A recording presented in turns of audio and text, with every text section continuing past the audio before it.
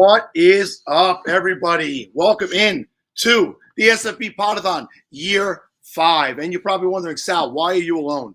This is a lot to take in. Your big, bald, old face, this close up on the screen. We'll get that in a minute. First, let's talk about why we're here, why the show started in the first place. The man, the myth, the legend, he's real, Scott Fish, who, by the way, decided to take vacation this weekend while the rest of us are working hard. Scott Fish started this 12 years ago. We all know what he does. We all interact with him on Twitter every day. And I met Scott probably about 7 years ago through the Twitter universe when I first started getting involved in fantasy football podcasting and writing. And Scott's become an amazing friend. And he's become a leader, a guy who made me want to do more. So 5 years ago, I was hosting a show called The Falafel House with my two co-hosts, Kevin and Steve, and we were in the fishbowl for the second year at that time. We decided we wanted to do more. How could we do more? So we were going to do a live show the day of the draft, just 1 to 2 hours, have Scott come on, maybe catch a little of the vibe, the flow everybody was enjoying on Twitter. And over the course of the year, I decided, let's do a telethon style show. If you were old like me, you remember these telethons were on back in the day when you only had to watch public television. We didn't have streaming. And we came up with the idea of a Pottathon. Scott loved the idea. He gave it his blessing. And in year one, we put it into effect. And I literally had to beg people to come on the show. I had, Matthew Berry came on. Matthew's been a friend too. That first year, Mike Wright came on. That first year, Mark Schofield. There were some good names that first year, but people didn't know what it was yet. So year two, we raised a little bit more money. Year three, I put the word out there on Twitter, and Heath Cummings reached out, and it blew up. 2 years ago, the SFBPodathon absolutely blew up, and we raised over $40,000 in year three to donate to Toys for Tots and some other charities, Equal Justice Initiative. And last year as well, it's become, for me, it's amazing to be a part of this, to help create this portion of it, and to bring toys to people, children rather, at Christmas time on behalf of Scott and Scott's charitable work that he does. So let's get to, where are my co-hosts? Where is Steve? Where are Kevin? Where's the Pottathon chair? People and inanimate objects you've come to know and love. Well, it's just going to be me this year with the help from some other friends. There'll be plenty of people along the way that that you recognize, that you love. And Steve and Kevin helped me start this. I'll never forget their contributions and what they've helped me grow and what they build. But a lot of people's lives change. Things get busy. They may be back in future years, but right now they couldn't join me this year. So they turned me. I had to turn to somebody. If you know my history with this man, you know that I love him, but I hate him. And you know that I love to break his balls because he can take it. And he's a good friend. Another guy along the way who's been such a huge part of what Scott has helped to build through the fantasy football Eliminators. He created the Celebrity Eliminators. Celebrities? Yes. I get it. I'm in there. So, celebrities is a loose term, but there is some actually real celebrities in there. That man is this gentleman right here. That's John Bosch. And John, thank you for jumping in. John is going to be with me for the first 4 hours of the Pottathon this year. What is up, you formerly curly haired little freak? That's still talking about John. He's got a full set of hair and he shaves it. So this is me off. What's up, man? Too much work. Not much, Sal. I'm happy to be here. Happy to step in. I think I can take the place of a chair. I don't know if I can take the place of Kevin or Steve. Well, Steve, yeah, Kevin. But I think I can outdo the chair at least. So if that's where the bar is set, I feel okay about this. Yeah. As we all know, year three, Steve's chair actually became more famous or popular than Steve, and there's a request for it. And out of spite, Steve set that chair on fire. So that chair is gone, unfortunately. But John, we have 36 hours this year. So those of you who've watched this in the past know that we usually do a 24-hour live show. And over those 24 hours, it was always Steve, Kevin, and myself, the full 24 hours. Well, last year, after last year's show, actually you and Scott reached out to me, and you said two things to me. You said, "Sal, get yourself some help. Yeah. You're doing all this yourself. Can we call Boss the Pottathon hair?" So JB checking in. JB, a fellow Long Island guy, good friend. He'll be hosting with me later today, also around 2 p.m. in studio, I believe. So John and Scott said to me, "Hey, you're doing all this work," and they were right. In the past, I have done pretty much all the sponsorship. Dave Wright did start helping me last year. Booked all the guests, did all the Twitter, did all the setting up, the technology, and I'm not a technologically sound guy. We all know that. But they said we can make it bigger, we can make it better, we can make it longer, and get more people involved. Because what happened in year 3, when we started getting more of the mainstream fantasy analysts wanted to come on, the smaller guys were kind of getting pushed out. And the smaller guys, as I've always come to say, yes, I have my mic plugged in this year. The smaller guys, as I've come to say, are the backbone of the Twitter community. We love the Matthew Berries, the Heath Cummings, Mike Wrights, Matt Harmon, all those good friends of ours that come on every year. But the people in the trenches, the small shows, the people that are in the chat right now, who are people who are fantasy analysts themselves, and they do it mostly out of the love for what they're doing, trying to get into the business. Those are the people I want to continue to have on the show. Now, what happened as a result is I let Mike, that's right, he's right there, Daddy's Home FF, I let him have control of scheduling. And while he did a tremendous job, he put some people in places I would not have put, like Dynasty Hot Sauce. How the hell did they get a 9 o'clock prime time? Larry Monkey, I'm not sure why he's on at 9 p.m., but he is. No, he should be like 3 a.m. when people are getting tired. That's when you bring on Larry Monkey, and it wakes you up. I typically put him on at 2 a.m. just to avoid sheer embarrassment. No, not embarrassing. He brings some energy. We're gonna call it energy. So Mike Blewett is a gentleman I've met. He came and actually did Toys for Tots shopping with us this past year. He's a Long Island guy as well. We play in a Long Island Fantasy Football Analyst League now that I was part of putting together last year. Mike, that link at the bottom of our screen should be where you go to contribute to the cause. So scottfishbowl.com/give. We should explain where it takes you. Say that again, John? It'll take you to a league safe, which is where we are collecting all the contributions this year. Yeah, so the contributions go into a league safe site, which we know is a site that collects money for leagues safely, which is perfectly described in the name. And it's just the best way for us to make sure we're going to be able to get our hands on all the funds that are donated or charitably donated or contributed this year, so that we could get all the money out to where it needs to go to different people around the country. So, John, every year the Scott Fishbowl has a theme, and this year's theme is cities. And it's because Scott, for the first time, he's wanted to do it last year. SFB 11 was supposed to be when live drafts started and kicked off, but it wasn't possible due to the state of the country with COVID and stuff of that nature. So SFB 12 is the traveling Scott Fishbowl. It's coming to many cities around the country. John, is there one in your neighborhood? There is not. I don't have a live one by me. The closest live one would have been Chicago, and that just wasn't going to be doable for me. So I was hopeful. I was really kind of hoping there would be one in Nashville. I wanted to go there. Chicago, John?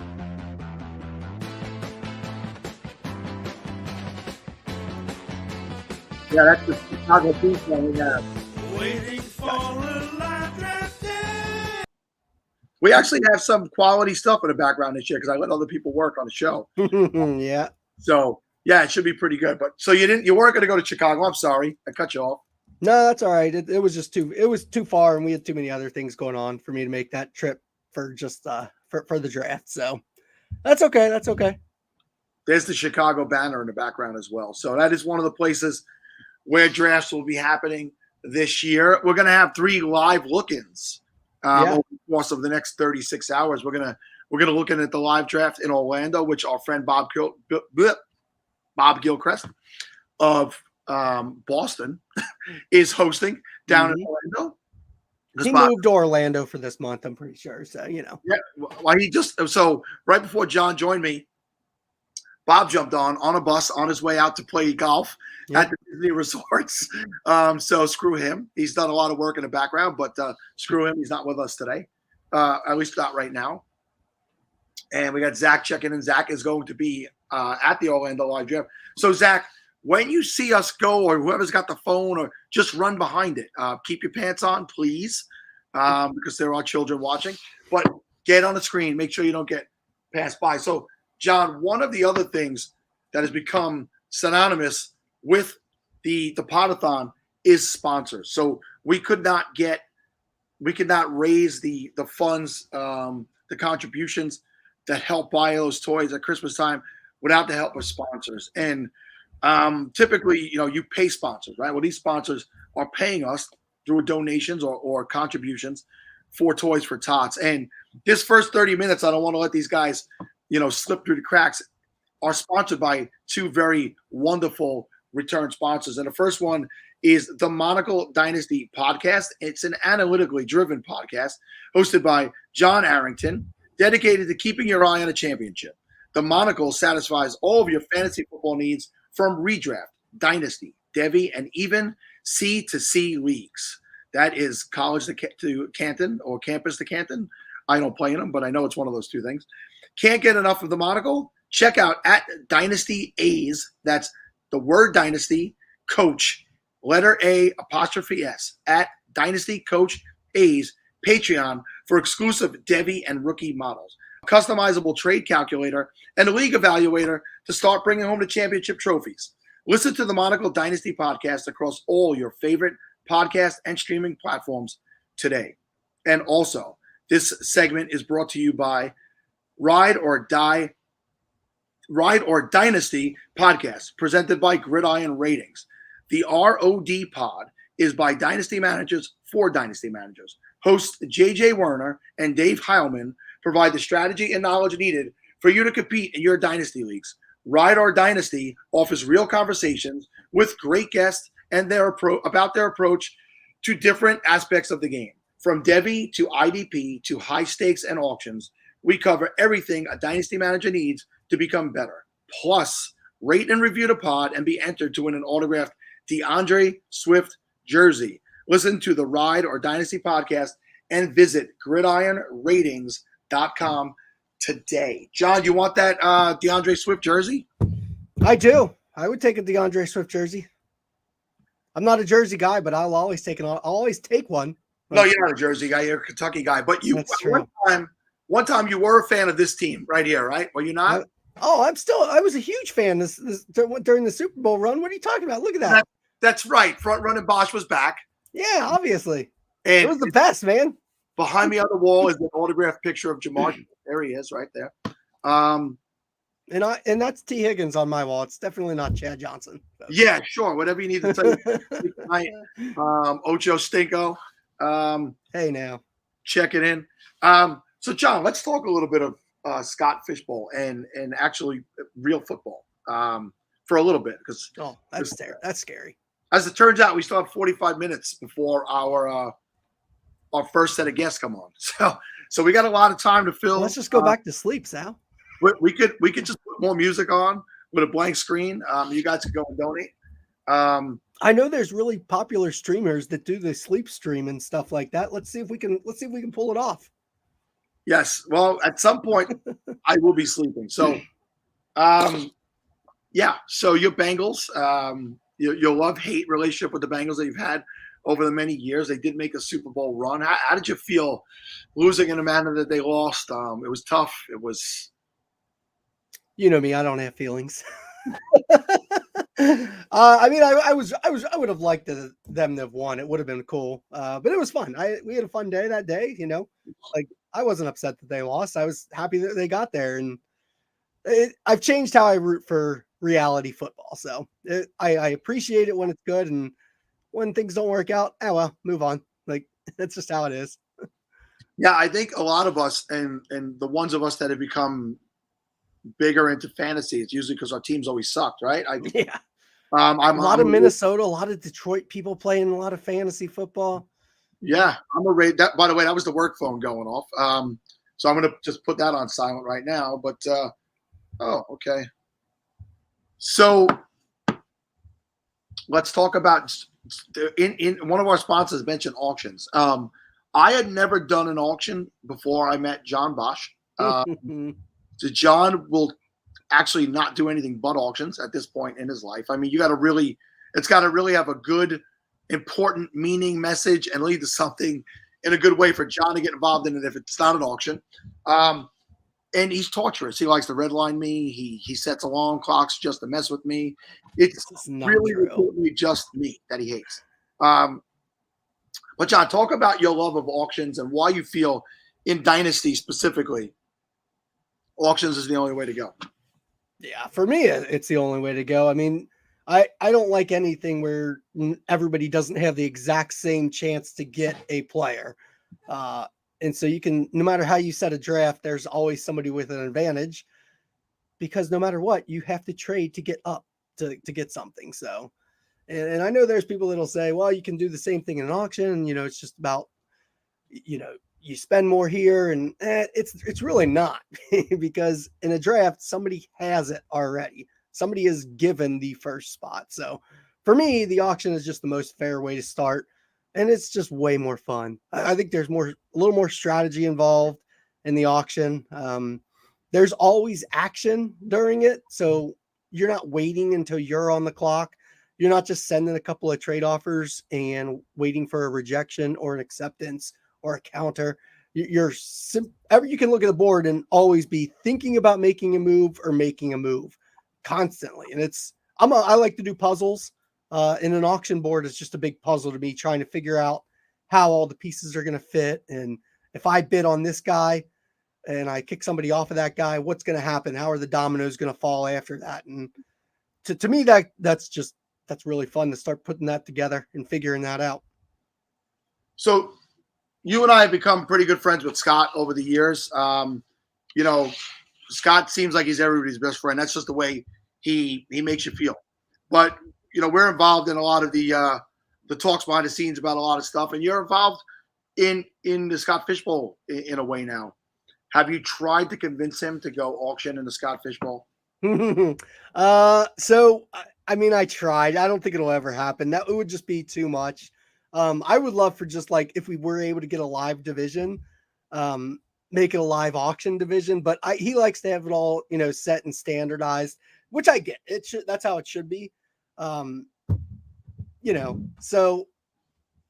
I don't think it'll ever happen because I think then the entire thing would have to be auction. I would prefer it to be that way, but I get that that's not the main preferred way. So he'll probably stick with what's most popular, always going on. Okay, and so for people like me, who've been in this league for the SFB 480 was the first one I was in. I think that was 6. The rules are ever changing every year. That was the Disney Castle shirt year, right? Yes. Actually, so then I was in the one before that because I had the Disney shirt, but I was in a year already when I got that shirt. The year before was just like a hammer or something. Not a lot of people have that shirt. So the first year I think I was in female actress division the first year. I don't remember what the actress was, but my question was going to be for you. I have not dug into. I'm drafting on Monday, and I have not dug into the rules this year. Is there anything that is different this year that you could bring to the forefront to tell people? Or you want to keep it a secret because you wanted the advantage? Dude, that's why I'm doing 4 hours with you. I'm expecting other people to tell me that because I've been doing too much other stuff I haven't even done a mock yet, Sal. It's crazy. Usually I've done at least 1 or 2 mocks by now. I have not done any mocks yet. So I do know there are some differences in the scoring. Like kickers got a little bit of a bump because he took away missed points for kickers. So if they miss the field goal, it's obviously better. So that's the biggest thing that I've seen people talking about is the kickers got a little bit of a bump. but other than that, I don't think the scoring has really changed dramatically from last year. If anybody out there is in the chat and wants to correct us, feel free to do so. Yeah, by all means, we'll put up good comments that help. So John, I was right. You were wrong. I know it's rare. It was Disney Castle was 7, and 480 was, again, I don't remember if it was actresses or just actors in general, but I was some female actress. I was just so happy to be in that year. I was like a kid in a candy store. But think about that. So for those of you who this may be your first year at a Scott Fishbowl, or you're really just finding out about it, you might not even gotten in this year, but you're hanging around because you love the idea of what's being done in and around donating and doing charitable things. It used to be SFB, whatever number amount of teams were in the league. So when I was in that first year, it was 480 teams. John, am I right to say that there's 3,000 teams this year? 3,000. Yeah, 480 was my first year too, and now 3,000. It's pretty nuts. That's just Sal, think how crazy it was that we got in when there was only 480 teams, and he let me and you both in. Yeah, he was really scraping the bottom of the barrel at that point to fill up 480. It was tough to fill 480 teams that year.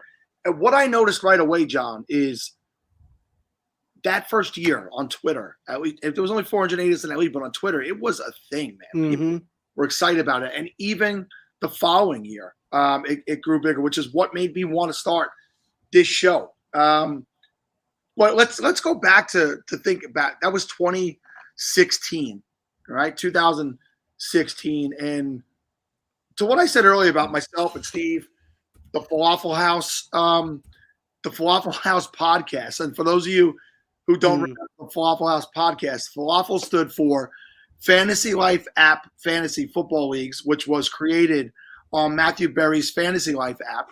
That app has been around since 2015. That's where I met Steven and Kevin. And we decided to start a podcast. There were not a shit ton of fantasy football podcasts like there are now. So I'm going to take this time to sound like an old man and say, you kids, back in my day in 2016, we had to search for podcasts. We didn't just find them. Sal had to walk uphill both ways to go record a podcast. To get a podcast, exactly.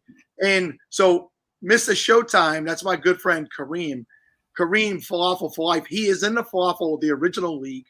He was in the original chat back in 2015 that created that. But my point being is, some people might tune in today and actually not know who I am, which is perfectly normal and acceptable because I've taken a bit of a step back over the last year in the fantasy football community for work purposes. But back then it was literally the 06010 Matthew Berry show. And the fantasy footballers were really just getting their legs. They were about a year in, and they were starting to really break. Matt Harmon was backyard banter, reception perception was really a new thing. And these people are monsters in the industry now. Like they're all going to come on today. Every one of those people I mentioned are going to come on today. And they were so gracious enough to come on back then for us. And I think about it, it's like they were just trying to find their way too. Not Matthew. Matthew's been around forever. Matthew I've been following since the 90s. He's old. Let's just call it what it is. He's older than me, which makes him really old. So yes, thank you, Dave.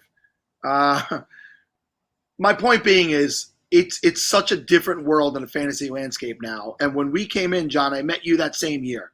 And kind of sort of you were doing the Dynasty Insanity, right? Was that the name of your first podcast? Fantasy Insanity podcast. And John invited Kevin on, not me. He invited Kevin on, but he did ask me to be a part of his ADP challenge. Yeah. That first year with the ADP challenge, I remember Matt Harmon was in there, and we just developed a friendship back then. And then we met Scott, and it's grown to what it is today. What I'm basically saying is, whether you know me or not, whether you know John or not, we were a part of that early foundation of struggling small shows that I kind of built what's going on today. And I say that because I am proud of that. I'm proud of what I see. I'm proud of what it's developed into. I'm proud that if anything I become known for, it's this show. It's the charitable aspect. I don't need to make a ton of money in this business. I haven't. I won't. Because believe me, I got a much better job offer that I'm working right now, which is why I've taken a scale back. But those friendships, those early days that have led to this, they mean so much to me.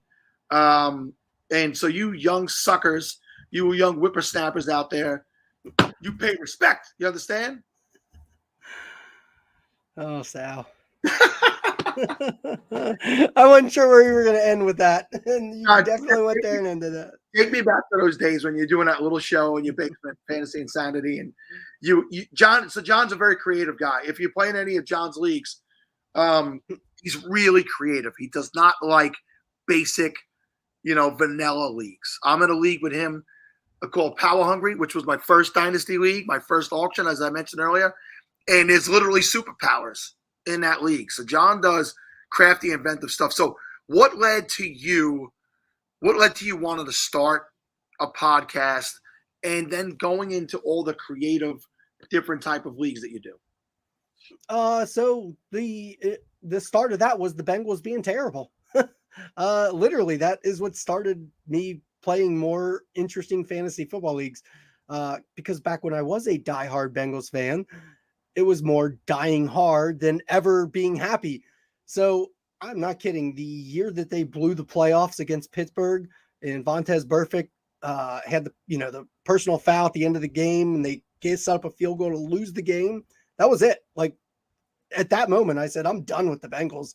And that was the night that I wrote up my very first complicated fantasy football league. I wrote up bylaws that night for what became my Empire League. And I emailed it to Scott. I emailed it to DLF, I think, and Scott Fish replied.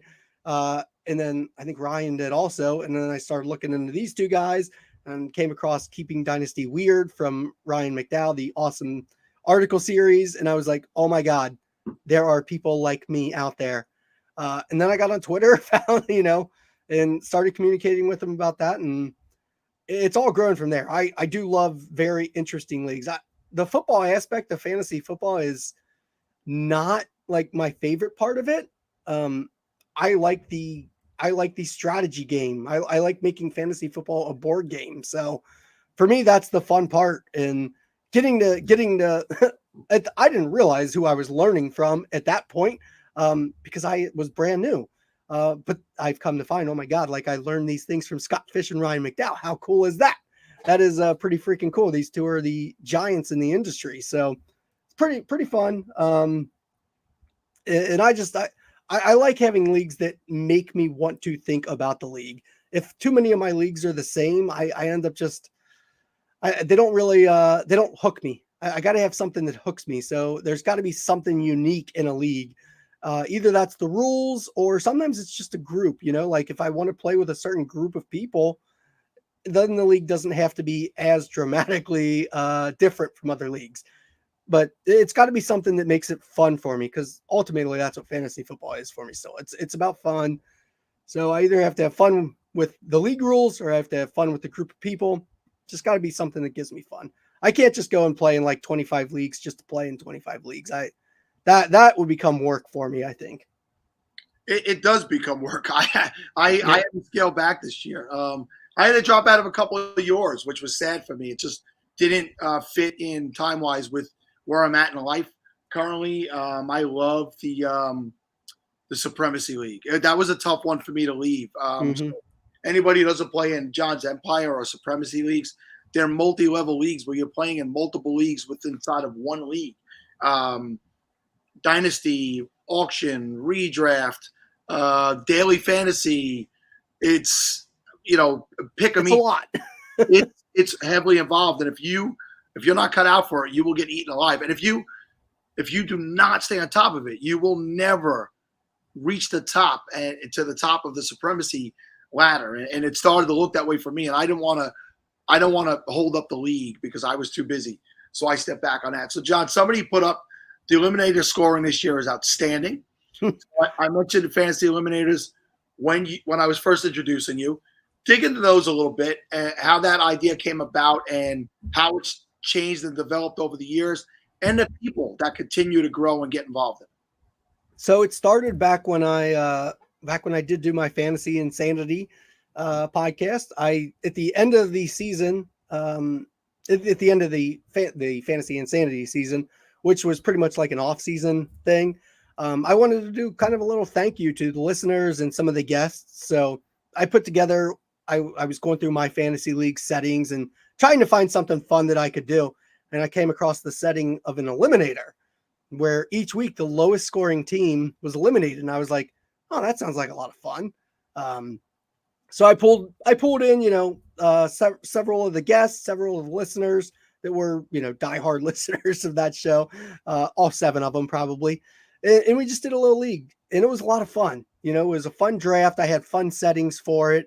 And that was my introduction to an eliminator style league.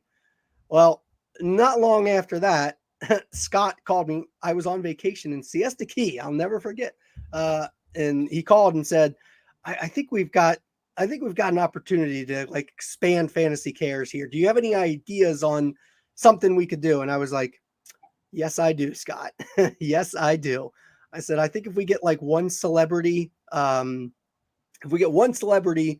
we can get 16 people to kind of contribute and play against that celebrity and try and eliminate them. So we had set out that plan to do it for the next year. And my goal was to do 10 of them the first year.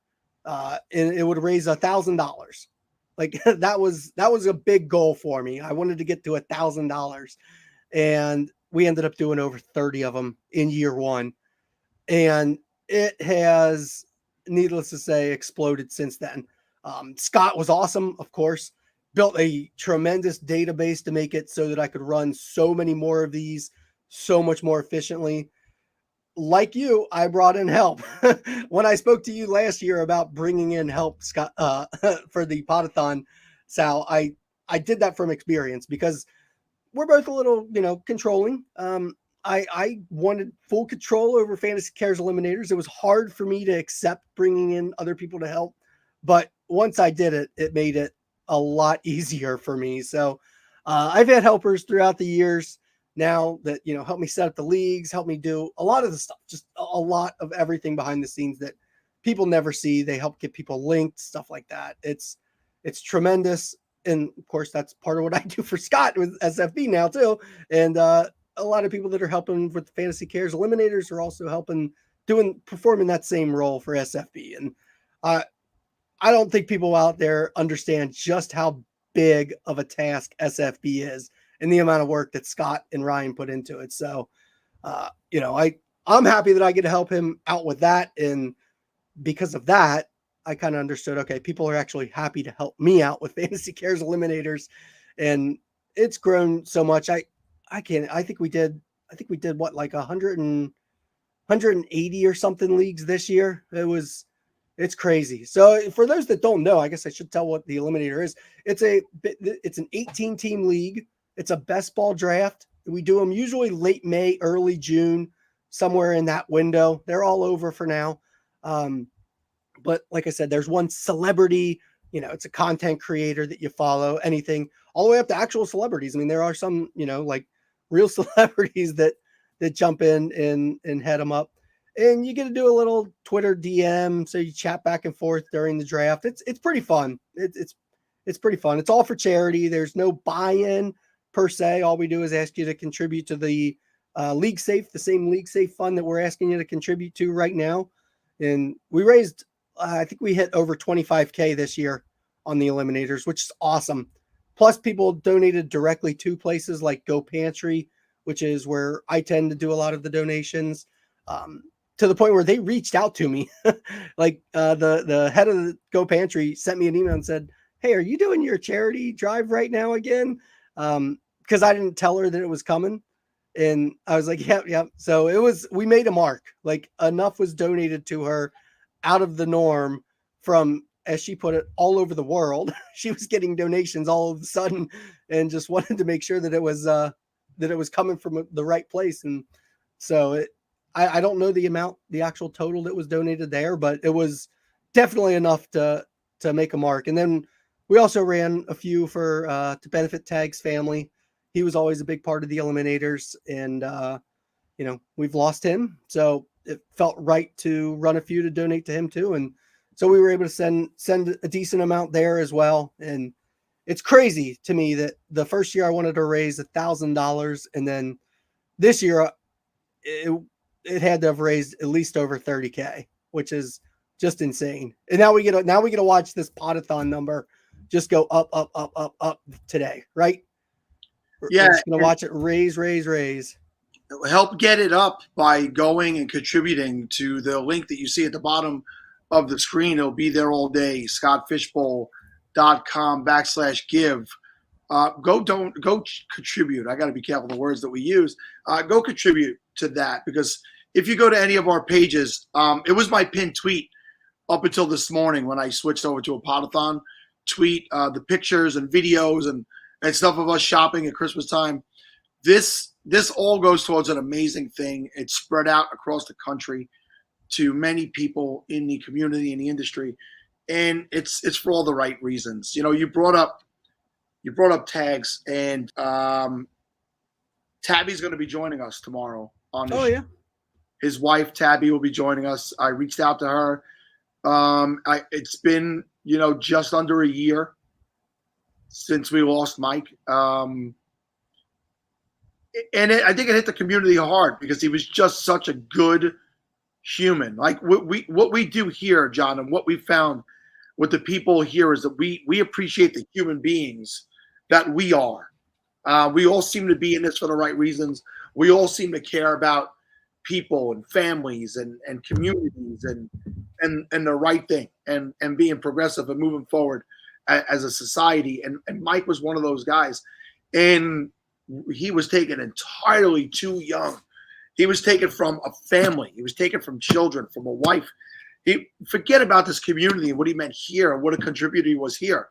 And I didn't know if Tabby was going to be receptive of it, because it has not been a really long time. But she was like, you know, I really do think I love the opportunity to come on and talk about that. So I'm looking at the schedule right now. It is tomorrow afternoon, right at noon Eastern time. Come. I mean, try to be here all day. Try to be here all 36 hours. But if you're going to be in and out, be here for that, because it's going to be a very moving segment. I don't know how well you can see it. My eyes have tears on them right now. I cry. I'm a sensitive guy. If you watched last year's show, me and Peter Gent overnight talked about mental health, and we were bawling, and a lot of people were bawling, and it was a moving time. So what you're going to get here is a lot of rambling. You're going to get a lot of talking, a lot of fun, a lot of information, a lot of jokes, but you're going to get some emotional moments too. And that's what life's all about. You got to be moved to all your different emotions. And that's going to be a big one tomorrow. So yeah, if you didn't know, John, she will be joining us tomorrow. Nice. Yeah. So also Zach Reed, and Zach is the one who created that song that we opened the show with. And Zach has become known for a lot of the parody songs that he does in the fantasy community. He put this up, and it's something you said about, you know, about Ryan and Scott being, you know, monsters in the industry. And Zach wrote, I know this is an origin story, league rules talk, but to me, the thing that stands out is how cool it is that Scott Fish and Ryan and so much of the community is so accessible even still. And it's true. One thing that Scott has always remained is accessible to the community. He's about the people, no matter how big this gets. You guys could not fathom what his DMs look like. You couldn't fathom. It's probably more than an actually good-looking man. You know, I mean, Scott's not good-looking. We've seen him. Let's be honest. But I'm saying he gets bombarded, and oftentimes he can't get to everyone. And then you'll get some people who are rude, belligerent, douchey.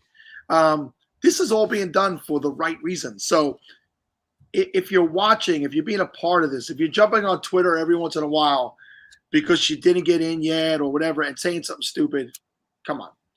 Grow up, be mature, and love and respect the fact that this guy does this all for free. There's not an ounce of this that brings money to him or his family.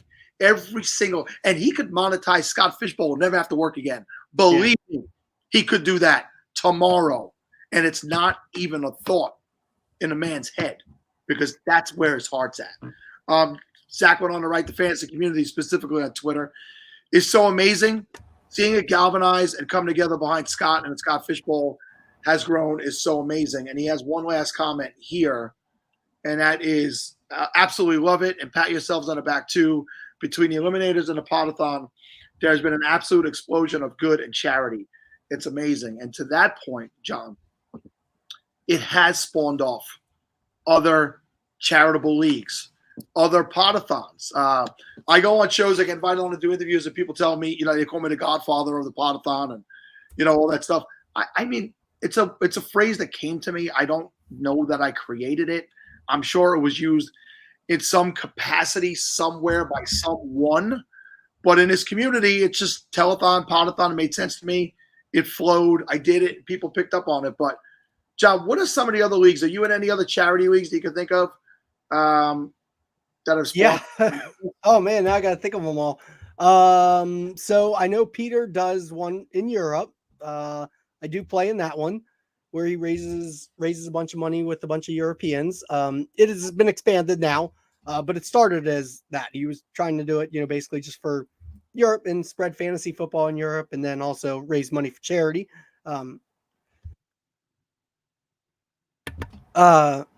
Let's see. There's also the Lionheart Leagues.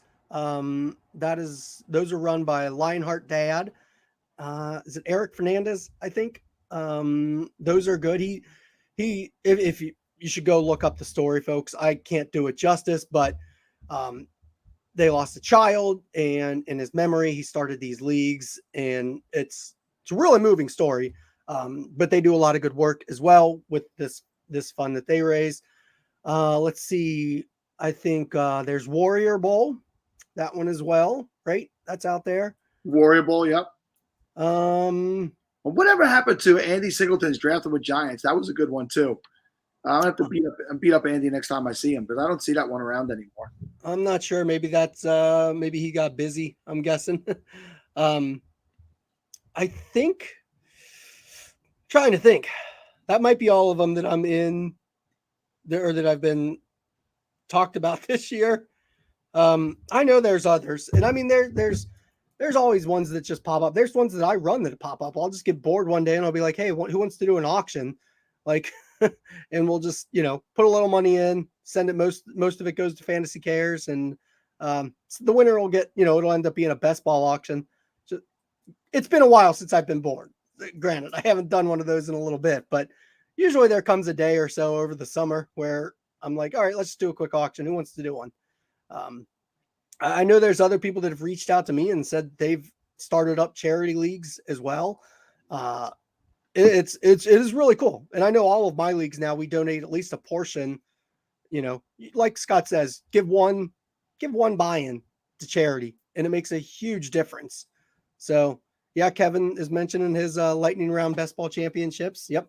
That's awesome as well. And if you just give one buy-in, it's not, you don't notice it missing from the pot. And it goes to do a lot of good. So all of my leagues now incorporate giving something, and it all goes to Fantasy Cares at this point, just because that's the easiest thing for me to add it to, and then go shopping and buy a bunch of toys, which is always fun. Yeah, the toy shopping is when you get to do it. And John, you have children of your own. I know are they teenagers now, your kids? Oh my God, Sal. They are. I mean, they're 15, 12, and 11, but they're about to be 15, 13, and 12.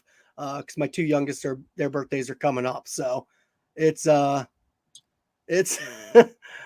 it's crazy. They're not little kids anymore. They're definitely teenagers. And for me, my youngest just graduated high school. So I have none left, and I have no kid, I have no babies left, But I see John's pictures and videos of him taking his kids over the years. I take my kids. This past year, my son, he's in a fraternity at school. A bunch of his fraternity friends came and shopped with us. And I do like one shopping cart at the beginning, and then that's it.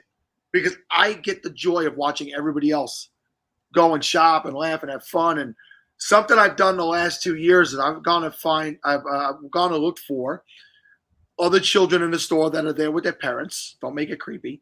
Yeah. And I asked the parents, would your child be interested in picking out a toy for a child their age that they think a child their age would want at Christmas time? And the response you get from that and from families and kids wanting to be a part of that is amazing. And it's a selfless thing. That kid knows that toy's not going home with them. They usually go find it. I told them, price isn't an object. We want to, get, and they find it. They put it in the cart, and they see us load it into the truck and take it over to Toys for Tots. And it's just become so very amazing. Some people have checked in saying different things that they do. And here, Matt, Tom, to what you said, John, about recently joined a 24-man league. We all voted to donate 100% of the winnings, which is amazing. The Open Bar does one. I played in that one 2 years ago. I don't know who the Cute Hurts is, but knowing that I have 35 hours to go, I am hurting. So thank you for pointing that out right there. So John, the Cute Hurts. I recognize that handle. They were in one of the 100-yard dashes yesterday.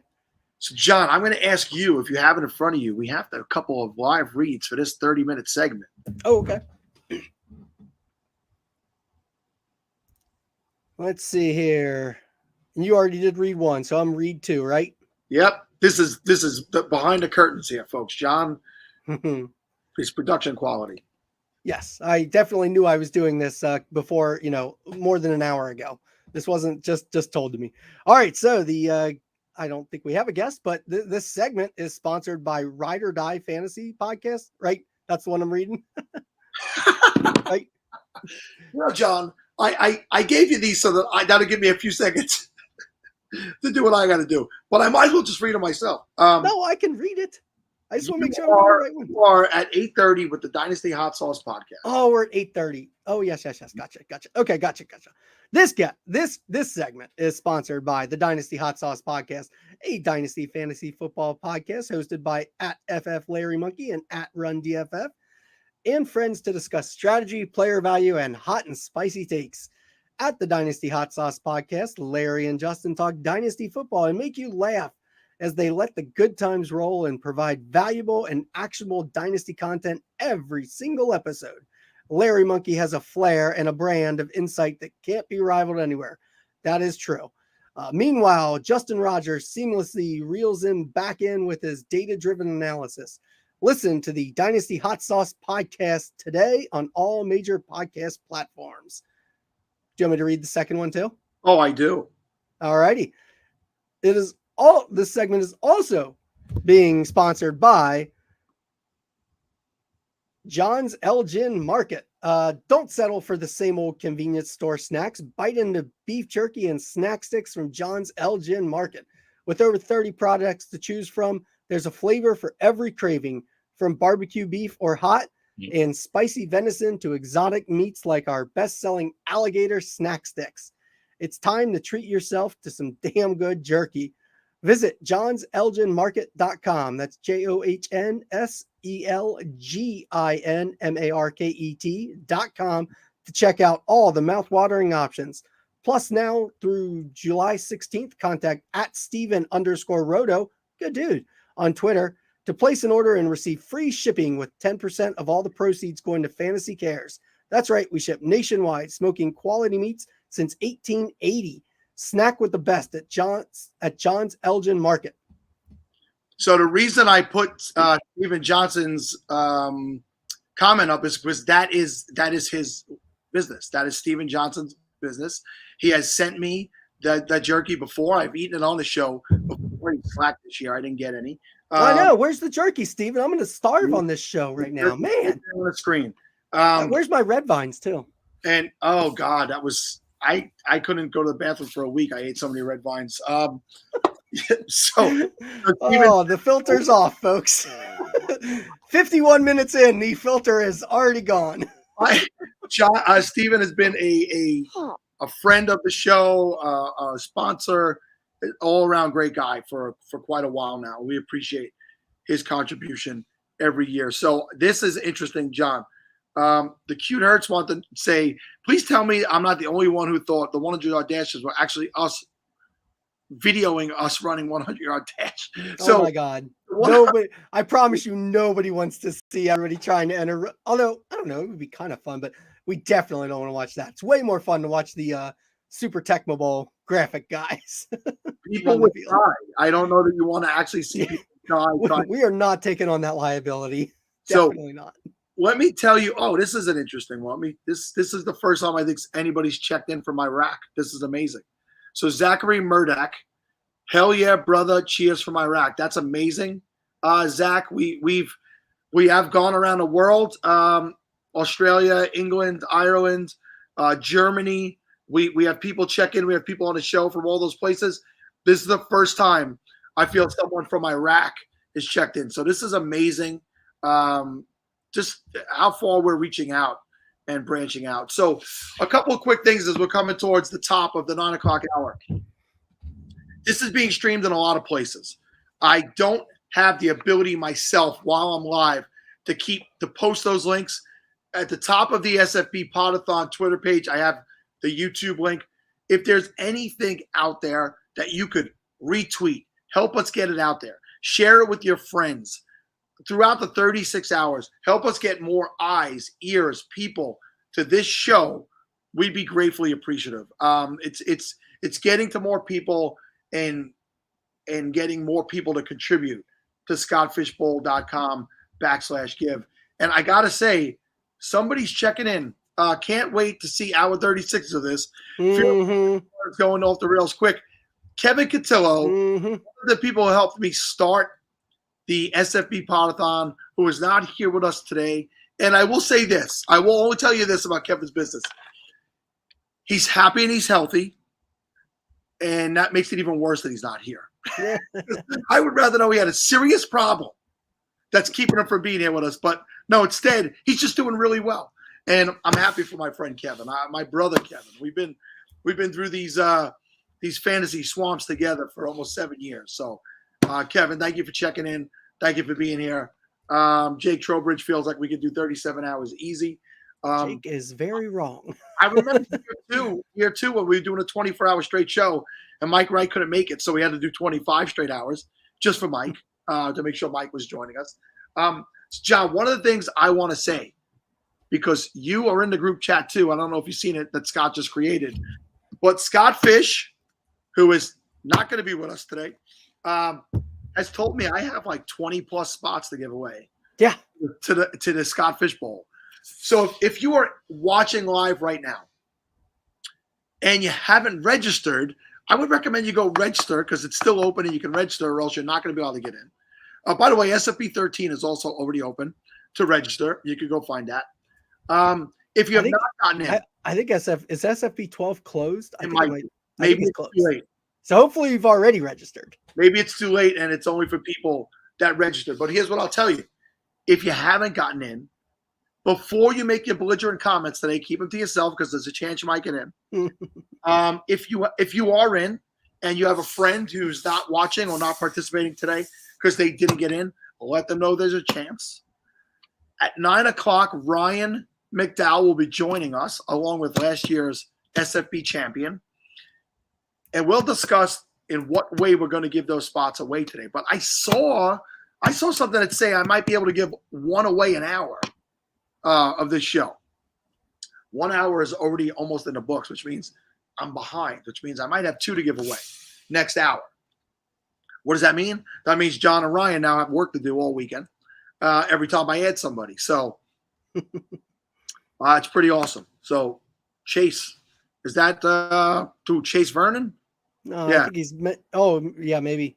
Is that I was thinking he was mentioning your awesome poster in the back there. So more Chase picture right here.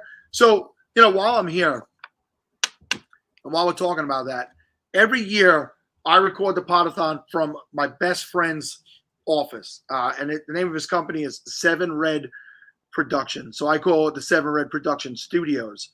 And that's my buddy Brian Quinn. He does sound and lighting production. I mean, big events. And if you're watching this, you might not need his services, but 7redproductions.com, check it out. And all these collectibles and autographed helmets and stuff you see behind me is another friend of mine, Domenico Vecchi. I'm going to hold this up right here.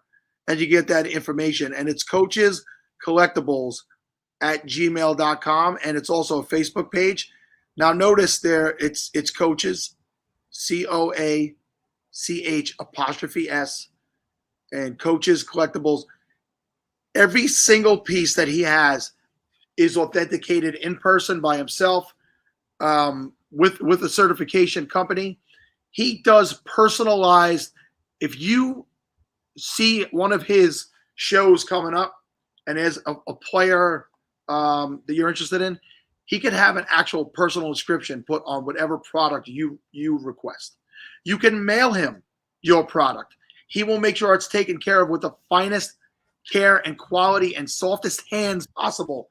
You will see video. You will see picture. You'll get authentication.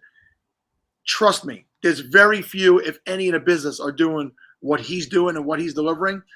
And when I tell you he's a close personal friend of mine, I spent 4th of July with the man. He's a close personal friend of mine. Reach out. If you want quality memorabilia, this is the guy to go to. I'll be bringing him back up throughout the show. And that's it. So we have, is it almost 9 o'clock? Boy, let me see. It is almost 9 o'clock. 8:57. We should mention too, you mentioned Stephen Roto in the jerky business. He's also one of the fantastic designers behind the Avi makers and behind the shirts on ffpodshirts.storeenvy.com. All those great shirts that you see me tweet out, people, I do not design. Do not expect me to ever make a design for you, because I am not the designers. I am just the mouthpiece that tweets out the shirts that Bob Gilchrist and Stephen Roto and Jordan Cantaloupe, is it? And Russ Fisher, they do the designs. And Clint Followa also popped in there with one, I think. I don't do the designs, but I will tweet them out. Yes, that is one of Bob's works, I believe. Stephen also does that. Very, very talented, and they put together some good stuff. If you haven't got a shirt yet for SFB, head over. RotoWear still has some left. Go get those. Deplete all their supply and go to ffpodshirts.storeenvy.com. And we have all kinds of shirts on there, like several division specific shirts. Buy them all. If you like to celebrate SFB, buy a bunch of shirts. That's the best way. It's so much fun. Yeah, I mean, you could tribute while getting something back, which isn't always what we do it for. But if you can do it that way, yeah, do it, right? I mean, go to just the scottfishbowl.com/give and just donate or contribute as well. For those, again, that's a league safe site, so you will have to create an account and put some money in there. But it's real easy. If you've already contributed to that fund via Fantasy Cares Eliminators or something, you can always contribute again. You just enter an amount and hit submit, and it'll add it to the total. So keep contributing to that league safe account, folks. I got to ask if this is the bottle of rum. So this is the Yamazaki single malt Japanese whiskey, Kareem. I mean, it's not mine. This is not my office. It's my friend's office, and they allow me to use it, which is amazing. Everything we get and do through here is donated. Nobody asks us for money for anything that we do here, because it's all for the right reasons. So I got a couple of guests waiting in the wings, but before they come in, I want to do the reads and show John how a professional does them. So the 9 o'clock hour, or the 9 to 9:30 30-minute segment, will be brought to you by TSS Fantasy. They are here to entertain and educate. The crew of Freddie the Jester Reyes, Jason Jesus Herrera, and Nick You Got Philandered Marconis, along with the man of the hour, Commissioner Cooper, take you on an hour-long trip that is sure to have you laughing and loving fantasy football. Going live 5 days a week. 5 days a week is a lot. Going live 5 days a week and bringing you all you need to know from waivers, trades, start, sit, DFS, and betting. TSS has your back for the 2022 season. Come join us on YouTube for live episodes as we talk fantasy, play games, and interview some of the best minds in the business, as well as former players. TSS Fantasy, we are the show of the people. And also, our guests are brought to you by campus2canton.com, a website focused on all things college, fantasy, including Dynasty, Devi, College Fantasy, and Campus to Cannon leagues. Campus to Cannon is the fastest growing format in fantasy where your teams have college and NFL lineups. And as college players enter the NFL, they join your NFL roster. Visit campus2canton.com as their team of experts bring you articles, podcasts, cutting-edge tools, exclusive ADP, industry-leading draft guides for Devi, college fantasy, freshman supplemental drafts, and the deepest set of college rankings anywhere. Check out campus2canton.com today. So, John, before I bring these guys in, let me bring in Ryan real quick because there he is. Ryan. What's up, guys? Ryan's Morning, Ryan. Ryan's birthday was this past week, and he's also old now as well. Yes. Like, Ryan, what year was it for you? 46. So, yeah, Ryan's right behind me. I'll be 48 in August. So, I see the grays, my friend. I see the grays. Oh, yes. Yeah, they've been there for a while, unfortunately. So, I was just going to mention those guys, the TSS guys, are doing 5 shows a week, 5 days a week. Yeah, I heard you say that. That's crazy. I can remember back when Steven and Kevin and I got our first sponsorship, and it was from Draft.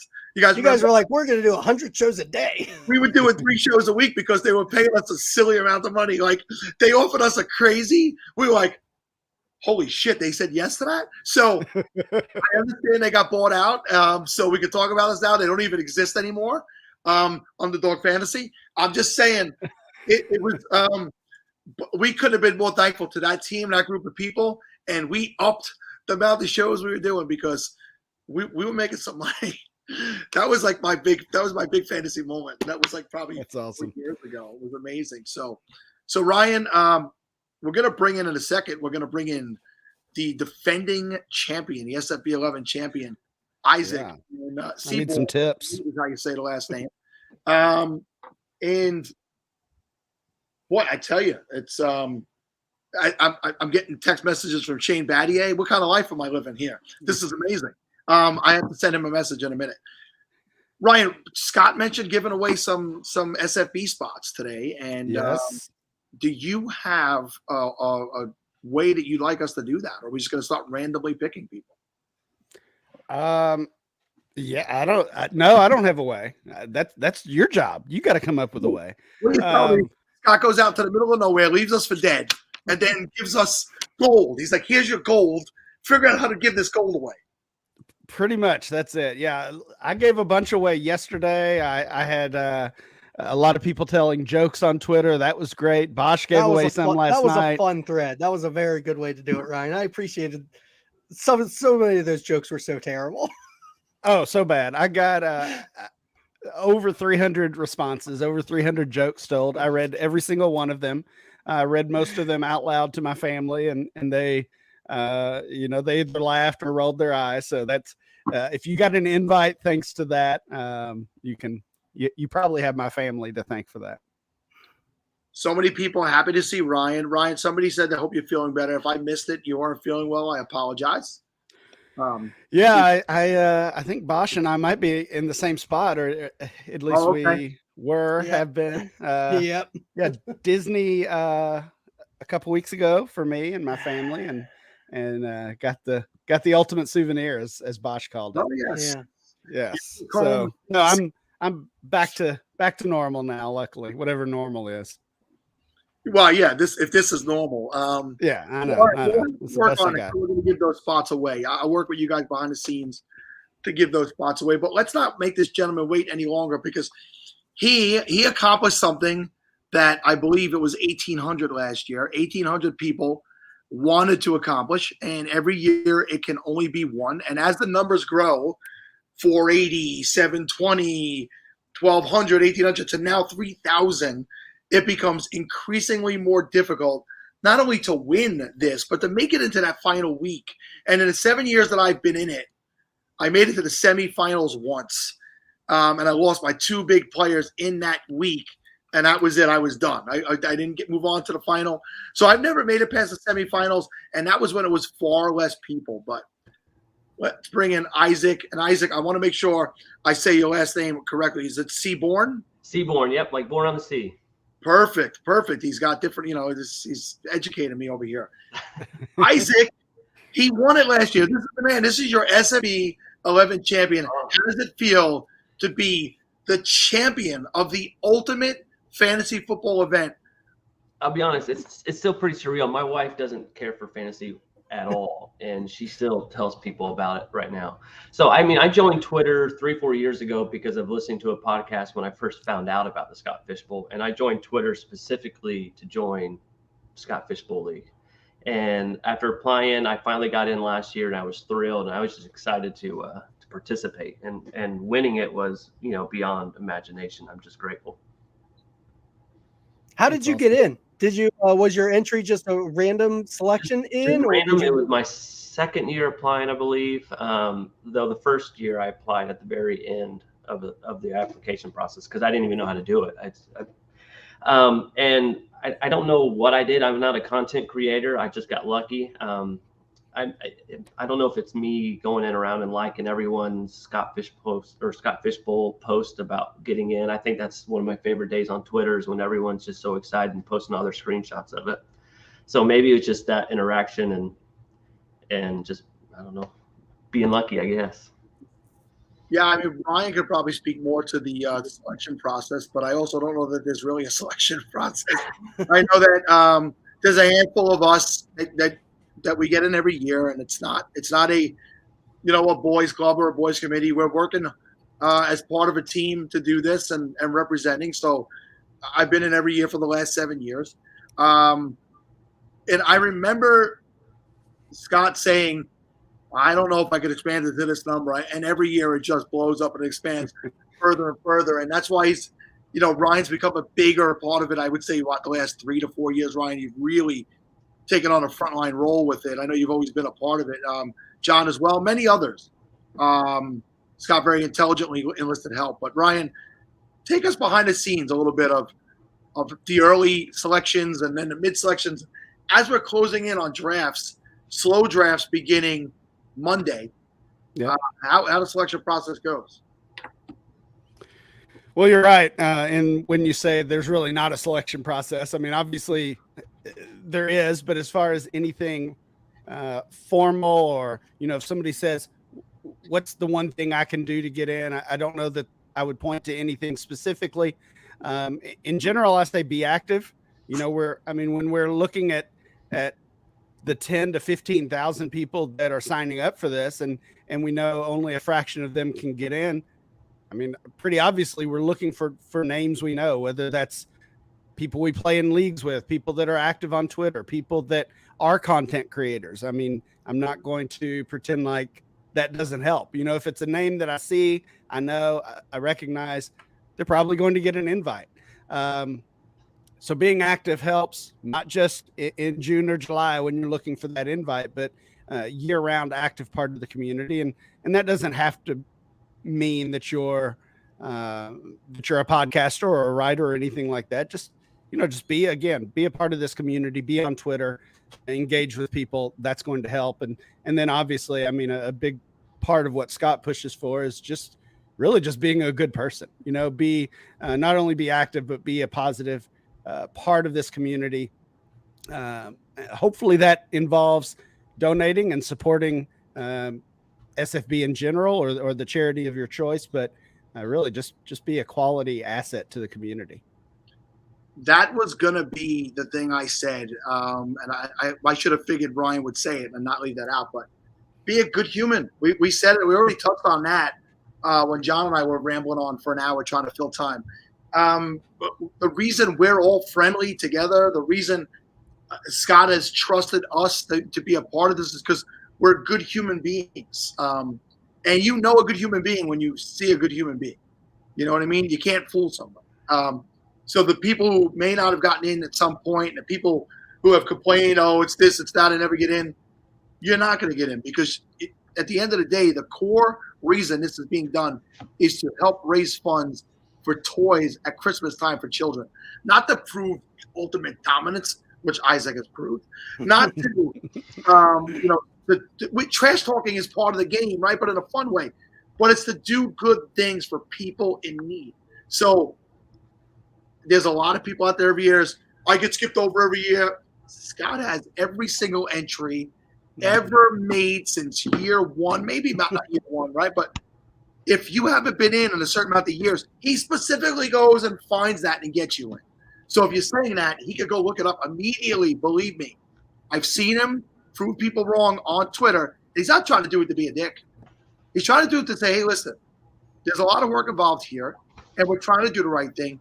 Don't put something out that it isn't true, because it is for the right reason. So Isaac, how long have you actually played fantasy football?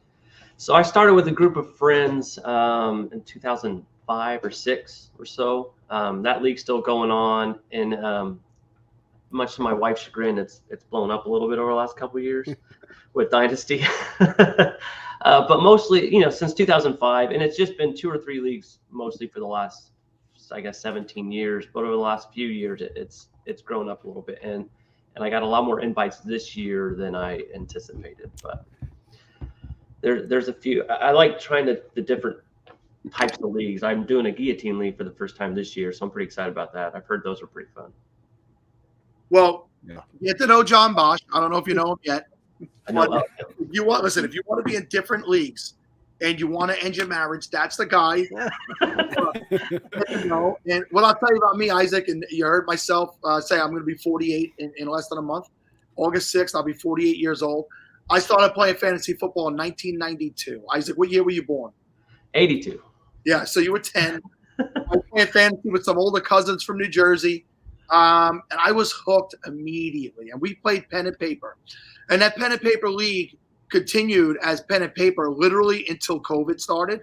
Those cousins of mine are, in their 60s now and traveling and stuff like that with COVID and stuff, because it's a live draft. Yeah. It does not go online. So it hasn't happened the last 2 years. To see what it's developed into and what it's blown up into is amazing. Well, and something I've noticed, and it's the same thing with the Scott Fishbowl, is I'm in more leagues now because, well, one, I was in the military, so I move around a lot. And it's a way to keep in touch with people I was in an area with. So I have a league with people from high school. I have a league from one Army base out in Germany when I was stationed over there. I have a league with people from my dental school. I have, so it's just wherever I've gone to different places, I'm in a league with friends that I made in that area. And that's kind of how we keep in touch, chat groups in between the year. And so it's a good way to keep in touch with people you've met along through life. So you served? Yes. Well, I want to thank you for your service. Absolutely 100%. Thank you. I'm happy that whatever you were involved in, you're still here with us today. Because I was a dentist for the Army. I wasn't doing anything crazy. Well, Isaac, don't at least lie. Make it sound.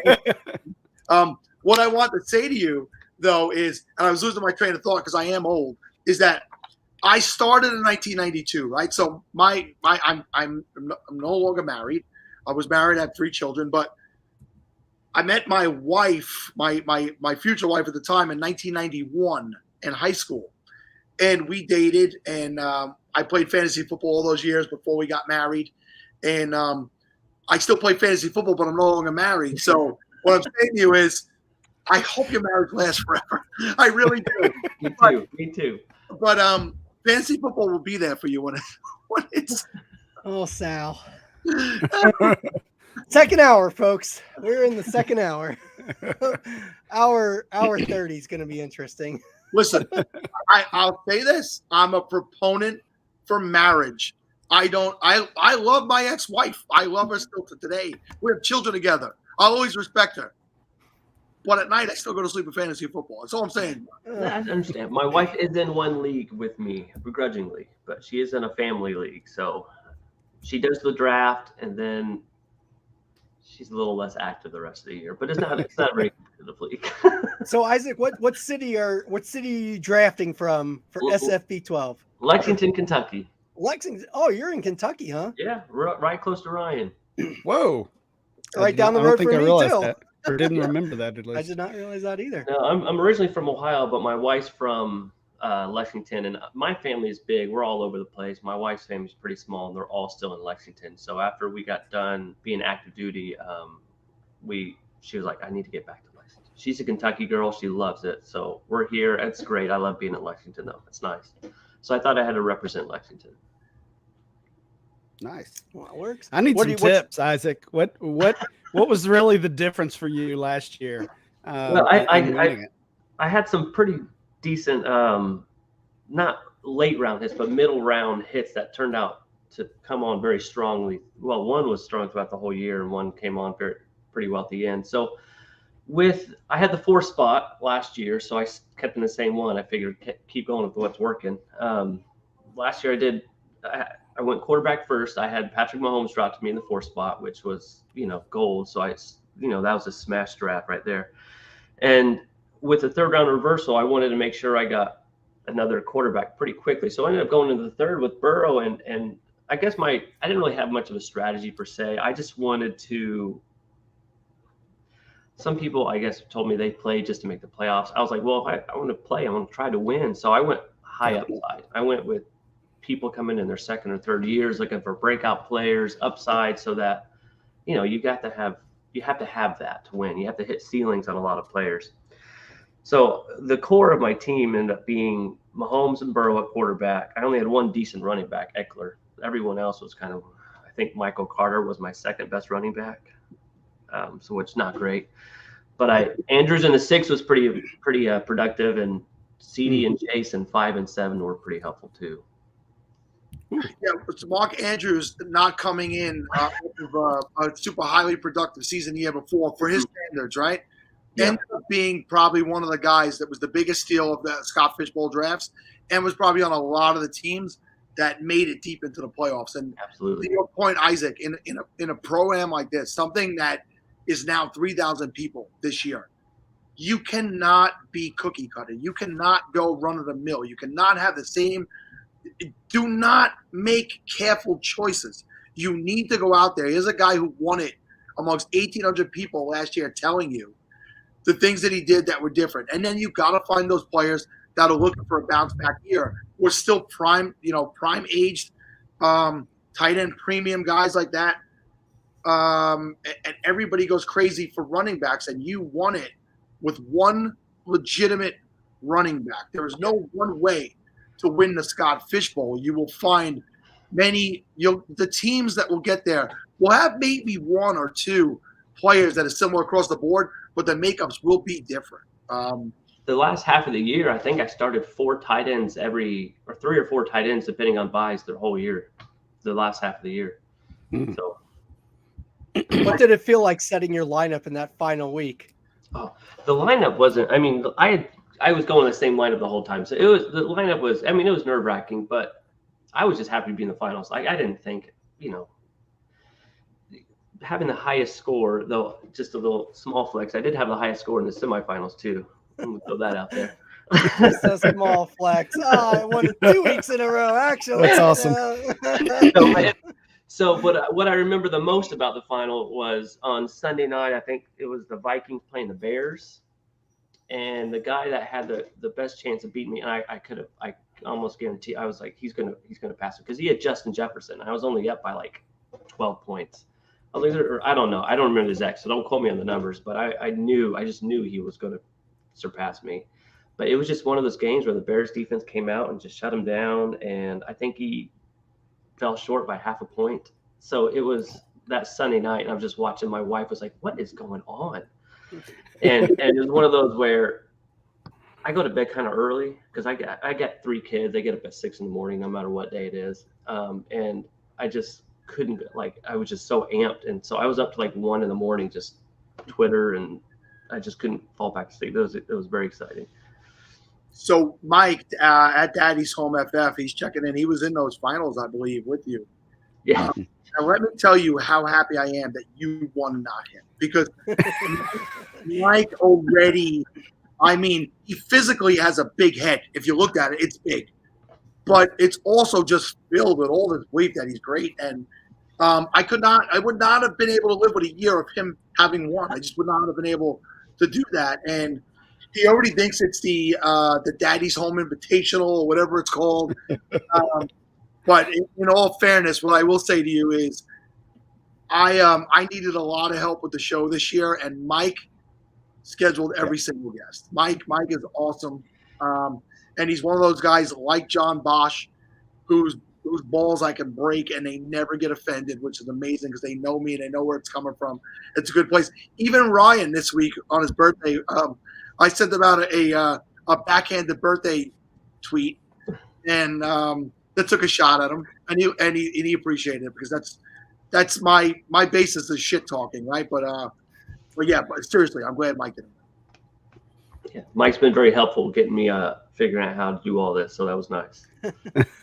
Who are you taking at 104? Oh, assuming I'm hoping hopefully there's a couple running backs go before, but I'm probably going to go quarterback, almost guaranteed. Whichever best one falls. Last year, they did CMC, Cook, and Kelsey went, so I had the pick of the litter. And even though I didn't pick Allen, I should have, but I don't think that's happening again this year. I think Josh Allen probably goes in the top 3, I would think, right? Yeah, I'm hoping one of the 3 big quarterbacks fall to me at 4. What I could guarantee you is not happening this year, Isaac, is you winning again, because we've never had a defending Scott Fishbowl champion actually do it 2 years in a row. So that is not an easy task. To try to combat you, they added 1,200 more opponents to beat you. So I say that jokingly. It's just the chances are it's not going to happen, right? No. And I told my wife that, and I told her if I win, I'm probably going to retire. She goes, "You can't retire. You got to go back for 3." But I was like, no, for one, it's not happening. But if it does happen, I might just go out on top. That's it. I'm done. Right back out here. You're not allowed to go. Yeah, no, I'm just going to be happy to make the playoff. Okay, so we have 7 minutes left in this segment, so I want to give a little bit more airtime to this guy Ryan McDowell for a minute. Ryan, talk about you talk about the process and that there is no real process, stuff like that. Talk about your history with Scott. So Scott couldn't be with us today, and Scott's doing a family thing, and it's wonderful, and I love that. And that just goes to show you, Scott puts family first, even though this is super important to him, and I think that's amazing that he's doing that today. But there's probably no one closer to Scott in his fantasy community than you, and Scott has posted that you're his best friend in his community and probably in life. Talk about him, talk about your relationship with him, and talk about just the type of guy he is to do something like this year after year. Yeah, well, I mean, I think we all know what an awesome guy Scott is, and you don't have to know him well or know him for long to realize that. Just the time that he spends on SFB specifically, but so many other projects and just positive things he does for the community are so impactful. I mean, he's won awards, right? He's won awards, the Man of the Year, and I'm going to misquote the exact accomplishments and awards that he's received, but he's been recognized by Matthew Berry, by The Athletic, and other awesome folks and groups. So I mean, Scott he's all of that, and anybody that you could will get on here today could say all of those things, but he's also just an awesome friend, in life and outside of fantasy. So Scott and I mean, we became friends obviously through fantasy football. We were both commissioners of some unique leagues, and this is dating back several years ago. And you talked about it earlier that SFB was growing, and it got to a point where he did need a little bit of help. And that's another thing that Scott doesn't like to do. He doesn't like to ask for help. He wants to do it all himself. But it got to a point where he knew he needed some help with this. He brought me on and asked me to do some things behind the scenes, setting up the MFL leagues or sending out invites. And then over the years, that behind the scenes group has grown as SFB has grown, and Bosch has helped so much, and USAL and a few others as well. So, I mean, it's just great to be friends with Scott. Such an awesome person. Yeah, I mean, it's almost like I could already hear what you were going to say before you said it. He has been, I said it at the top of the show in the first hour, he's been all those things to me as well. to say he's a mentor, it's odd because he's younger than me, right? So usually a mentor is someone who's older than you, but he has been. He's a leader. He's a mentor. He's a friend. He's just an all around good guy. John spoke about him. John's eating as I say that. He's throwing some food right next to it. This is me, everybody. I just talk off the cuff and I'll say random stuff. So I want to thank both of you guys for coming. Ryan, you have the link to join. You'll be back and forth throughout the day, I believe. And a couple of things. We do about an 8-hour show at a time because that's the best that we could do with the streaming possibilities, availability. So make sure you stay in tune with the Twitter, the SFBPodathon Twitter for the links throughout the day. I'm going to ask everybody. I need your help. We need your help to get scottfishbowl.com/give out there to more people so that we can get more contributions. It's a little slower than we normally are used to right now, and we don't mind giving our time to do the right thing, but we need you guys to help us out so we can do the most possible at Christmas time this year once again. So if you're watching this, that means you have social media. If you're playing fantasy football, we know you have social media. Take the time today, this morning, tomorrow. Get the word out about what we're doing. Get the links out there to your friends. And remind them at some point we're going to figure out how we're giving spots away today. Maybe we're going to do a 100-yard rush every hour. I don't know. But be here.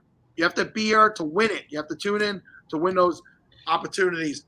Isaac, give us your parting words as you venture into your attempt to retain your championship. Just what you're saying. I mean, it's all about giving. It's all about being a part of a community, giving to help others, help those who are a little bit less fortunate. And so, I mean, that's what it's all about. Have fun. Hopefully you win, you do well, talk trash, talk smack, but have fun and know what it's about, give and help those who need it. And good luck to everyone. You don't mean that. A little less luck than me. Yeah, you don't mean that last. So, Isaac, very good, sir. A pleasure to meet you. Thank you again for your service sitting behind a desk. That's awesome. And best of luck to you and a very long and healthy marriage, my friend. Hey, appreciate it. Thanks. You're welcome. All right, Ryan. I don't know if you have to jump off right away or not, but we have this other guy in the background here. It depends on who's here. Let's see. Yeah, it is a gentleman known as. No, I gotta go. Heath Cummings of CBS Fantasy and CBS Sports Fantasy Football Today. Let me tell you, Heath and I don't know how long you've been with us so far today. I know you're a busy guy. 2 years ago, so SFBPodathon 3, the first 2 years we had kind of, chugged along. I had to beg people to come on. I had to reach out to people. And, I'm a very behind-the-scenes guy. So I'll tell you, my father had just had a stroke. My brothers and I were on the way in to see him on a Sunday morning. And I decided while we were driving in to put out the tweet about SFBPodathon and starting to book it. And this was, I would say it was April-ish. And the very first person in my DM was Heath Cummings. And I was like, wow, I've gone out and had to beg people to come on every year. And I've got, like I said, Matthew Berry to come on, Mike Wright, but I had to go get them. Heath had said immediately, I want to be a part of this. And I know that you had been doing shopping with Scott in the past. So you knew about it. It wasn't like you didn't know about it, but you didn't know about me and my little venture to try and bring a little bit extra. But I say it, I feel like you helped legitimize this show when you did that. And I'm so thankful for that moment. I remember it. And again, I'll tell everybody, I'm an emotional guy. I get little tears in the eyes because this is important to me. And Heath, as much as Ryan, as much as Scott and the other people have done things, you, my friend, you helped me. You helped legitimize this for me. I really believe that. So I think legitimize is a really good word because I feel like this whole thing kind of legitimizes this industry and legitimizes my job. Like you guys, I thank you guys, and I thank Scott, and I thank everybody that's involved in this. Like the fact that we get to do this every year, and the energy I put into this is what fills me up and makes me feel like, there is a purpose to what we're doing. The purpose is that we're doing a lot of good for a lot of people. So I thank you for letting me be involved. I'm so glad I get to be on here with John and Ryan. And, we've done a lot of things through the years, and we're going to do a lot more in the coming years. So I'm looking forward to it. Awesome. So, John Bosch, who's new to helping me co-host this year. So, you may or may not remember Steve and Kevin. Not a lot of people do remember them, but Steve and Kevin are the guys that helped me start this thing 5 years ago. They're not with me this year. I mean, they're both healthy. They're both doing well, but it just didn't work out this year for them to be here. So I have different people coming in and help co-host throughout. Ryan's going to pop in and out. He's welcome to stay as long as he wants. John's going to be with me till noon today, I believe, and may come back in throughout times. But I gave John very simple things to do. One of them was read. He had to do reads for our sponsors, and they're labeled. They say 9 o'clock. They say 9:30. And if I didn't say it right now this way, he'd have no idea what I'm telling him to do. So you see his dumb little smile. He's looking about. He's looking about. I will tell you, like, you act like that's simple. I have done reads before on our show. It is by far the worst part of podcasting and the most uncomfortable. And it's when I sound the dumbest is when I'm trying to do a read. So no pressure here, John. All right, I got it. This segment is presented by Dynasty Underdog, a Dynasty football podcast delivering key information about the basics of Dynasty football. New to Dynasty, Dynasty Underdog has you covered and will help you compete with the Sharks from the start. Join at Just Uriah FF, at Willie Beeman DFF, and at Joshua M. Goldberg as they keep it real and fun to help listeners avoid common mistakes when playing Dynasty football for the first time. There are sharks in the pool. Listen to Dynasty Underdog on all major platforms to navigate the Dynasty waters together. Dynasty Underdog, bite down. Also, this segment is brought to you again by the Monocle Dynasty Podcast, an analytically driven podcast hosted by John Arrington, dedicated to keeping our eye on championships. The Monocle satisfies all of your fantasy football needs from redraft, dynasty, Devy, and even C2C, campus to Canton leagues. Can't get enough of the Monocle? Check out at Dynasty Coach A's Patreon for exclusive Devy and rookie models, a customizable trade calculator, and a league evaluator to start bringing home the championship trophies. Listen to the Monocle Dynasty Podcast across all your favorite podcast and streaming platforms. So Mike says, shout out Dave Wright for getting all these reads together. Don't mess it up, John. And it's true. When I say Mike helped me do all the scheduling this year, Dave Wright, I believe this is year 3 that he's been with me, helping with the sponsors. He writes every single one of these. So, you think reading the stuff.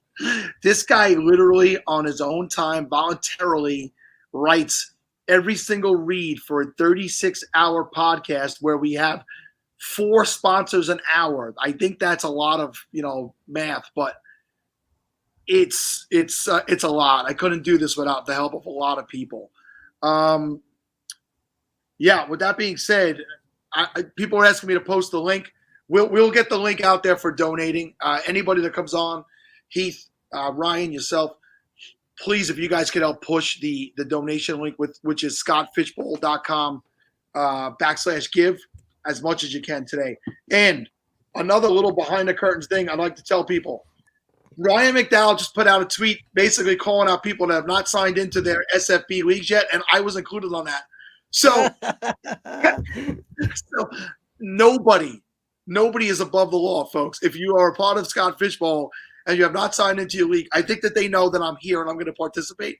So, Ryan, I will get to that at some point over the weekend. Oh, my God. Monday morning, we are going to have to get on him, Ryan. It's going to be Monday morning. Sal's going to be on the clock and not linked yet. I may not be awake, but that guy. Let's get back to Heath. So, Heath, we have it's live. There's live drafts this year. I don't know that you're participating in a live draft. Are you doing a slow draft? I am not. I when he first put the call out and said, we just need a place and somebody to kind of run it in the location, I thought I could do that in South Florida. And I thought that sounds like a lot of work. So I'm just going to do it the way. And I really do enjoy the slow draft. Like there's something special about 2 weeks of 50% of my attention always being inside of a draft room. I'm really a great dad during that time. But I'm really looking forward to the slow draft. That's awesome. What division are you in this year? I am in Fort Lauderdale. Is that's near where you live? Is that Yeah, it's that's where our office is. Oddly, I think the only person who chose where our office is. Maybe the other guys chose their hometowns or something like that. But yeah, our office is in Fort Lauderdale. So I'm going to talk for. I think I'm actually scheduled for like 25 of the 36 hours over the next 2 days. I have breaks here and there to sleep, but my life has changed so much in the last year. I took on a very involved job. In my personal life, I took on a role at a hospital, and my days are long is probably not the best way to describe it. I get up at 4:30 a.m. I leave at 5:30 a.m. to drive to Brooklyn, which is about 35, 40 miles from my house. And I'm there for about 12 hours a day, and it takes me about 2.5 hours to get home with New York City traffic. So when I tell you that I needed every ounce of help I could get this year, because I have 15+ hour days every day, it took me forever to pick a league. So New York City was gone by the time. So I ended up in Gotham City, which is basically just it's New York City in Batman form, right? And I love Batman, so I'm in Gotham City. And I have pick 11. And usually I end up with pick 1 because Ryan and I have discussed this on a Dynasty Hot Sauce show recently. Scott usually gives us like first pick just to get us out of the way so we could get to all the other things we have to do. But this will be the first time in 5 years I'm not drafting while the Pottathon's going on, because the Pottathon is, if you remember, it's usually Monday, right, when the draft kicks off, but it's not this year because I have a very busy job. So I can't do it. So it's on the weekend. It's 36 hours. What is your best finish, Heath? And do you have any kind of a game plan going into these things?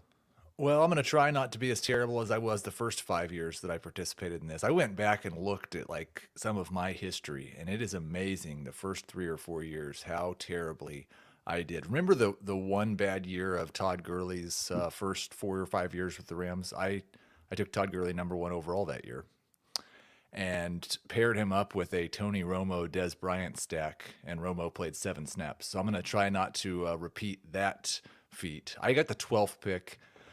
I thought with the 3rd round reversal and if as many quarterbacks were going to go early, I might be able to get 3 elite players from that spot. I realize it's going to be entirely dependent upon my draft. It's been really fun seeing I think there's been a huge increase this year in the number of mock drafts that I've seen, the ADP information. And it's both really entertaining, and I've consumed as much of it as I can. And also I just kind of laugh because I know like this stuff's really fun. Also, there's a million drafts and they're all going to go completely different. And these mock drafts are probably not going to help you guys at all. I mean, I feel like I found that in the past too. Like people take chances in the mock drafts and then they don't take them in the actual draft. So it's like, oh yeah, I'm going to go to this. Oh no, I'm not. I'm afraid. And I don't know if you caught Isaac Seaborne, who was on right before you. He was last year's champion.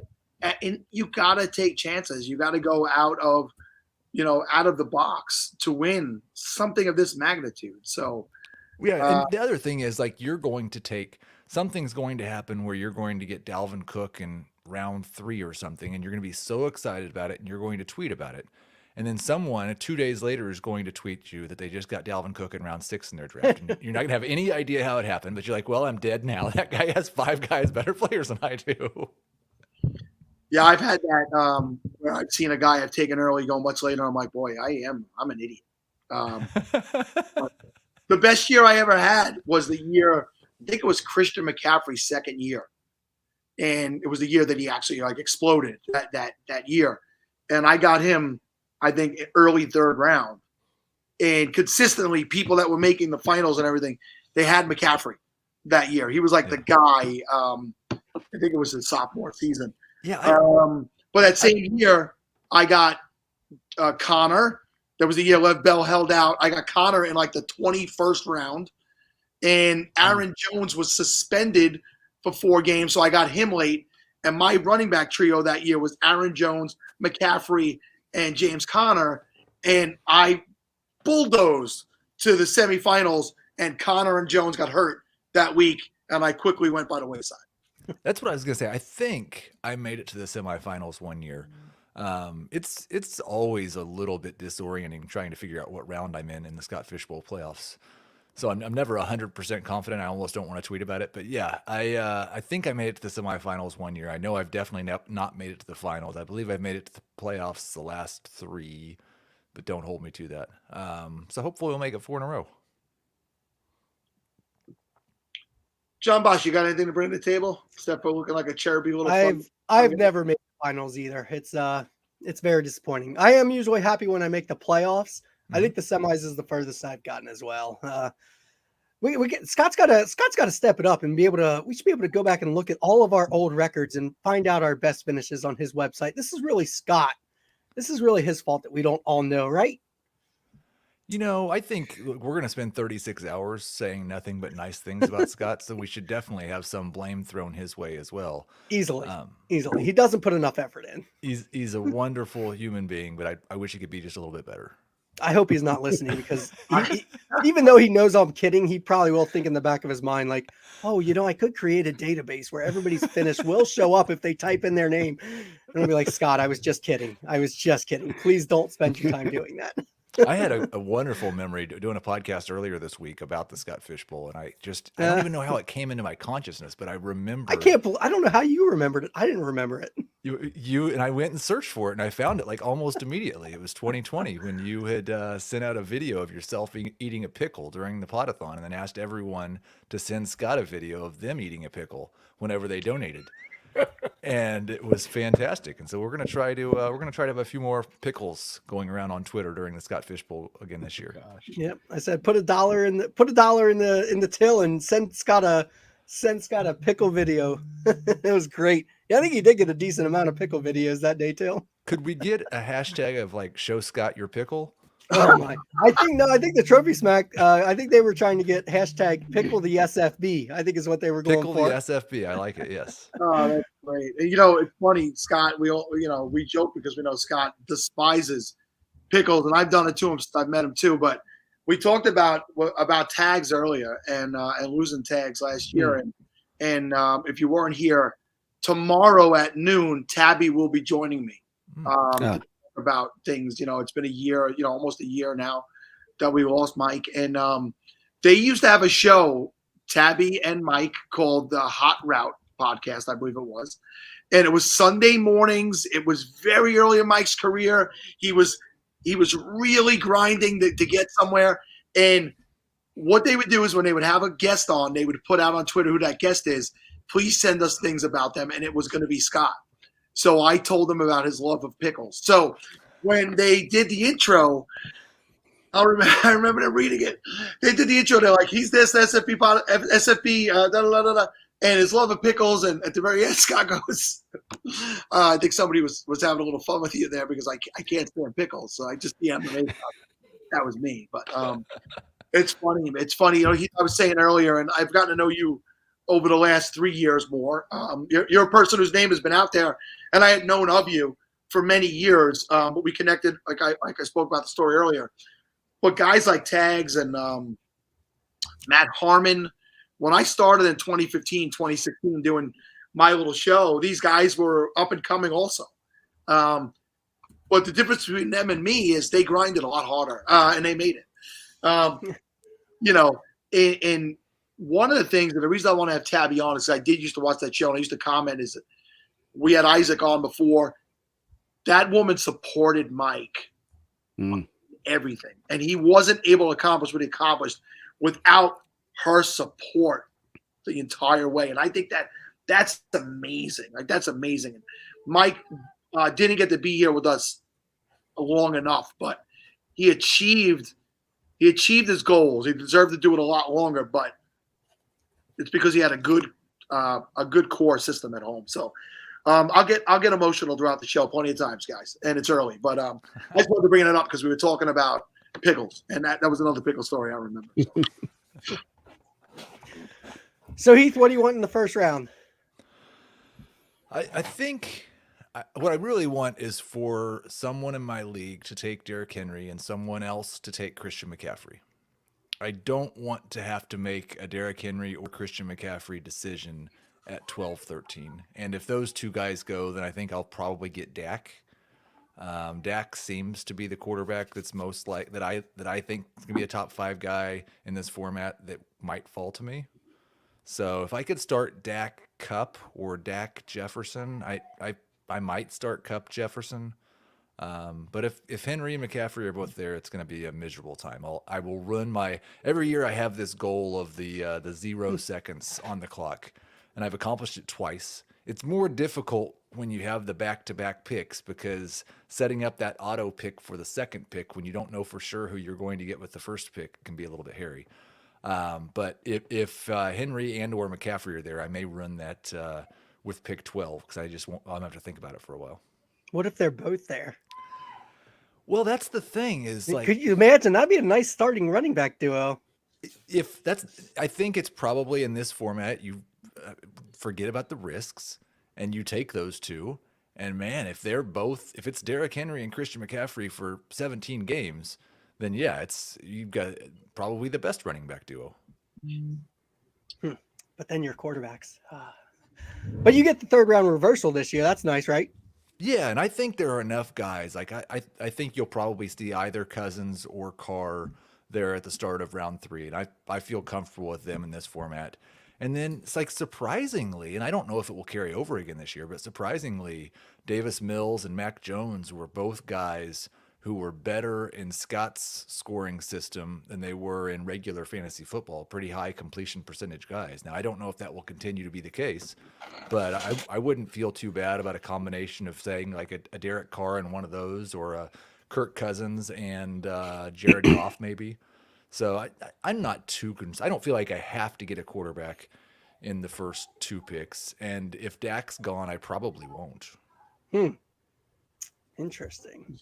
Speaking, so John brought up earlier, Peter Gents. Is it Gent or Gent? John, how do we say his last name? I always go Gent, but I don't know. I've never actually asked him. Yeah, and I've called him Gent, and he's never corrected me, but he's probably just being a nice person. He runs the European Fantasy Football Championship, which is somewhat mirrors the Scott Fishbowl. And sometimes the rules are the same. Sometimes they change a little. And I did last year, Heath. I got Henry late in the first round and wrapped around with Zeke, expecting a bounce back. And we don't have to look very deep to know what kind of season both of those guys had. And I was quickly, Henry was on a pace to set records until he got injured, and then Zeke zeked. So, I never seem to make the best wraparound picks there at all. It's tough. I mean, it's a little like you said, it's better with the third round reversal because at least you don't make those 2 picks and then wait another 20 picks before you get to pick again. But yeah, it's going to be tough depending on who gets taken. Like I would assume Kelsey, Taylor, and the top 5 quarterbacks are all gone, but it's really pretty questionable after that. Need to find somebody that's compiled the actual live drafts that have already taken place. I'm sure somebody's got that data, right? That. I can send you that link. I have that link. The 12s group chat has been spectacular. The best draft position group chat I've been a part of since I was in the Scott Fishbowl. And like there are mock drafts, there's different ADPs, and we have the ADP from all the drafts that have happened so far. First 10 rounds, I believe it's 5 drafts. There have been 2 drafts that have gone 10 rounds and 3 drafts that have completed. And then there's more. There's more to come today. Send that my way too. Yeah, yeah. Stop that for all of us, Heath. Yeah, we'll be going live later today. These are all Eastern times when I give them out. So later today, 3:30, we're going to be live in Canton at the Canton draft with Bob Long, and 3:45 we'll be in Orlando with Bob Gilchrist and Troy. Bob, who was from Boston and had to go down there and try and steal Troy's thunder, Yes. From Florida. So, and tomorrow we got the Seattle live draft. Somebody said something about a red carpet. There will be a red carpet at the Seattle draft tomorrow. Tune in. What? That is fantastic. Oh, Yeah, my. I love the idea that Bob and Troy are together in Orlando. We had so much fun with Troy during the NBA playoffs because Bob and I are both Celtics fans. Troy, of course, a Heat fan, and that series didn't go the way Troy was hoping. So if you could just bring that series up again when you have those two on, it'll probably throw Troy off his game. You'll make a bad draft pick, and it'll be fun. Consider it. Oh, look what Mike just put in here. So, yeah, that'd be good. So somebody also commented on the Giants gear behind me. So yeah, you see a lot of Giants. Actually, over here, there's Cowboys and Jets also. 49ers, Bills. Oh, So look at that shirt. What a nice shirt. And my shirt. Hello. And then up behind me, we pointed out before, I have a Jamar Chase autograph photo. I own none of this stuff. Let me just say that. But a very close friend of mine, Domenico Vecchi, if you could see this card, this is his company. And what I could tell you about Domenico is, when I say he's a close friend of mine, I spent 4th of July with him. He's not a guy I'm a friend. He paid me to say this. He didn't pay me anything to say this. I'm using his office and my other friend's office. Every ounce of what he sells is signed in front of him. It is all certified. He has video, pictures, everything's got certification stamped on it. If you reach out to him, and I'll post the information on my Twitter as well, he could get everything personalized. You pay a little extra, but handwritten notes to you from the people signing, pictures, videos of the people signing.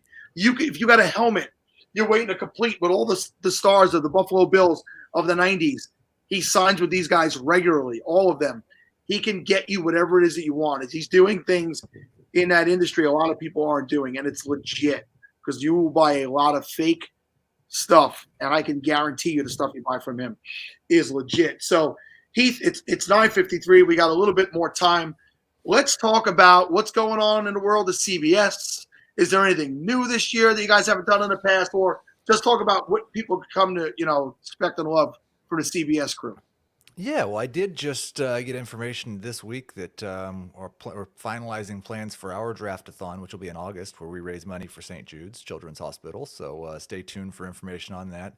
I mean, as far as what's new, we've been building our Dynasty coverage, and John's been a part of that with some of our mock drafts. But we've got rankings and tiers and a trade chart and more mock drafts than ever. So we're trying to keep expanding in that direction. I am sure we will have new YouTube streaming things. I even heard there might be a TikTok thing happening with CBS Fantasy. I am just continually hoping and praying that I am not a part of that, because I have somehow avoided TikTok to this point in my life. That seems right up Iser's alley. It's anyone. I think it'd be really good for anyone but Heath. Everybody else would be better at it than me, I'm sure. So I do still get people send me TikTok like in text message, and I go click on them. But then by the time I figure out how to get the volume on, it's already gone and it's on to some other thing and somebody's dancing, and so I just delete it. But yeah, that's probably gonna happen too. Nothing says viral like stiff older people doing fantasy TikTok. It's I mean, it really will go viral. Not for the right reasons. Everybody making fun of me. Yes, for the mockery reasons, of course. With that being said, Heath, what other message would you like to put out there? I know you said some great things about being a part of this at the beginning. Some people might have joined us, in the middle of your segment. People jump in and out. Just one more time, if you could recap what being a part of this means and all that good stuff. I mean, it's the best part of my job and one of the best parts of my year every year. The shopping trip, the Eliminators, the Pottathon, the actual Scott Fishbowl itself. When we hear at whatever point it is how much money was raised through each of the various different events and how much money went to each place, I would just encourage everybody to be as much of a part of this as you can. Find different ways to get involved. If you have creative ways to do things, it seems like every year there's somebody who's raising money in a new way, in a different way, or maybe in the same way, just a different person doing it. And we just need more and more and more of that. And I want to thank you guys specifically. I want to thank Scott, and just thank everybody that's a part of this. It's really spectacular. And I I don't know if people realize how many thousands of kids have gotten Christmas presents over the years because of what we've done. But not only that, like, because I talk to the Toys for Tots people here in South Florida on a regular basis. And I'm pretty sure the way this works is like we've blown their budget out of the water a couple years in a row. Like they keep getting more toys than they're expecting. But the way, like, they work the same way companies do. They received this many toys last year. They're going to budget for this many toys next year. So we can't slow down. We gotta keep doing the same thing we've been doing year over year and keep blowing them away. Because every year when we go in there, I usually go shopping with Kenny from RotoWare. And every year when we go in there and bring them the 6 carloads worth of toys or whatever, they're just amazed and so thankful. But we got to do it again. Yeah, and you mentioned Ken from RotoWare. Ken is another guy who has been doing it for a few years now. RotoWare is great. I mean, they put out the highest quality product. Ken never seems to forget me when he's sending out, the stuff to the people that have supported him since the beginning. I remember when he started out, and the shirts were a little bit more simple, and then the designs became great. And then he got his deal with the MLB, and I remember being in a deli getting a breakfast sandwich and seeing one of his shirts on the cover of the New York Post, on the back page of the New York Post, on one of the New York Yankees, and I took the picture and sent it to him, and he was just like blown away. And he's a Yankee fan. He does a lot of Yankee stuff, and now he's global, man. He's huge, and another good guy. Another guy that's given back, another guy who's grown through this industry and spread out to other things. So it's nice to see good people get good results. Ryan and John, anything you want to say to Heath before we let him go?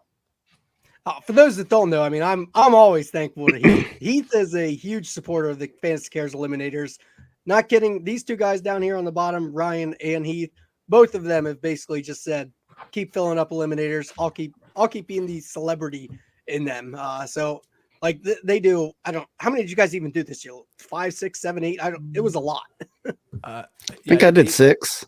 I did 8 last year, 7 this year, but I may try to find a way to get to 8 still again this year. Oh yeah. I think we've got an 8th one coming for you, if I recall.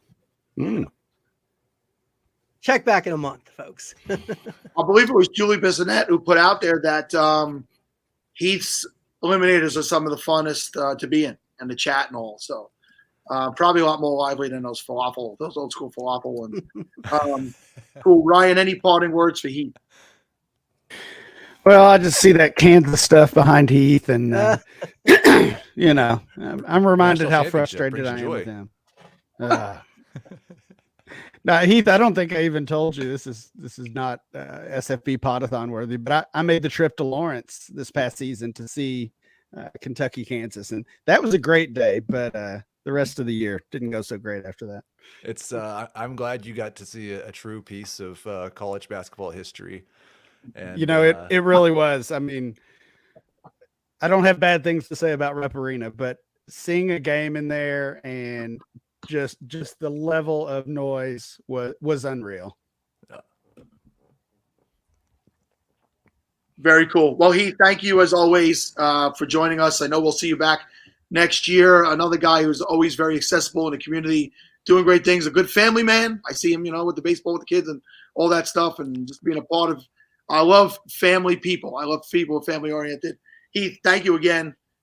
Best of luck this upcoming season. Enjoy the rest of your summer. Thanks for having me, guys, and thank you for all you guys do. Thank you, Heath.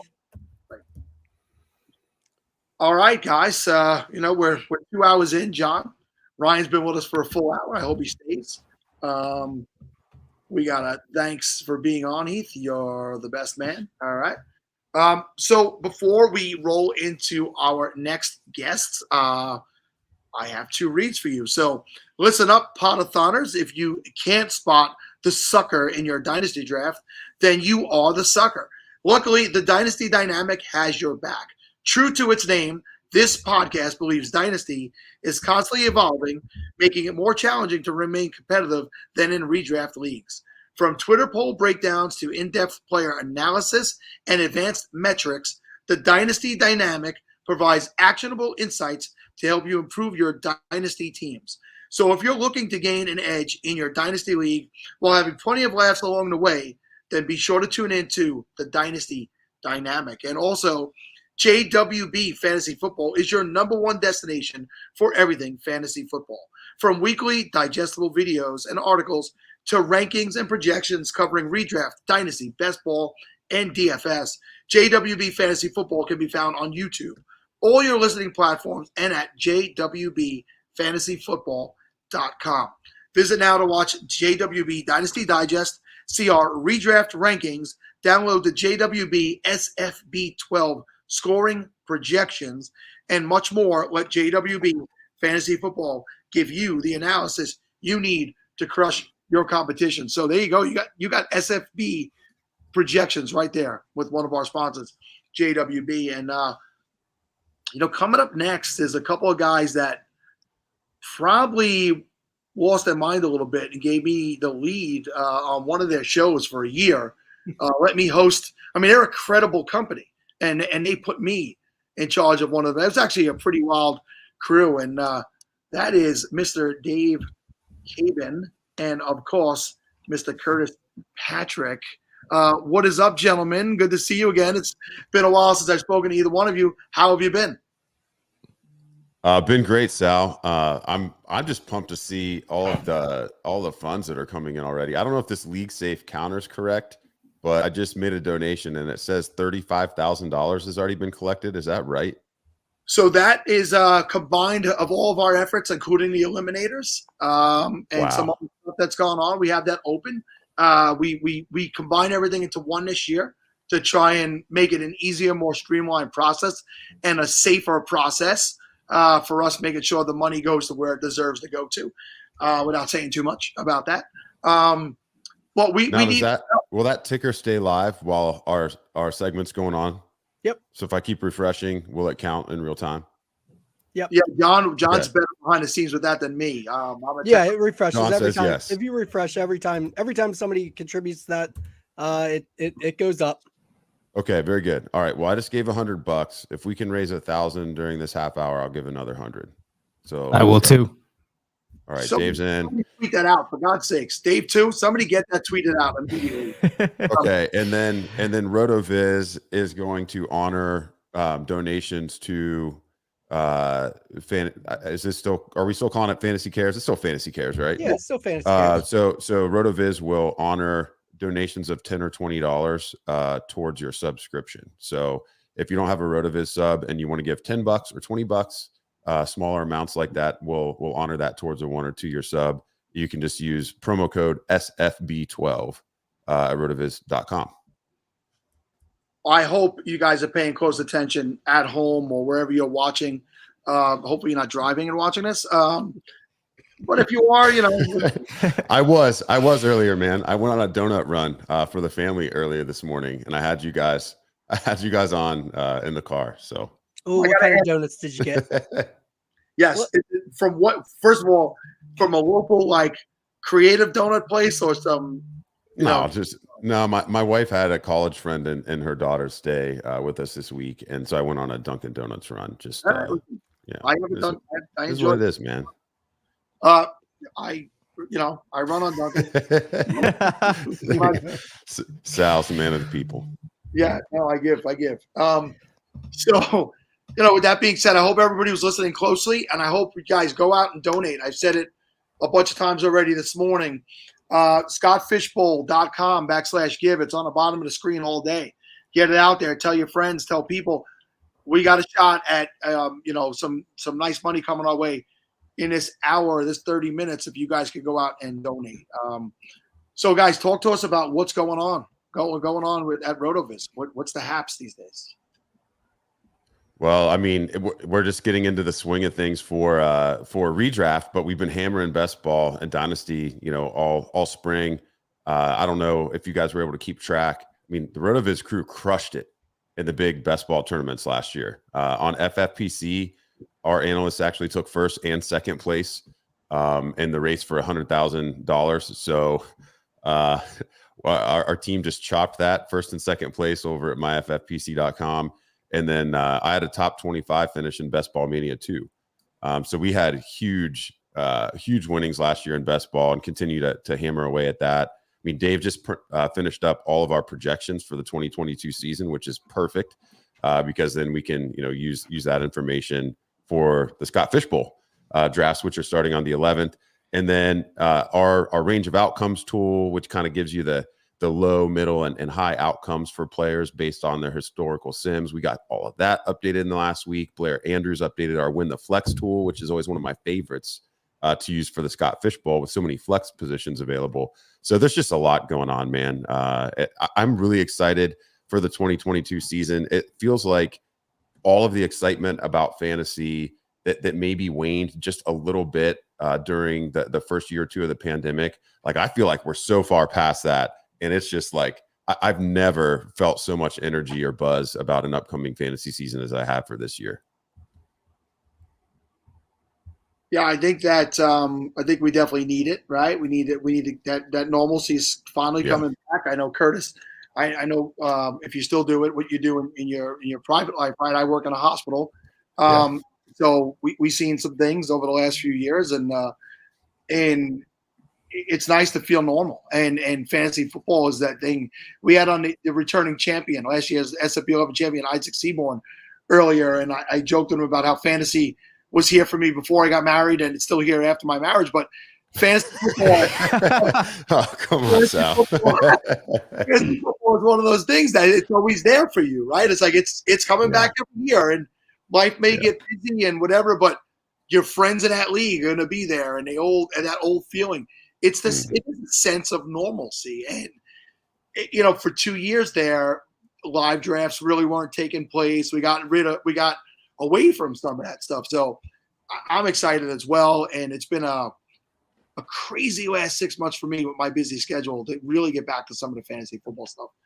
And what about you, Dave? Yeah, it's great to get back into the swing of everything. A million best ball drafts going on. It's trying to schedule some live drafts with some of the folks from the Boston area. So just super pumped to be getting back into everything. Then on top of it, I really feel like once the Pottathon starts, you get everybody coming together for this event that really kicks off everything into full gear. So we're just fired up and ready to go for this season.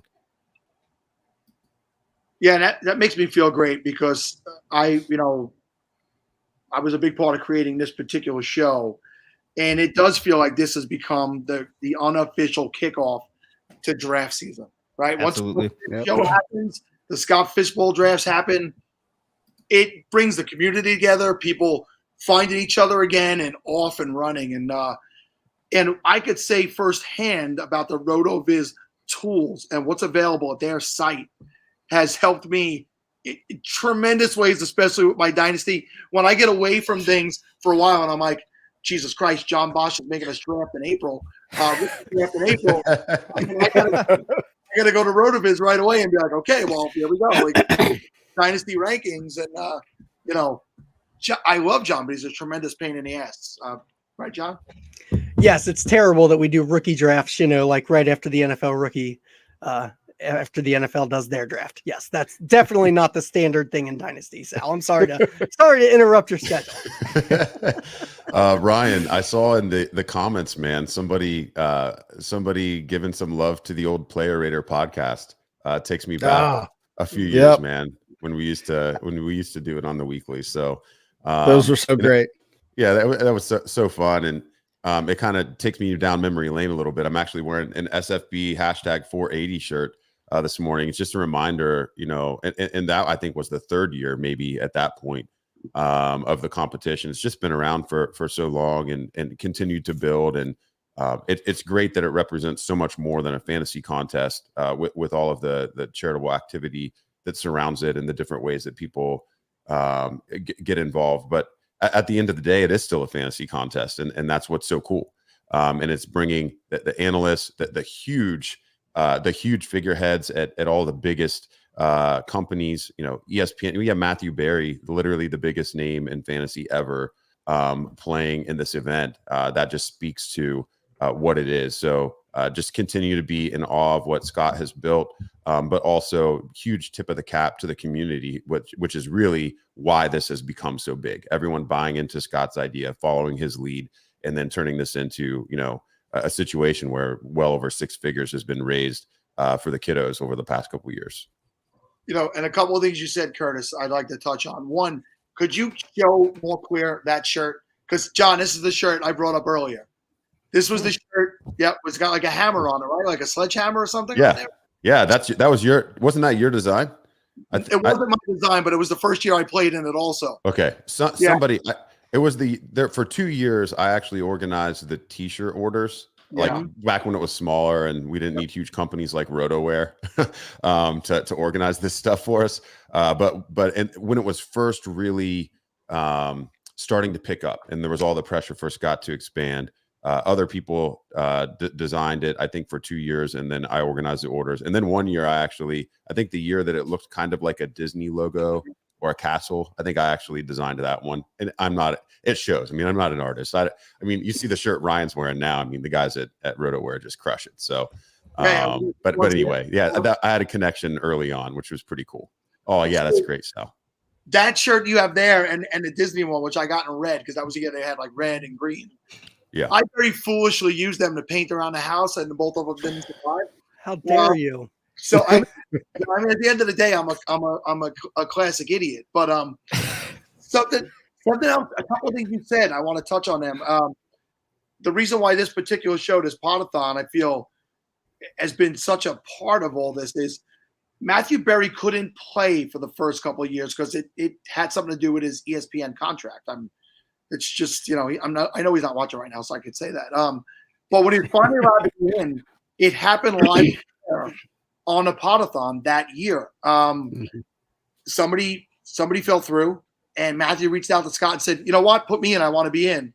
Scott was on with us and literally was off to the side like this and trying to get Matthew in the league and it was literally happening live on air. And to another point about Matthew, I got my start, whatever my start was whatever my contribution has been to this fantasy community through the Fantasy Life app back in 2015.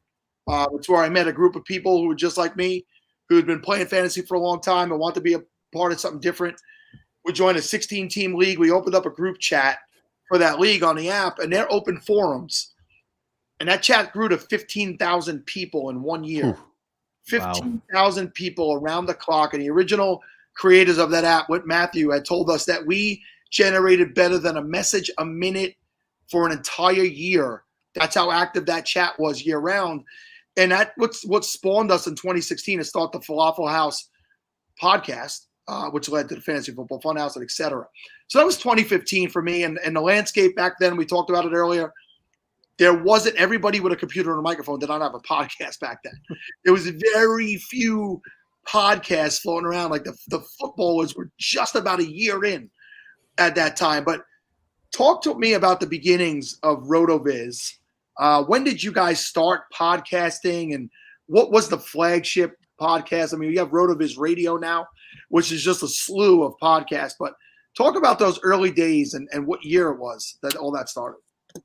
Yeah, so RotoViz itself launched back in 2013.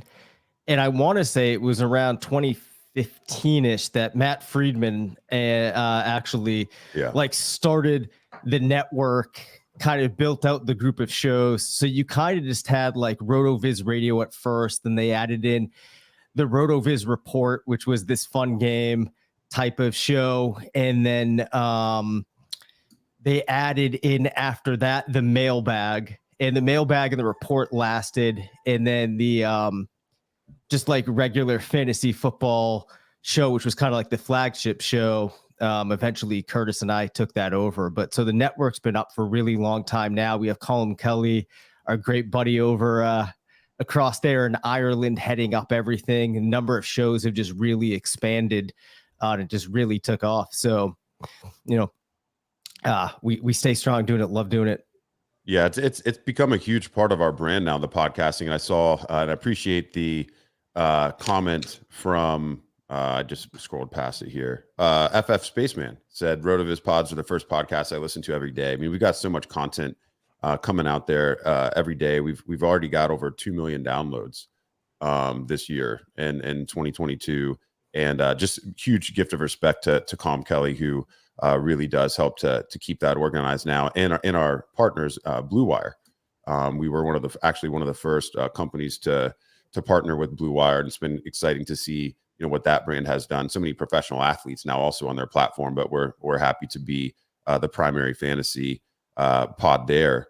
Another comment there about Curtis and Ryan podcast being legendary. We'll have to get together and do another show sometime. Dave, I'm checking in mid-episode here. It actually looks like maybe a couple grand have been raised since we started. Nice. If I'm looking at this correctly. So I'm going to go ahead and we're halfway through the segment. I'm going to go ahead and put another $100 in. If you guys can do another 1,000 by the end of the segment, I'll do another 100 as well. As will I. Keep it so coming. let's go, guys. Let's keep it coming. I saw a question up there earlier that was fantasy related around the range of outcomes tool. So the range of outcomes tools, I think somebody had asked, who do we feel strongly about hitting the high end of outcomes?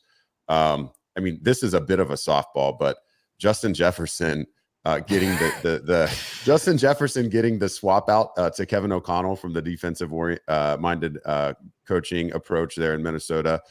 He feels like a great bet to smash his 18.6 PPR high projection. And of course, with first downs being part of the SFB scoring, I would expect even with the super flex approach here that Justin Jefferson should still be a very early pick. But maybe a little bit further down the board, George Kittle actually comes in as the number one highest projected tight end in our model this year. And, he's consistently going at tight end 4 or 5. So if you're looking for maybe a little bit of elite hot sauce at that position and you don't want to take Kelsey or Andrews in the first round of your traditional draft, or, perhaps maybe in the second round of Scott Fishbowl, don't forget about George Kittle. Yeah, well, we've seen it with Andrews last year. He had, we call it a down year, right, in 2020. So coming to 2021, you were able to grab him, especially in the Scott Fishbowl, at tremendous value, and he went off, and he had a great year. And it's amazing to me how quickly people got down on George Kittle. He gets injured because of the way he plays and his style. We get it. But when the guy's healthy and he's playing, he's legit. There's no doubt about it.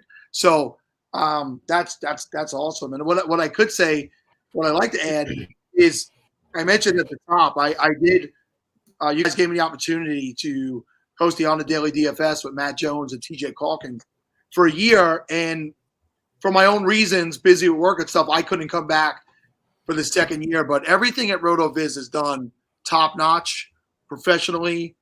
I did the Blue Wire ads. I was in those chats. I saw the numbers 100%. When Curtis says 2 million downloads, he's not blowing smoke to try and get your attention. I saw those numbers. Those are real. Those are legit. So you want a frontline company, frontline fantasy projections, smart guys and ladies. RotoViz is definitely one of the places you should be visiting. So I'll jump in with my Steve question. What division are you guys in, and why did you pick it? Yeah, well, boy, you're gonna have to give me a second here. I'll field it first. So I've been one of the Manchester, New Hampshire divisions. I'm from New Hampshire, very close to Manchester, so that was a easy decision for me. There, I was hoping to meet some of the folks from the area that might have joined as well. So okay, all right. I am in the. Oh yeah, I forgot that it was city themed for a second. So the closest city to me would be Columbus, Ohio, but that division filled so quickly that I couldn't join it. So I joined Cleveland, and I selected the 101. Now this Cleveland division is going to be, this is going to be brutal. So Rich Rebar's in there, TJ Calkins is in there. RotoViz brethren, Connor O'Driscoll, who actually won the FFPC Best Ball Tournament last year, is in this division. And then you've also got Gary Davenport over from IDP Sharks in there. This is going to – I'm immediately regretting my decision. It's going to be more about the camaraderie, I think, in this division than having an odds-on favorite opportunity to win. Of course, selecting the 101, I feel pretty good there. But man, this is going to be a difficult division to navigate. I don't know if there's any familiar names in your division, Dave.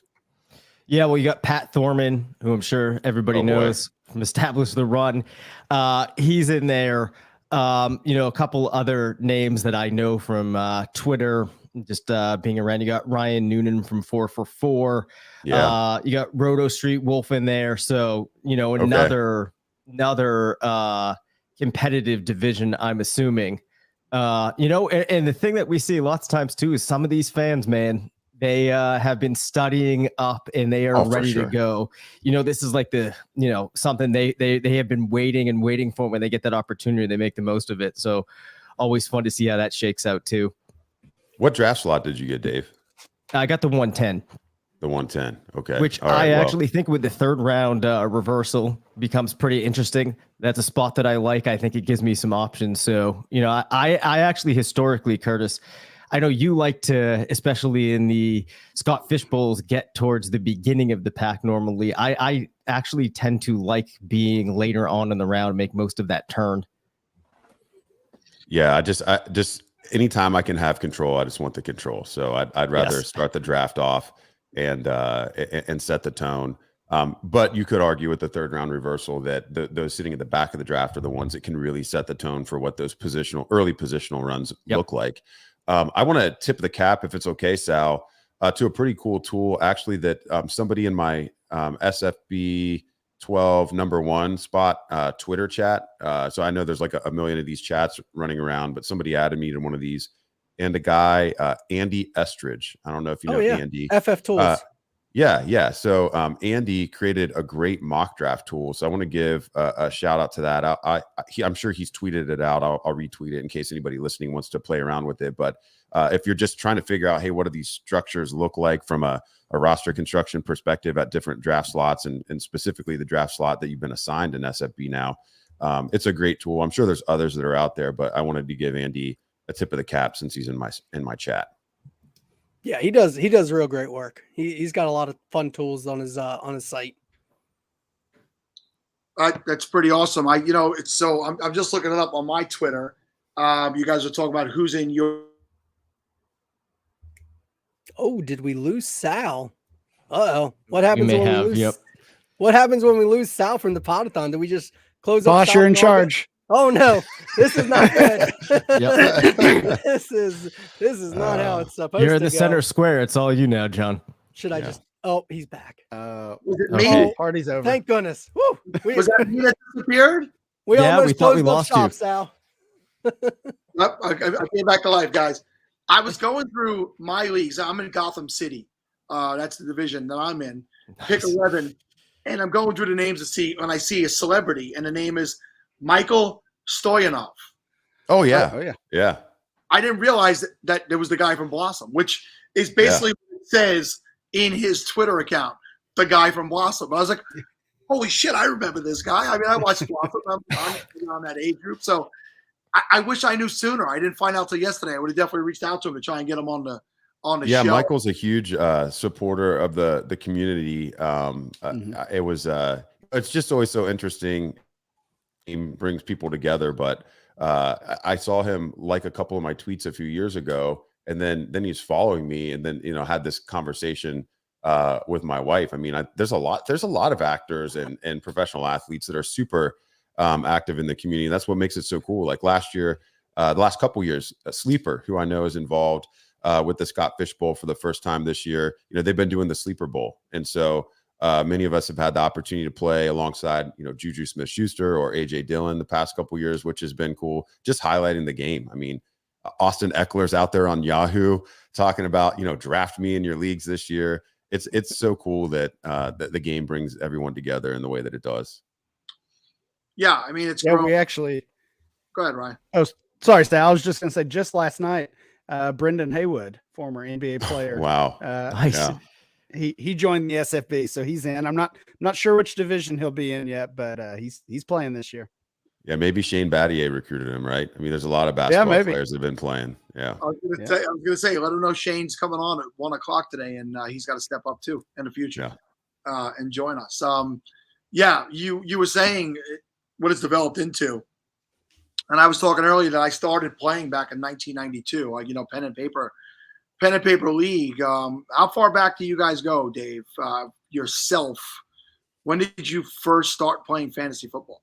I started playing fantasy football, I want to say back in maybe like 8th grade, freshman year of high school. Had been playing fantasy baseball since like 4th grade. But so high school, so we're going back early 2000s. Yeah, I think 1998 is when I started playing fantasy football. So I would have been maybe like a freshman in high school or something around that. I was probably 15 years old, something like that. I also started playing fantasy baseball a little bit earlier. I mean, the 90s were such a great decade for baseball. So, Ken Griffey Jr. and, Tony Gwynn and, all the great Frank Thomas, all the great 90s players that made the game so exciting before the steroid era completely took over in the late 90s. That got me into trading baseball cards at school and all of that. So that was kind of like what drew me into the idea of these statistics based games. But there's just nothing like fantasy football, man. The head-to-head matchup aspect of it's what made the game into it's what made fantasy sports into what it became. I know baseball gets a lot of the credit, but geez, that rotisserie scoring and keeping track of stats all year and setting lineups every night, that's not for everybody. And so I think fantasy football provides an opportunity to have relationships in a way that maybe some of the other fantasy sports don't, because you have that interaction with your league. You have a couple of days to prep for the next week, and there's time to interact with one another instead of just worrying about your team. And so again, that's just another cool thing about fantasy football. All right, before I usher you gentlemen out, so we'll go around the board real quick since we've been playing a long time, all of us. John Bosch, who was your very first fantasy draft pick ever? Oh, jeez. You remember? I think it was Adrian Peterson. AP, Ryan. It's been a long time, but I think it was Adrian Peterson. Yeah, Byron Leftwich was my first draft pick. Yeah. Oh, wow. Super flex league, hopefully. How did you make it? No, I wish. A dynasty rookie draft. So a dynasty league was my first league, and I joined as an expansion team. They give me the last pick in the first round, just how you should treat your expansion teams. And I had no idea what I was doing, so I took a quarterback in the first round. That's so cool, man. I went to Marshall University when Byron Leftwich was there, and I was at the Leftwich Roethlisberger game.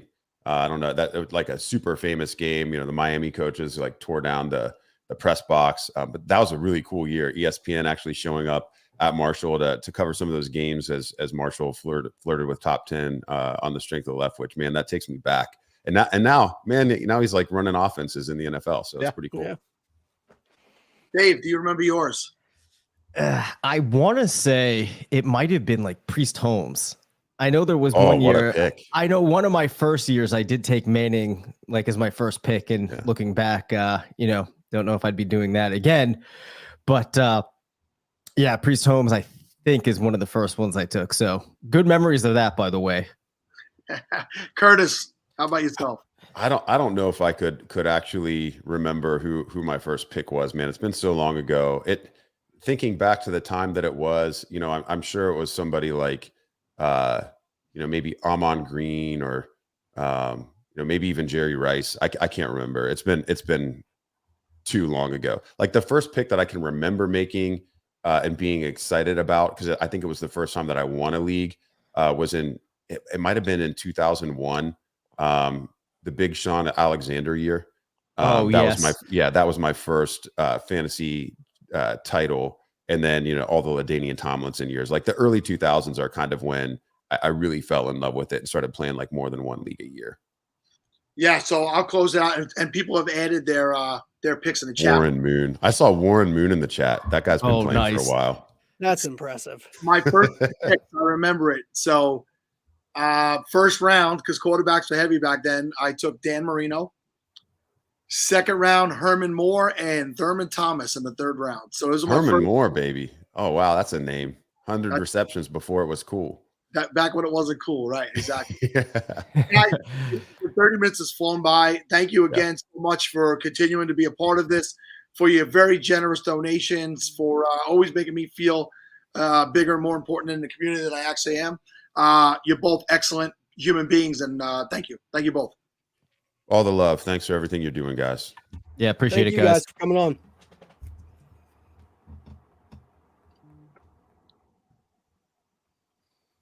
I believe it's my turn to read, Sal. I'm going to bow out here for a few, guys. I'll be back later.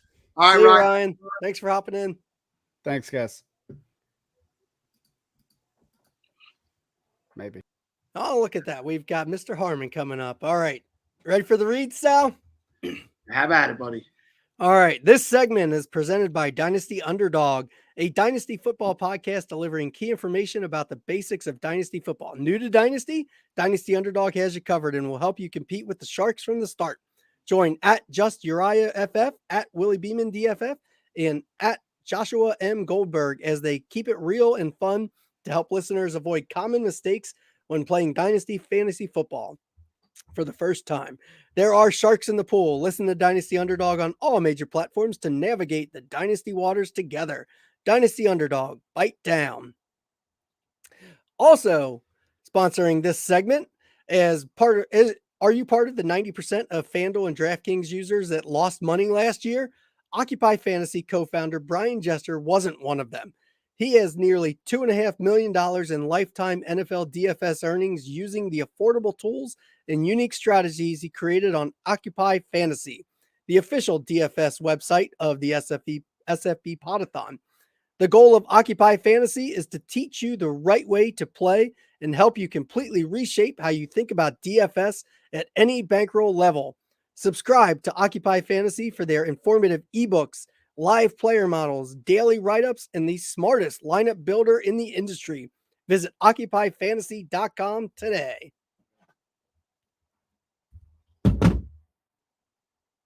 Sal, you're on mute. So the more things change, the more they stay the same. And Harmon's laughing in a little picture on the bottom. He doesn't think I could see him. He's making fun of me. I can see him down there. John, people actually think you're doing well with these things. I don't, but people do. So I got that Phoebe from Friends voice going on. You know that when she gets cold and then she's got that phlegmy voice. That really makes it for you. I'm ready for it to go away. Kind of exotic. So yeah, listen, we've been on 2.5 hours now, and we've talked about a lot of the history of this show and the history of what you and I have both done in fantasy football. And the next guy up has been a part of both of our journeys since the beginning when we started. Matt came on with both you and me in that first year, and to an extent, Matt was getting his legs in the industry at that time, and it's so great to see how far Matt Harmon has grown, has come, and the man is married now. Congratulations in person, man. What's up, boys? Yeah, I mean, that's how long it's been. I was a young single man trying to find my way in the world when you guys first met me, and now here we got the ring on the finger. This is one of the silicone ones, though, not the legit wedding ring, because I don't know. I don't know. Both you guys are, you understand. It's tough, right? Like going from no jewelry at all as like that type of guy for me to suddenly like wearing this really nice ring. It's a bit of a jarring experience. Yeah, sure. I can tell you that I was married for a long time, very long time, and I had the actual ring on one day shopping at Home Depot. And I was pushing the cart, and the whole shift of plywood, the plywood shifted and crushed my finger between the ring and the cart. Oh. The ring was oval shaped for the rest of my marriage. It was never again. But the silicone rings, I see it. I got a good friend who I work with, I carpool with every day, who wears the silicone ring to work and stuff. And it's just made it easier to make sure people know I'm not available. I'm also comfortable. Yes. But I'm not that fancy. I'm not available. But I'm not that fancy yet. When we like go out, to dinners, stuff like that, actually see real people, I put the real ring on because it is very nice and I like it a lot. But sitting around the house, I keep the. This is definitely what people tuned in for, by the way. Talk about like real rings versus silicone rings. Yes, ring perception or something like that. Exactly. Coming soon. Somebody here wants you to tattoo the ring on. I do have a buddy of mine that he tattooed his wife's her name is Casey, so he has the K on the ring finger. I'm like, but he like works, he's like a real man, works in like construction and stuff. So, wearing a ring, that doesn't really make a ton of sense when you're on the job. I don't really know how that makes much sense as like a professional internet guy. That doesn't, I don't really know what my excuse is there. You said people, this is what they tuned in for, but the Pottathon has become about that. Like, we're talking about SFB, but it's, usually it's the kickoff to the new year, so to speak, and we kind of usher in the new fantasy season with this show, and it's checking in with our old friends and seeing how we're doing. And you had a big life moment this year, so I want to talk about that a little bit too. But talk about your professional career a little bit. Where are we at? What are we doing these days? And what can we expect that may be different or expanding on what you've already been doing this coming year? Well, obviously, this is year 2 of Reception Perception as its own website. So very excited with everything that's going on there. This is actually kind of this early period of July is like my first real break from charting during the off season, because especially with this new format on the website, previously with my partnership with the Fantasy Footballers in their Ultimate Draft Kit, everything came out on June 1st. So it was kind of a big build up to there. On the website, I decided to do things a little bit differently to kind of keep the site populated with content. So we have little pockets where we drop guys. We have one for free agents back in March. We have the rookie prospects that come out in late April. And then in June, it's kind of like the priority young players, the guys that really everybody wants to know about, the sort of guys that are coming into year 3, year 4 in the league, your Terry McLaurin's, your, Deontay Johnson, Justin Jefferson, that group of players, CeeDee Lamb. And then obviously on July 1st, I dropped the rest of like the big name NFL veterans. So this last week, I've actually been kind of taking a little bit of a break, taking a little bit of time off from doing any work with Reception Perception, but the website is fully populated. Now it's kind of time to turn the page. I'll still be charting guys, still be putting players up there along the way. I know this is the big struggle now, guys, is that every year, especially now that I'm doing it on my own and I kind of dictate who I want to look at and stuff like that, every year I feel like there is at least 15 wide receivers that I don't put up on the site that people really want to see. I've got like folks. So what about, there's some guys that, no chance. I'm not taking a look at. Like I got to have some semblance of a life, but there are other guys like KJ Osborne's a player I really want to take a look at, stuff like that. So now it's sort of taking the balance of what other guys am I going to put up on the site, but also turning the page to like doing projections and rankings and cheat sheets and stuff like that. So, I'm really excited for this season. I think it's going to be a fun one. There's so many. It's a good time to be in the wide receiver business, right? There's so many guys that have changed teams, so many guys that are on the come up. And like I said, it's a stock position right now. So very excited about the website and everything that's going on with Yahoo as well. We're going to be making some changes to Fantasy Football Live on Sunday morning. So that'll be fun as well. You're on mute, Sal, so I'll jump in. This boomer is on mute again. He's on mute. Oh my God. I know. This old man. All right, John, enjoy the rest of the show. All right, Matt. So I'll ask the all-important question that everybody wants for SFB. What division are you in, and why'd you choose it? I was randomly. I didn't choose. I was randomly assigned Birmingham, Alabama. Which is Alabama. All right.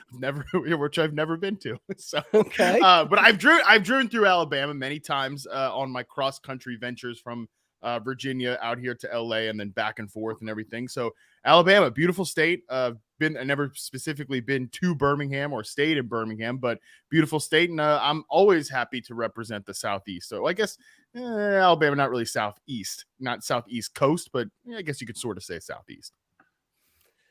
I think that's where, or it's Huntsville. Huntsville's where Space Camp is. I think I drove through there. I think I drove through Birmingham to go to the beach one this couple months ago, down to the Gulf Shores beaches. Yeah, drive through there. So, how many times have you driven across the country like that? How many times have you made that drive?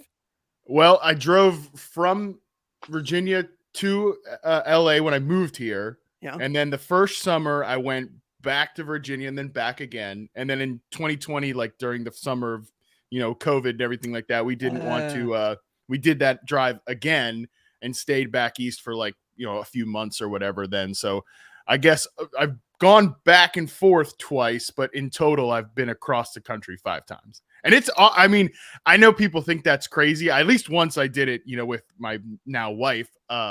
So at least once I was, I had somebody with me, but you know, the first 2 times it was just me and Charlie. So we've gone back and forth many times, and I know people think it's crazy, but I do actually have, maybe this just says a lot about me that I enjoy being by myself in solitude and quiet for, 15 hours a day with the dog. Obviously, I'm bouncing off thoughts with Chuck. Like, what do you think about this? What do you think about that? So maybe this makes me sound a little weird, but I enjoy it. Like, I just love seeing different parts of the country, and especially driving through the Southwest. Like, it's very singular. There's not a lot of stuff that looks like that out there. I drove through Alabama once, 2017. Actually, this was a great opportunity. My friend whose office I'm working in, Seven Red Productions, he had some work at the NBA All-Star game in New Orleans in 2017, and he invited me to come help. I got a week in New Orleans, working in and around the NBA All-Star game, hanging out, got paid, and hanging in New Orleans.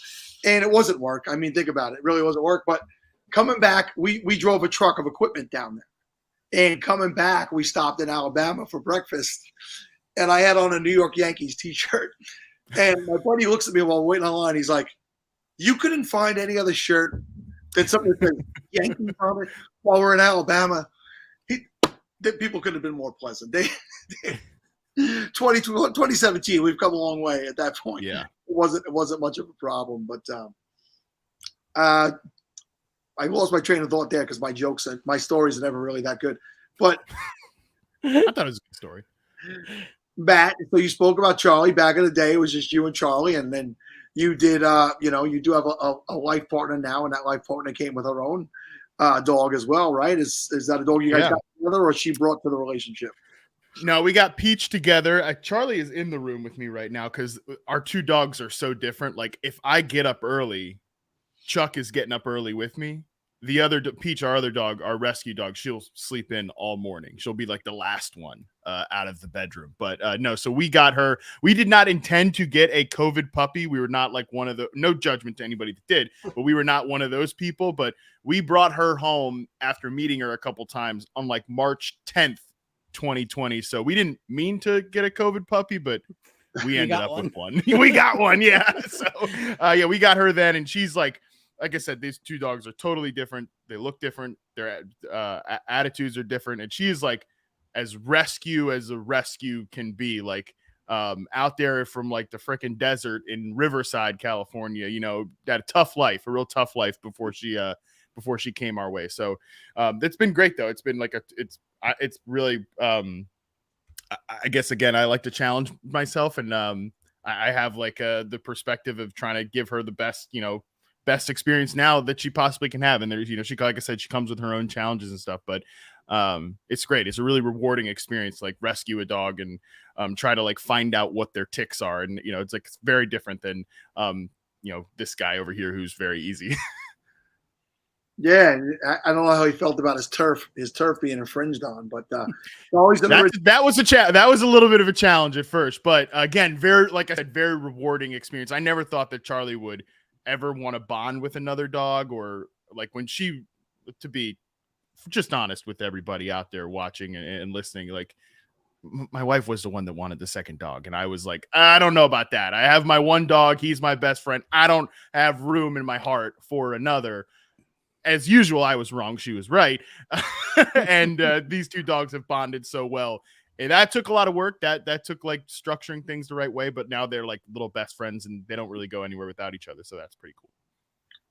Well, we have some wide receiver questions on the board. We have one person that says, "Can you give them some hope for Jerry Jeudy, please?" And another person who said that your Tim Patrick RP write-up was illuminating. So, 2 wide receivers, same team.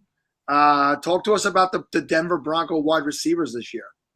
Man, of course, gotta ask the toughest question. Like no softballs for the wide receiver stuff here. Hey, is Jamar Chase good?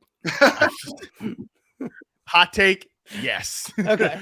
I would actually say, I would go so far as to say he's very good. Oh, all right. Yeah, very aggressive thought there. But no, the Broncos are really difficult because I think, especially from a reception perception standpoint, neither Courtland Sutton or Jerry Jeudy is coming off their best year. I think you can excuse both because of injury, especially with Jeudy, right? Like he has the high ankle sprain in week 1. And, he's at about a 68% success rate versus man coverage last year, which is above average, but not like great, and we think of Jerry Jeudy as this great route runner. And he kind of showed those signs in his rookie season reception perception sample, really up there among the best route runners among that rookie class in 2020. But again, there was a fall off last year. I think you can write off some of that because of the injury. However, I don't think he's played up to his potential through either of his first 2 seasons. Even as a rookie, there were some really good signs there, but not a complete profile to the point where heading into last season, I was still kind of like, okay, yeah, I think Jerry Jeudy is really good, but I don't think he showed the signs even as a rookie that he would be like a great receiver. But I'm still holding out hope that could certainly happen. Obviously, most of the noise coming out of Broncos camp right now is that Courtland Sutton's the main guy. Like Courtland Sutton is the favorite target of Russell Wilson, but I don't think Courtland Sutton played all that well from an individual perspective. I know, again, like terrible quarterbacks, not a great offensive environment, but the whole goal of reception perception is to show like how these guys perform isolated from their surrounding variables. And I think when you look at Sutton in that perspective, his 2019 season was really, really, really promising. Last year, not as much. But again, can you write that off to being his first year back from an ACL? This is actually something I want to post on the website here in the next couple of weeks. We do see over the course of, this is the fun part about having, data since 2014. We do see guys in their first year coming off an ACL, that first year back, typically have lower success rates across the board against man zone press coverage than we're used to in RP. So I go back and forth on like a daily, weekly basis on which one of these guys I prefer, Jeudy or Sutton. And it's complicated by the fact that they're, not coming off their best seasons. Then Tim Patrick, I think he's a pretty decent player. I don't think he will. I would be surprised if they're all 3 healthy, if Patrick eclipses either one of those 2 guys. But I do think he'll be just good enough to kind of complicate the picture. And I would actually like to see, them use Tim Patrick as like a big slot receiver and let Jeudy play more on the perimeter. That's what I would like to see. And that's not really what we've seen over the last couple of years. Yeah. And I've always been the Courtland Sutton guy since he's come in the league. I always say, to me, he's the guy who could legitimately be the best wide receiver in the league. That's just my feelings. I'm not as smart as Matt. I don't dig into these things like Matt, I don't have that kind of time. And I don't get paid to do it. Unfortunately, I wish I could. Nobody likes me that much. But yeah. So on the flip side, the quarterback that left the Broncos is now in Seattle. We have a couple of wide receivers over there in Tyler Lockett and DK Metcalf that Dynasty owners might have wanted to unload at this point. But for those that kept them or may draft them in the SFB, Matt, what is the forecast out in Seattle this year? Rainy. I mean, rainy. And in both senses of the word, it will certainly be raining in Seattle. And I feel like this is just a rainy situation for fantasy managers. And it's so difficult because I think this is still one of the best wide receiver duos in the NFL. I was talking about this the other day, like Lockett and DK are still both great players. And I think Lockett is still one of the most underrated wide receivers in the NFL. Is coming off a great year from an individual perspective. And it is kind of crazy that there's still this huge gap in ADP between Lockett and Metcalf, but that's never really how it's shaken out over the last couple of years when those 2 guys have both been healthy. From a usage perspective, I think there's, maybe you could lean more towards DK Metcalf, but then again, in the super small sample size where we saw Geno Smith start games for this team, Lockett actually had a higher target share, had the better usage overall. So I think this group is going to be tough. I probably would take the Lockett discount just because it is so extreme compared to Metcalf, but I'm not excited to draft wide receivers on like a Drew Lock, Geno Smith team. I mean, that's like, it's not a serious operation. It's just not like it's an unserious quarterback situation to go into the year with. One of those guys is going to be a starting quarterback. They're both going to be a starting quarterback. Yeah. Probably. It's like They're both like, what are we doing here? I mean, I know that like Lockett is one of the best deep ball trackers in the NFL. He's gonna have to like earn that title again this year because it's gonna be much more difficult than it has been in years past. All right, get somebody who has faith in Noah Fant, since he's going over there with Have fun. I don't know. All right, Matt, I got to ask you about Fantasy Cares Eliminators, which you've always been a huge supporter of. And this year we ran into a situation where Matt wasn't making his pick, which is rare. Matt's usually really on top of it. I messaged him and he's like, oh, thanks. He made the pick real fast. And then later that night, he tweets out a picture that he got married. Matt, were you legitimately drafting on your wedding day? I mean, like, you guys have both been married before. I don't know if you share the sentiment, but I got up that morning at 7 a.m. Pacific to walk I walked my wife over to we spent the night together before the wedding. Who cares about all those stupid traditions and stuff, whatever. Someone asked, like, are you guys going to spend the night alone? And she was like, no, definitely not. He's not going anywhere. Right. But yeah, so I dropped her off at like the bridal get ready room that morning. And that was like 7 a.m. And then I look at like the freaking wedding planner calendar. It's like, I don't need to be anywhere until 2 p.m. So now all I have to do is sit here from like 7 in the morning and try not to like get too hammered before the ceremony, right? Because there's nothing else to do except sit around. So, John, I was like, welcome for even just for like a 15-second, like popping on my fantasy league and drafting like whoever I drafted or whatever. I think it was Cooper Kupp, actually. I drafted I was welcome for the distraction. Like, that's fine. Like, I had nothing else to do other than sit there and like have a little bit of stress going throughout the day. So that was a welcome distraction, my friend. I could not believe that. And, when I saw that, I'm like, oh my God, I feel so bad. I straight up messaged him that he was on the clock and it's his wedding day. It's not like it wasn't like anybody, but yeah, but yeah, right. It was like, I'm not going to put that, I don't know. It's not that like public about it or whatever, but it wasn't as if you like made that, like you sent me that message and I was like, stop the ceremony. Hang on. That would have been extremely impressive. Yeah, that would have been like an all-time fantasy move and might not have made it to the end of the reception. Yeah, that might have been the end of something. Yeah, right. Stop the first dance for a moment. I have to make this pick. Yeah. Matt, what are you doing? I'm getting that Tyler Lockett discount. Yeah. Hey, this is work. I'm still on the clock. She has to have known what she was getting into, though. I mean, oh yeah. I mean, and a shout out to her. There's no better person that could have been equipped to like. No, I mean, nobody should have to deal with this, but like, I'm one of the few lunatics that like. Yeah, I work in football full time, so obviously, August really to February is it's packed full of work. It's a weird schedule, obviously, working on Sundays, that whole thing. I'm the only one of the few lunatics who's like, you know what I should do? I should come up with something where I ruin my life from March to July, right? Like I should spend all hours of the day charting wide receivers for people. Yeah, so God bless her. She's a patient woman. Yeah, it seems like it's working out all right. It's working great. Yeah, you guys both always seem very happy. I like I said, old friends in the community, people we've seen around the ways. I'm older than a lot of the people that come on, so I feel like I watch some of you guys grow a little bit, which is awesome. My kids, Matt, we talked earlier, John and I, about our kids. John's got a teenager now and two that are like just preteen.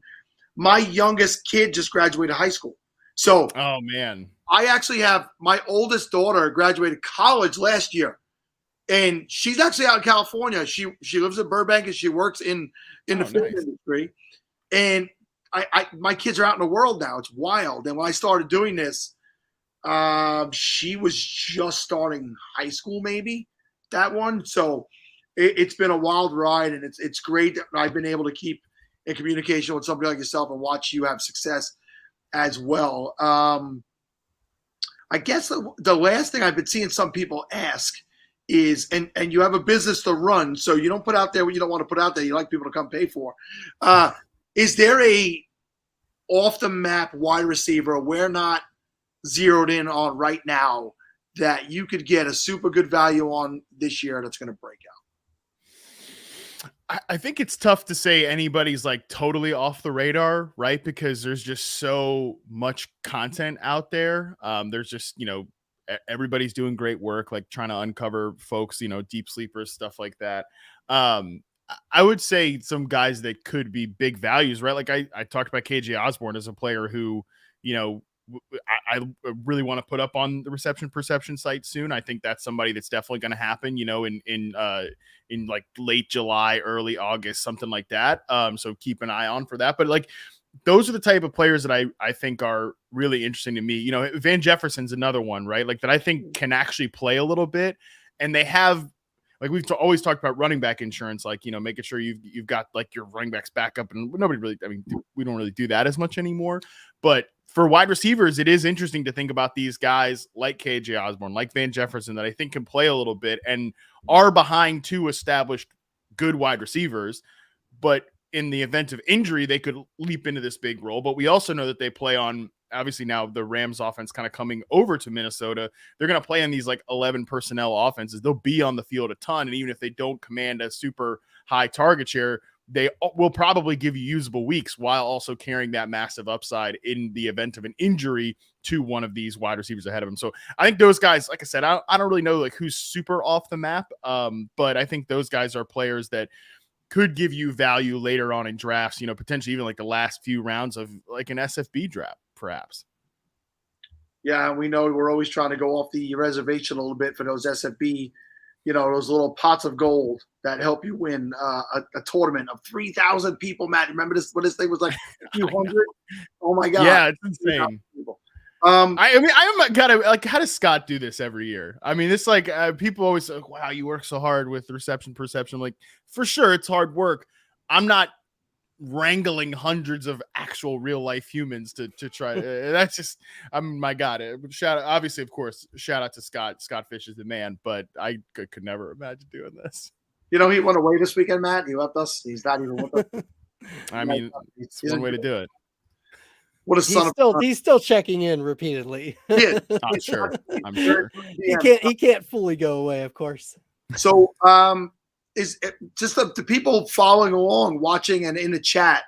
Is there anybody here that is registered for the SFB 12 that is not in the league? If you are, raise your hand, because we have spots to give away today, and we want to give it to someone who is here watching us, supporting us, contributing. So if you're in a chat and you have not yet been selected for SFB 12 and you have registered, please let us know. John, any parting words for Matt Harmon before he goes? No, nothing. Just thanks for all the support you've always given me and given Sal. Like Sal said when he brought you in, you jumped on both of our podcasts early on, back a long time ago, and that was appreciated then. And you've always been a huge supporter, so I appreciate that. And it has been awesome to watch you blow up in the fantasy football industry. It's pretty cool. No, I appreciate you guys, man. I remember being on both of your shows way, way, way back in the day. I mean, it feels like way back in the day. And it's probably like 2016, 2015, something like that. But yeah, man, it's been awesome. I love being a part of the community. I love getting to know both guys like you and everybody else out there. It's so much fun. We're all very, very lucky, I think, to be a part of this. And I feel like Scott Fishbowl reminds us every year more and more how cool and connected this group can be. Awesome. Thanks again, Matt, for taking your time. I know it's a busy time of year for you, and best of luck to you and a happy and healthy marriage, and a good luck in this season coming up. Appreciate you guys. Thanks so much for having me, and good luck to everybody out there. All right. Thank you, Matt. Bye. All right, John. Somebody wants you to stop watching West Wing. Reflection in your glasses. It's Fortnite in the background. That's not West Wing. Come on now. So I'm not in yet. Just hoping you do. Would love to be. I'm registered for SFB. Okay. So Nate Ledwith. What's your Twitter handle? Let me know. Give us your Twitter handle, and John Bosch and Ryan McDowell will get you placed in SFB 12. And hold on. Keep watching. We'll give away more coming up. I'm going to give away one more right now. One more right now. All And right. that is going to be to Stephen Fressa. If you are registered, please make sure you're registered, because if we go searching, it's going to be a big pain in the ass. We won't be able to get you in. Stephen All right. Fressa, Nate, I have queued you up. get us your Twitter handle. Stephen Fressa. I think he's S Fressa at 15, if I remember. Okay. I recognize that name. Played Satellite in the past. Also queued up. Congratulations, both of you. Perfect. And like John said, we have more to give away. Don't be disgruntled right now, please. Mr. Mole, stay with us. All the people that are in the chat, stay with us. Scott has given me a handful of these to give away today, and we want to give them away to people that are here supporting this event today. So I'll ask again, please retweet the links. Please retweet the donation, the contribution link, the link to watch. Stay with us all day. We have some amazing guests that'll be joining us throughout the day. We're waiting on one right now. We'll see if he gets in here. So I guess while we're waiting for that, I should get to some of these here reads. Hold on. What is Ryan saying in the chat? Is that you two guys talking? Yeah, you're set. You're all right. We're talking about the Orlando draft. We're good. You guys have to understand, I got the computer going, the iPad going, You do your reads. this phone going, and we're running the show. We're not a big budget show. So that's what we're doing. So, man, 3 hours. Are we 3 hours in already? We are 3 hours in. That's amazing. All right. As we're waiting for our 11 o'clock guest to show up, he will be brought to you by campus2canton.com, a website focused on all things college fantasy, including Dynasty, Devy, college fantasy, and Campus to Canton leagues. Campus to Canton is the fastest growing format in fantasy, where your teams have college and NFL lineups, and as college players enter the NFL, they join your NFL roster. Visit campus2canton.com as their team of experts bring you articles, podcasts, cutting-edge tools, exclusive ADP, industry-leading draft guides for Devy, college football, freshman supplemental drafts, and the deepest set of college rankings anywhere. Check out campus2canton.com today. Okay. And also, it is sponsored by the Dynasty Rewind, a fantasy football podcast that entertains and informs listeners with the best rookie breakdowns in the industry. The Dynasty Rewind team of at Nate NFL, Nate Christian, at Chev Boy RD, Chevin Noon, and at FF Porkman, Philip Simmons, and at Rewind CEO, Michael Bauer, will help your Dynasty and Devy teams with a touch of humor, humility, and above all, honesty. If you like winning, find the Dynasty Rewind across all major podcast networks, and you can do it in style with the comfiest shirts in fantasy. Enter the Dynasty Rewind podcast today, or I should say, enjoy the Dynasty Rewind podcast today. And remember, be kind, please rewind. And both of those sponsors are return sponsors, have helped us in the past and have sponsored things in the past. John, if you have anything you can throw out there right now while I try to find out where our guest is, that would be awesome. Now, I think it's probably a good time to remind people that how they can support SFB and Fantasy Cares. So there's lots of ways. The main way that we're doing it today is through scottfishbowl.com/give. What that's going to do, it's going to take you to a league safe site. So you will have to create a league safe account, but that's really quick and easy to do. And you can contribute money into that fund. Basically, we're collecting everything on this league safe site, and then we'll pull it out and we'll split it up, and I'll go shopping with it all over the country. Sal shops in New York, Scott shops in Minnesota, Ryan shops in Louisville, I shop in Cincinnati, Heath shops down in South Florida, Matt Price shops out in San Diego. I know we've got other, Bob shopped a little bit in Boston last year. We've got people all over the country. So we go shopping everywhere, buy toys everywhere, but we're trying to get all the money funneling into this one league safe site instead of having it in so many different areas where we've had it in the past, trying to get it all in one. So scottfishbowl.com/give. It'll link you directly into the league safe where we're trying to collect all the money. So if you've already put money in there, it might say paid in full. Guess what? You can give again. The site is designed to continue to take money. They will always take money, of course. So if it already says you've joined and you've paid in full, and you want to drop another $10 in there, type in $10 and hit submit. It'll go right through. So just go contribute to that. ScottFishbowl.com/give. Other ways, if you're in SFB and you want an Avy, go to SFBAvymakers.com and order yourself a Twitter Avy. They do great work out there. Awesome designers. You can buy shirts from RotoWear. They still have some left for sale, even after their pre-order. And then also ffpodshirts.storeenvy.com. We've got all kinds of shirts on there as well, and stickers. I think there's some hoodies too. There's a zip hoodie and a regular hoodie. All kinds of merchandise. Go buy all that, support it all, get a little something. It's fun to wear the SFB merchandise out and about. I love wearing it. I love when I see friends wearing it. I'm still yet to see an SFB shirt in the wild. My wife did. She actually saw somebody wearing an SFB shirt and like took a picture of the guy and sent it to me. But I did not get over there quick enough because I was like, I wonder who this is. I want to know. Somebody I did not know was wearing an SFB shirt at Kings Island one day. And like, that's all I want to do. I want to run into somebody else wearing SFB shirts. People ask me all the time what it is. It's a great chance to kind of spread the message that if you're wearing it and they ask you, well, what's SFB? Because if you notice, a lot of these shirts kind of have a play on some other shirts. So, it catches people's eyes. All right. Looks like we got our guest here, Sal. Yeah, yes. Our guest is with us now. And let's just bring him right in.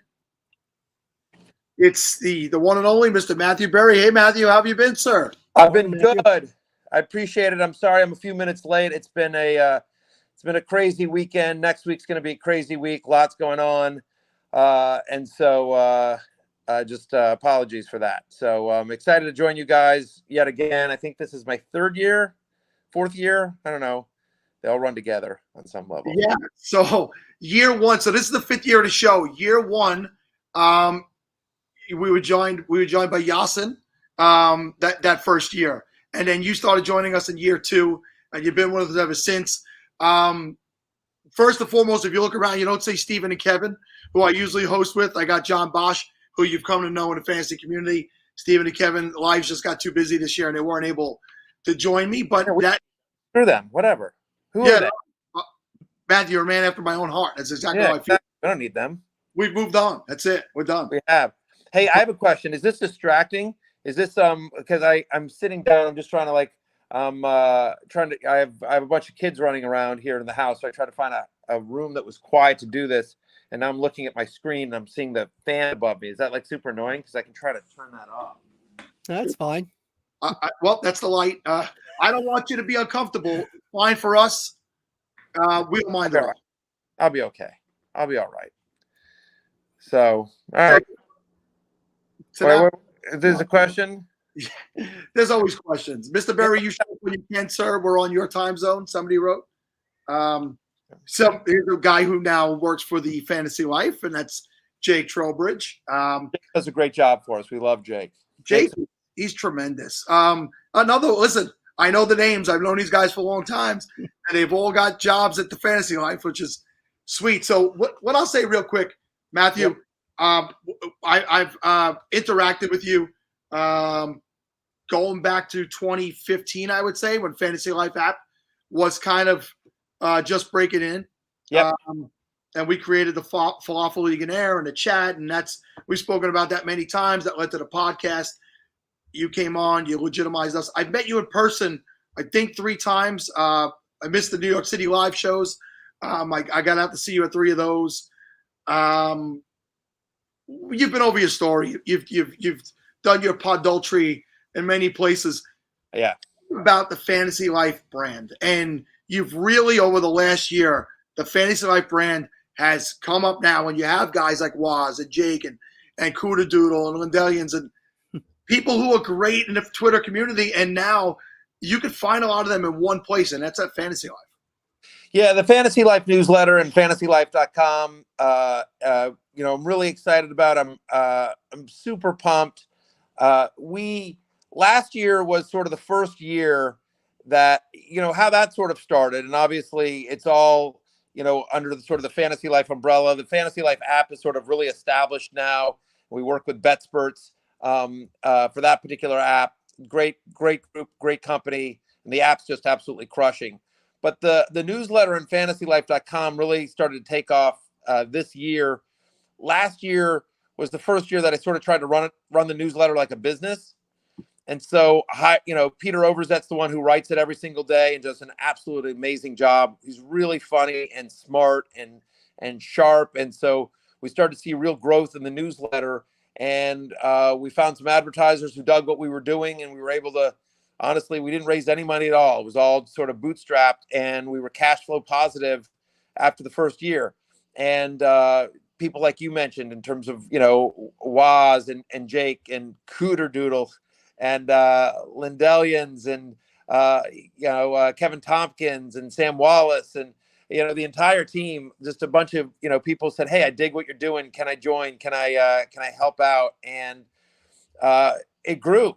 It's really grown. And I think we're over 400,000 people on the newsletter now.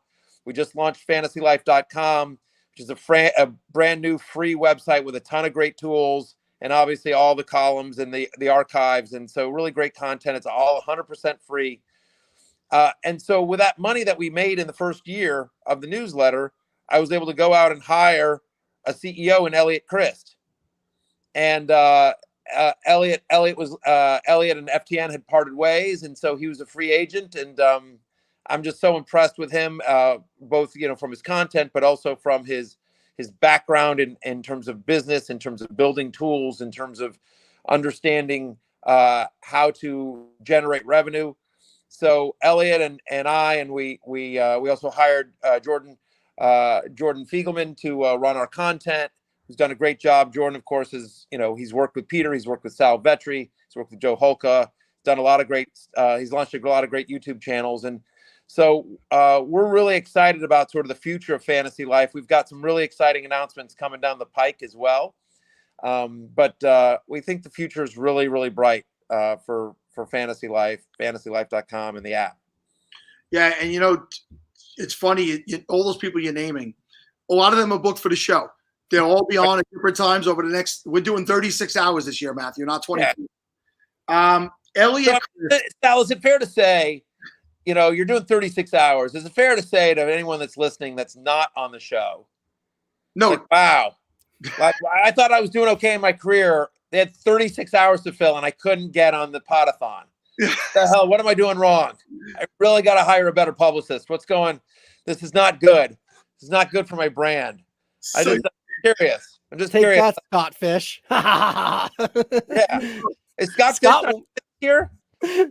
He went away. He went away. On a family vacation this weekend. Whatever. It's Scott Fish. Pretends like he has nothing. Nothing to do. I'm not. Has anyone ever seen Scott Fish in person? I think Scott Fishbowl is just some corporation that's just it up. He does resemble a crash test dummy. It could be him, yeah. Could be a dummy the whole time. But, Elliot, I want to say about Elliot, and the same. Matt Harmon was on right before you. Matt Harmon. Matt, when he first came on with us in 2016, I said it to him then. I knew this guy was just different and would elevate. When Elliot Christ first came on with us and he was doing his college football, he was doing it himself, his 30-minute pieces on the guys coming out. I said to him on the show, Elliot, I don't expect for you to be a free agent in a year and be in the same spot. And, man, that guy is smart. He's good. He also just got married. We just talked about Matt Harmon getting married. I love seeing that, Matt and Matthew. I'm an older guy like yourself. So watching these younger guys that are coming up and really elevate, and for you to have a platform now to put a lot of them to work, men and women, I should say, is phenomenal. And I look forward to talking to Elliot tomorrow. He always makes me feel less smart because of how intelligent he is. Well, I appreciate that. And, that's really important to me. When I started out in my career, Rick Wolf, Roto World, Matthew Pouliot, they gave me a shot. They gave me a shot. And, and as I was coming up sort of in the ranks, other people would promote my work. Other people would be supportive, would give me advice. behind the scenes. And so I think it's, I'm a big believer in pay it forward. And so, now that I have this opportunity, I have the platform that I do, it's important for me to, we just talked about a lot of the contributors to Fantasy Life. And, and I say this with no disrespect, but, a lot of them were not, shall we say, household names, right? And, we're well known within the Twitter fantasy football community, but that can be somewhat niche sometimes. And so, but I was impressed with all of them. All of them bring something different to the table. And all of them, I think, fit sort of my ethos, which is smart and entertaining fantasy and betting advice where we take the advice seriously, but we don't take ourselves seriously. And so all of them approach it with a kind of a different point of view and a funny point of view. And so, that's what I gravitate towards. That's the kind of content I enjoy. That's the kind of content I try to put out myself. And so it's important to me to find a diverse range of voices to give a platform and an opportunity to not just younger analysts, but inexperienced analysts. Because I love Waz, but Waz is, I think Waz kissed his 20s goodbye a little while ago. You know what I mean? Right. So it's, diversity doesn't just mean one specific thing. Diversity means a wider range of people from all walks of life, all points of view. And so, yes, it's important for me to give opportunities to men and women of all backgrounds, of all ages, of all points of view. And so, and listen, we, there's two other people that I want to mention as long as we're giving shout outs. First off, Lawrence Jackson. We had, Lord Don't Lose, but Matthew loses, because we snapped up Lawrence, and he was doing great stuff for us all last year. And then NBC made him a full-time offer. And you're like, and he came to me, he's just like, I love what we're doing here at Fantasy Life. And, I hate to leave you, but, I just got this. And I'm like, dude, it's a full-time job at NBC. Yeah. Shut up, hang up with me, make sure you accept it before it goes away, and then we can talk about it. But, so, I was really, we hated to lose him, but I was thrilled for him. I was really excited about them. And I felt like that was, a proof of concept, right? That, somebody, that we had elevated Lawrence and we'd given him more of a platform, and the people at NBC and Roto World had noticed, and, NBC Sports Edge, and they brought him over. And so, I was proud of that. And we just recently, a couple of weeks ago, hired Kendall Valenzuela away from Pro Football Focus. Sal, I'm just telling you, like what you said about Matt Harmon, what you're saying about Elliot Christ, I'm telling you now, Kendall Valenzuela is a rock star, and people just don't realize it yet. She is a rock star. She'll be on with Sam Holt, another old friend of yours, Sam. Yeah. She'll be on with Sam in the Women's Power Hour at 4 p.m. today. And we love Sam Holt. Sam's doing some illustrations for us on the newsletter. Sam's fantastic. Yeah, I mean, so it's, we really feel, and I mean this with no disrespect to any in the industry, I really love the group we have. I feel really good about sort of going into battle with the team that we have. It seems like we had to expand to 36 hours to include everybody that works at Fantasy Life. Basically, because they're all coming. By the way, we're expanding. We're going to be adding more people. And like I said, I think there's some really exciting announcements around Fantasy Life coming up here in the next few weeks. Well, Matthew, I'm not smart, nor am I entertaining. But, should you ever want to, bring an old guy on board, I'm always interested. You let me know. It's fantastic. It's one of the great things, by the way. There's a lot of great reasons to have Elliot, right? Because he's smart, and he's hardworking, and he's young, and he knows the fantasy space left, right, backwards and forwards. He understands the betting space as well, the DFS space.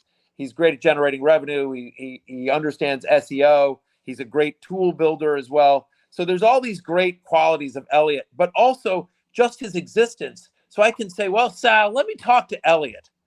And so if I want to turn you down, Sal, and I love you, but if I want to turn you down, I don't have to turn you down. I get to be the good guy. I mean, I love you, Sal. Let me just run it by Elliot.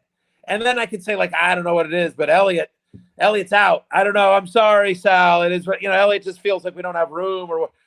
I may not even talk about I may even talk about you with Elliot. It's just, just the existence of Elliot. I can make him the bad guy.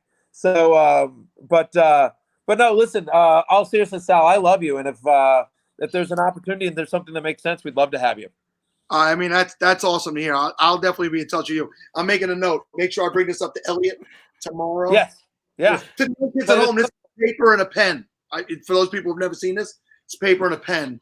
Yeah. I think Elliot's whole 30-minute segment is going to be Sal asking for a job now. Yeah, there you go. Sal's coming in with references. Here's my CV. I'm just going to be sitting in on an interview, aren't I? Yeah. Pretty much. You're like John Bosch. You're like the HR person. I'll be Toby in the interview. Great. Yeah, exactly. You stop in the corner, just taking notes. Make sure Sal and Elliot don't say anything inappropriate to each other. Perfect. So okay, fantasy life. We talked about a lot of that stuff. Let's talk about the bread and butter. Let's talk about ESPN and the podcast that's been the big one in the industry for forever. It's the one that a lot of us aspired to when we decided to plug a mic into our computer and try to replicate what you guys had going on. What's new this year with Field, Stefania, Secret Squirrel, the whole crew? I don't think there's anything new, and there's a few things that I do know that are new, but I can't share them just yet. But I think it will just be, what you know and love. And, I mean, the one thing that's new, and new is not the right way to say it, but I think this is public, so I apologize if it is not. But, Mike Clay signed a multi-year extension with the company recently, and so I think he put that out on Twitter. So I believe that's public, and so that's exciting to know that Mike's great. He does a great job, and so I know he and ESPN are both really happy that he's going to be around for a long time. Scott Fish is checking in. He says, "We heard I asked Elliot for a job, and he said he would love to, but he had to talk to Matthew. I asked Matthew, and he said he had to talk to Elliot." So we've really got the system down. And the truth is, if I'm being honest with you, Sal, the truth of the matter is that we're all puppets. Just Cooter Doodle's running the whole thing. She is. She is. I mean, that woman came on and splashed immediately. Some people have a natural ability, and she has that natural ability. I say this genuinely, with no sarcasm at all. I love her.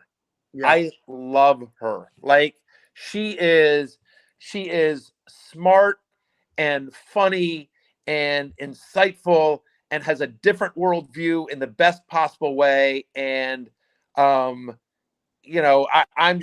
I'm so impressed with her as a person, as an analyst, as a I don't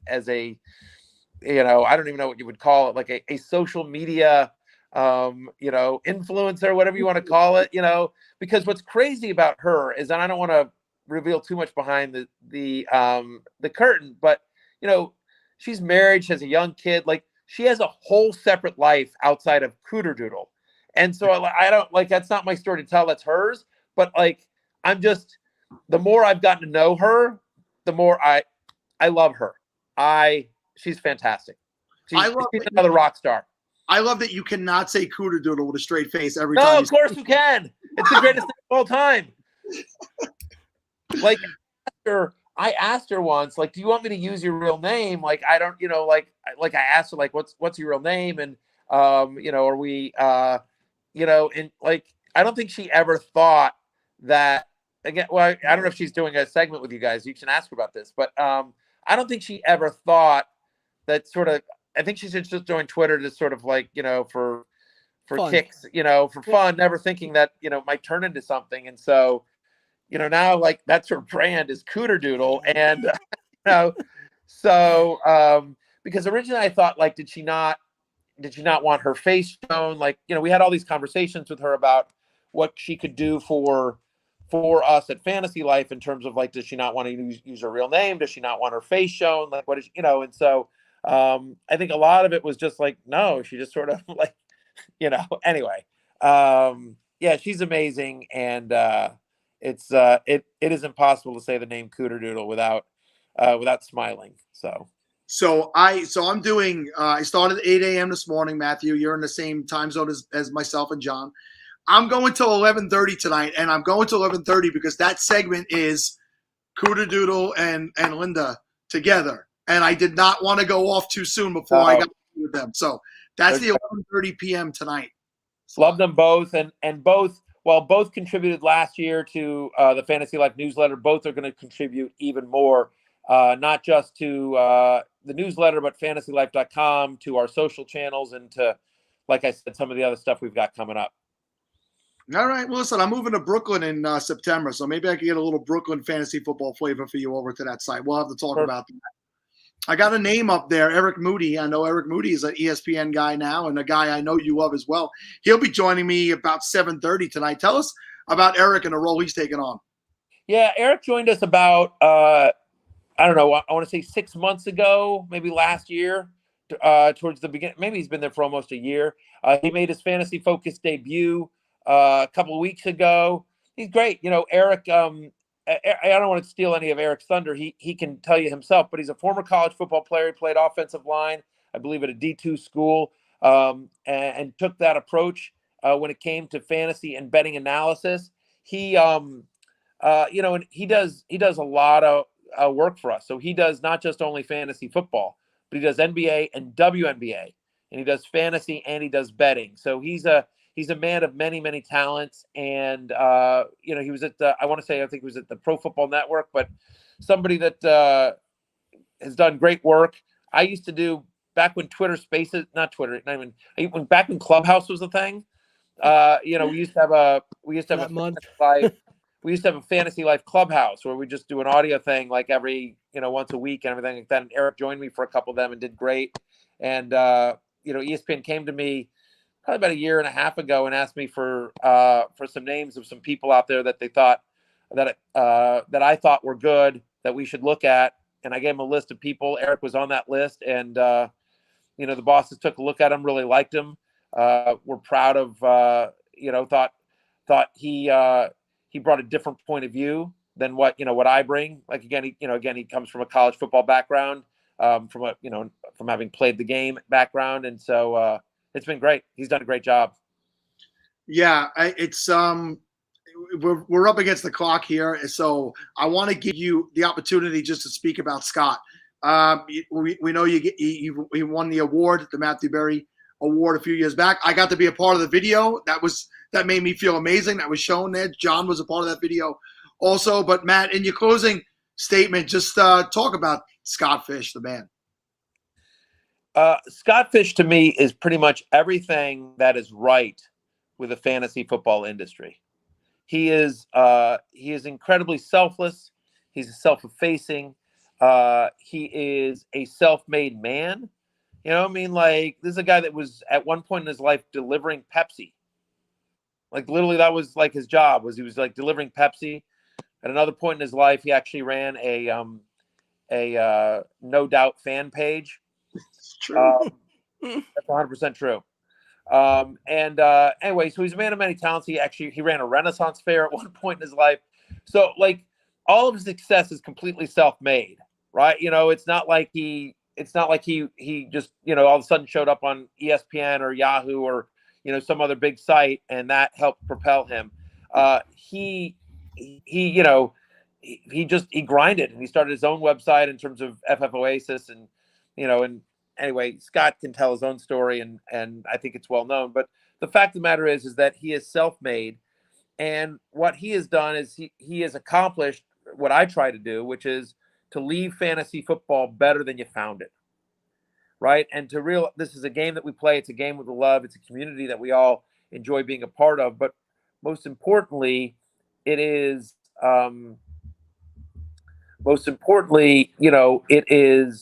he has elevated fantasy football beyond just a game into something that has made a true difference in this world, that has made a true difference for kids in terms of the toys and the charity money that he's raised. It's made a true difference in terms of people coming together and getting through tough times. And, when he won the award, I said, we were in the worldwide pandemic and people were searching for something that was, was normal. We were looking for ways to we're all stuck in our houses and everyone's looking for a way to reach out and connect with somebody. The Scott Fishbowl is that. People are looking for a way to get back to normal, right? And what's more normal than, drafting a fantasy football team? And so, I just, the Scott Fishbowl is an incredible accomplishment, and it grows every year. I think we're up to, it's 3,000 people that are going to enter this year. Yes. But which is unbelievable. And I don't it's not like it's not like there's a website that's just like, oh yeah, just click this button for 3,000 people. Like, it's all hand coded by Scott. It's all like, it's all manually done by him. It's a labor of love. He gets obviously no money at all from it. It is all, he's married. He's got young children. He's got a job that he's got to do. And then he also finds time to run and do all of this and organize this. So like I said, to me, I'm proud to call him a friend. I'm honored to call him a friend. He is what I believe is the best of fantasy football in terms of, fun, great, self-effacing, selfless. By the way, also a smart analyst and a good player and a good content creator. Like, he's just, he's the best. Yeah, and Matthew, to that point, I'm proud and honored to call you a friend. You've helped me along the way, make me feel like a real part of this industry since the moment we interacted. So thank you for always taking the time out of what I know is a busy schedule to be here with us. I don't need to make you feel like anything, Sal. You are a real part of this industry. What you guys do with this, with the Pottathon and everything you do, like, you bring a positive energy as well. Like, stop it. Shut up. Like, don't, I'm going to yell at you. What the fuck are you talking about? You're absolutely a part of this industry. Like, who knows? I got one foot in the grave. Like, I'm out the door soon, sooner than you, brother. So, like, whatever. No, dude. Yeah, 100%. Cool. 100%. Thank you, sir. Appreciate you guys. Again, apologies for missing it by a couple of minutes, and look forward to the rest of the Pottathon. I'm drafting Monday 101 in the Margaritaville division. So excited about that. Best of luck to you this upcoming season, Matthew. Good luck, guys. Thanks. All right, so John, Mr. Buster's going to bow out for a little bit. I have to ask John one favor before he goes. I'll do the reads. I'm going to be on my own for a while. You do the reads while I go visit the bathroom. I will do the reads. Yes, I am going to take a much needed break. I need to take a little nap. I am fading, folks. Sorry about that. All righty. Let's see. We are leading into the 11:30 segment. So this guest is going to be Joe Bond of Fantasy Six-Pack. He is in the waiting room. I can see him down there waiting. This segment is brought to you by Around the Block, a website designed to fulfill all your sports needs. Founder and CEO Ronnie Harder, VP and Director of Content Chris Spooner, and their team of dedicated writers and podcasters are passionate about bringing you next-level content across major professional and college sports. Around the Block focuses on showcasing its contributors' talents and emphasizing audience engagement to give Around the Block community the best experience with the sports they love. Visit atbnetwork.com and follow at ATB_network today to experience your favorite sports all in one place at Around the Block. Also sponsoring this segment is Sugar Wish. Sugar Wish takes gifting to the next level by allowing the recipient to choose their favorite snacks and sweets. Sugar Wish allows you to send a tasty and instant gift via email, text, or social media. You buy the gift and they select from hundreds of mouthwatering candies, cookies, popcorn, snacks, cotton candy, coffee, tea, wine, and even dog treats. Then a beautiful box filled with their yummy choices are delivered straight to their door. Takes the guesswork out of every gift. Everyone is happy. Use promo code SFB good until July 23rd for your $7 off. Follow on social media at Sugar Wish Girl and order at sugarwish.com. Sweet happiness delivered. You're on mute. Always on mute, Sal. Still on mute, Sal. Pressing it. Well, come on. It's not going to be if I don't want you guys to hear me tinkling in the background. Sorry. It's not gonna be good if I'm on mute and you're not here to tell me I'm on mute. So hopefully I don't do that going forward. John, I love you. You're a great friend. You're a great part of this community. I believe I'll see you back here at some point throughout the next day or so. I'll be back in like an hour or two. Right. I need to know that. Don't feel better, my friend. Be well. All right. Thanks for having me on. Joe, enjoy the segment. I apologize. I'm going to miss it. And I think I'm also missing Mike, right? Apologize what I'm going to miss. Oh, but I got you. I brought you back in. Go ahead. Oh, okay. I was just saying goodbye. I was apologizing for all the people I'm going to miss, but I'll be back later. All right. Thanks, Sal. You got it, buddy. All right. So you guys wanted, so I just hit something on my computer that zoomed me way in. I look like I got a giant head now to myself. So I got to zoom out on that. But let me bring in this guy. Oh boy, what did I do? Right? This is what happens when you get old, people. When you get old and you don't understand technology, these things happen. So let me quickly go to Joe. Oh, good. Joe, I'm coming, I promise. So how's everybody doing at home? Good. That's good. I've screwed this up royally. There we go. I got it back. What's up? Joe, I use my Mac like every century, and this is the results of what happened. It's only been 3.5 hours, man. It's going to be a lot longer. You need to figure this out. I'll fill in for John and make sure I tell you when you're on mute. Alex Johnson told me there was no way I washed my hands. Alex, I absolutely wash my hands. That's none of your business, sir. But thank you for pointing that out. So let me introduce Joe. So Joe Bond is the founder of Fantasy Six Pack. Joe, you joined us last year, like middle of the night, right? It was like 1:30. Yeah, that was like 2:30 in the morning. That was a rough. That was a rough 30 minutes. so this year, you think it was a rough 30 minutes? Try doing 24 hours. Yeah. So this year, Mike, as you know, handled the scheduling. So I said, boy, how the hell did this guy get this slot? No, I'm just kidding. I was doing the same thing. I mean, I'm after Matthew Berry, before Mike Wright. I'm like, everybody's going to log off and just be like, I'll be back. It's like 30-minute break. It's cool. Yeah, no, listen, the numbers haven't dropped off that much. I could see them. You're holding strong, but we really didn't think we really didn't dig in yet. So Waz is saying hello. I don't. Why is Waz not on? Waz, did somebody not reach out to you? Why are you not on here? You should be on here with me as well. So, let's talk about what goes on at the Fantasy Six Pack. Let's talk about what's going on in your life and your business, and take it away for a little bit. Yeah, man. So Fantasy Six Pack, right now we're gearing up strong for fantasy football like everybody else. We actually have launched some new membership packages this year.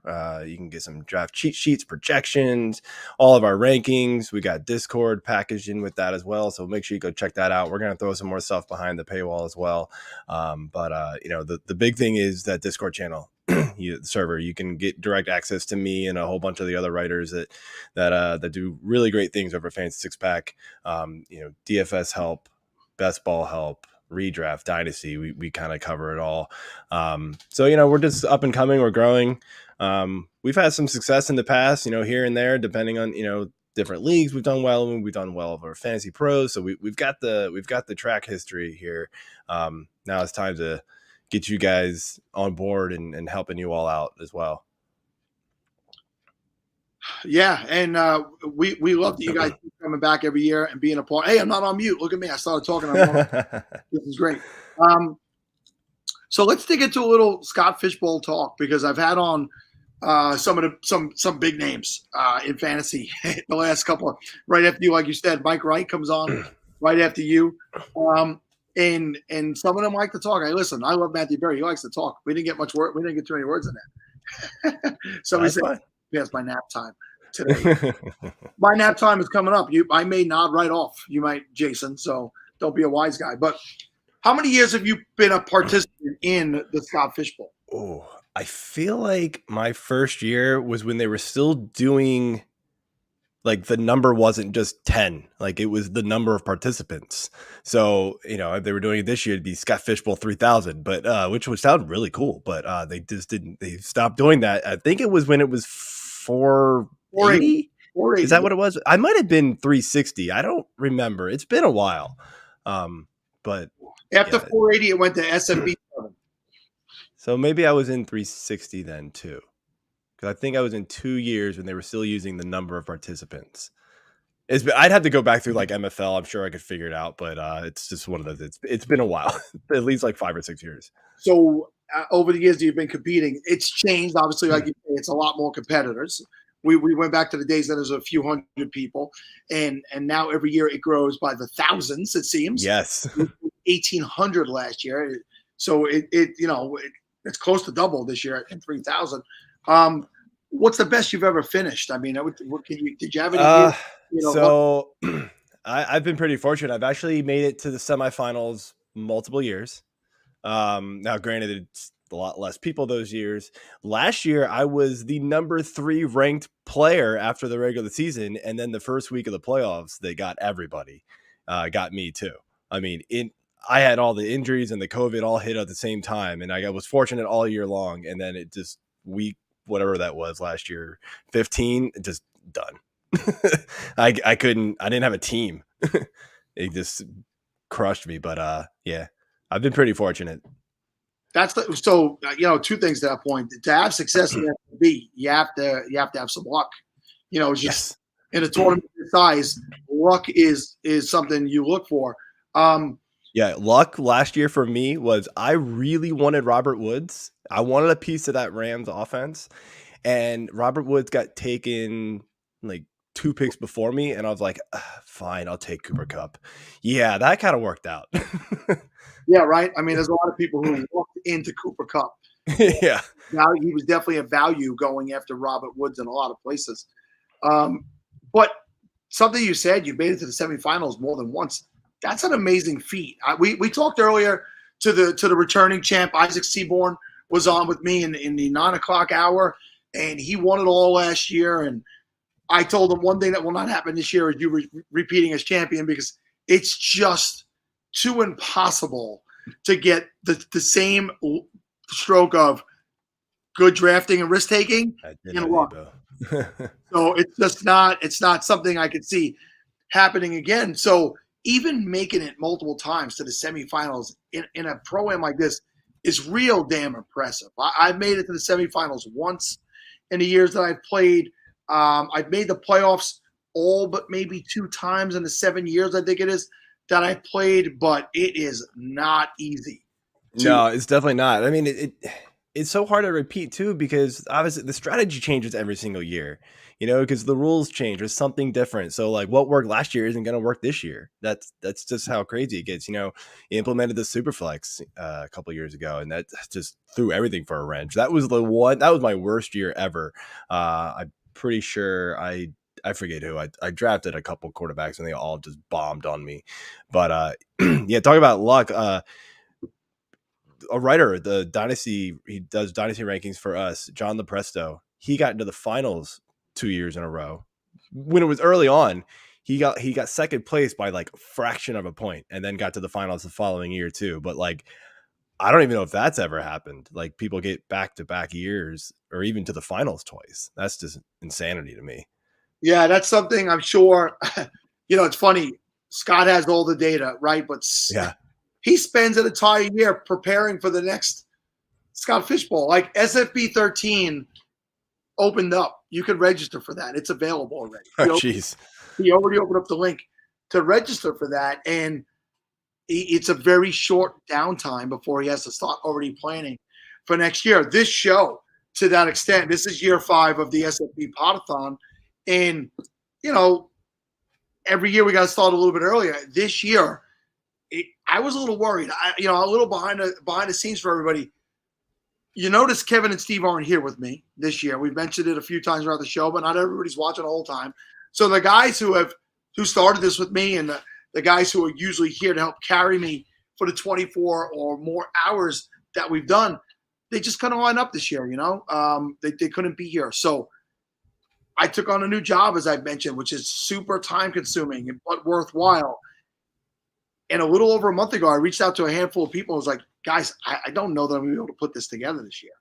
Without hesitation, multiple people stepped up. Well, let me say Bob Gilchrist, Dave Wright, and Mike, Daddy's Home FF. Mike, I know your last name, but for some reason, I'm old and I can't remember it right now. So tell me so I could say it next time. Those three guys have worked their asses off in different capacities to put this together. It would not be done without them. This is not a single person effort. This is not my effort. Yes, this was my idea 5 years ago. Yes, in the past, I have done 90% of it by myself. I don't say that for a pat on the back. I say that because it's the reality, but it makes me feel amazing to know that I built something that other people now want to pick the slack up on to keep going, because the idea of this not being there made people go, whoa, we can't have that. So specifically to those three men and tons of others that have played a role in getting me to where I am today for this show, I can't be thankful enough. What we're bringing you today is a conglomeration of a lot of people's assistance. So, thanks to those guys again. Joe, I went on a tangent. No, you're good, man. Dude, this show's not about me. Come on, we all know that. The show's not about really any of the guests. It's all about you guys doing this, raising the money. That's what it's there for, man. And like I had heard those rumors too that, things were kind of slow rolling this year and everybody got busy. And I was like, oh man, I can't believe it might not happen. And I'm just so glad that like everybody was able to step up and help you, because this is such a great show. And you guys raise a ton of money for all those kids out there, and it's a great thing. Yeah, the way we brought money in the past, and while you bring that up, at the bottom of the screen, scrolling the whole time, it says scottfishbowl.com/give. That's where you could go and contribute this year. We no longer go through other means of collecting the money because it wasn't always the best way to get the money. It didn't work out great for us, so we're going a little bit differently. So this year, our money is combined with the Eliminator money and whoever else has donated to Scott. So the number you're seeing is a conglomeration of everybody. It's been coming in pretty nicely. Still, I would say the last 2 hours since we've gotten rolling, but we need more. We need more people to contribute. Tell your friends. That's it. Yep, write it down somewhere. Mikey Fayella. Oh, Mikey from Boston. We'll call him. How you doing, Mikey from Boston? He's still not going to say your last name. Yeah. So, and Mike will be up there with those Boston guys live drafting, I'm sure. I'll have nothing to do with Boston or any of that stuff. I'm from New York. But yeah, we need you to donate. We need you to contribute. That's the key word, contribute, so we can get toys to kids at Christmas time. So just post it. Get the links out there. Keep sending it out to people. So Joe, tell us about some of the shows over at you have one podcast, or you have multiple podcasts? We've got multiple podcasts. So mine's the Fantasy Six Pack Hour, or short F6P Hour, if you want to call it that. We've got the Wolfpack Fantasy Podcast, Fantasy Football Podcast. Right now they're kind of mixing up between Mondays and Tuesdays. Mine's on Thursday. We've got a baseball one right now, and then we've also got Adam Stark does on our show, and I forget what he called it. The every he's only done like two of them, so I apologize, I don't memorize the name. It's like everybody's fantasy football podcast. Davis, thanks, man. So yeah, and then we've got some other ones. I believe Dave Eddy is going to be doing he's doing it for baseball right now, but he's going to be doing for football as well once the season kicks off, like a DFS show every day. He's going to cover running backs one day, quarterbacks, then receivers, et cetera, and then just kind of go through the strategy for the week. So to help you build a DFS lineup over on those sites for you. So they're really short too. They're like 3 minutes long, so they're easy to digest. Yeah, so we put up something from Pigskin Panic. I don't know his actual name. Did you say it's Davis? Davis, I think. Or wait, maybe that's not him. I don't know. All I know is that similar to another name that I thought it was. He has been retweeting my stuff on Twitter for a gazillion years, man. And I appreciate that guy's support. Man or woman, maybe it's a female. Just so many great people in the industry. People just, even if they're not doing their own work, they're contributing in other ways and reposting people's stuff. And that's why I say, it's Steve. Steve. Okay, cool. Yeah, sorry about that. There's a guy who writes for our site, Davis. It's like Davis Pigskin Picks or something like that, or so like Pigskin Picks. So that's why I thought it was that person. Apologize for that. Quickly reading. You're awesome. You've been a supporter of everything we've done for a long time. Falafel, Funhouse, all that stuff. And that's the reason why I want to have, Joe. You're a pretty well-known guy in the community. I mean, you're not Matthew Berry. You're not Matt. But the reason we do this show and the reason we expanded it this year is to get more of the smaller shows, the smaller companies that need to get their name out there because they're surviving on the Twitter universe and stuff like that. And that's the backbone of the community.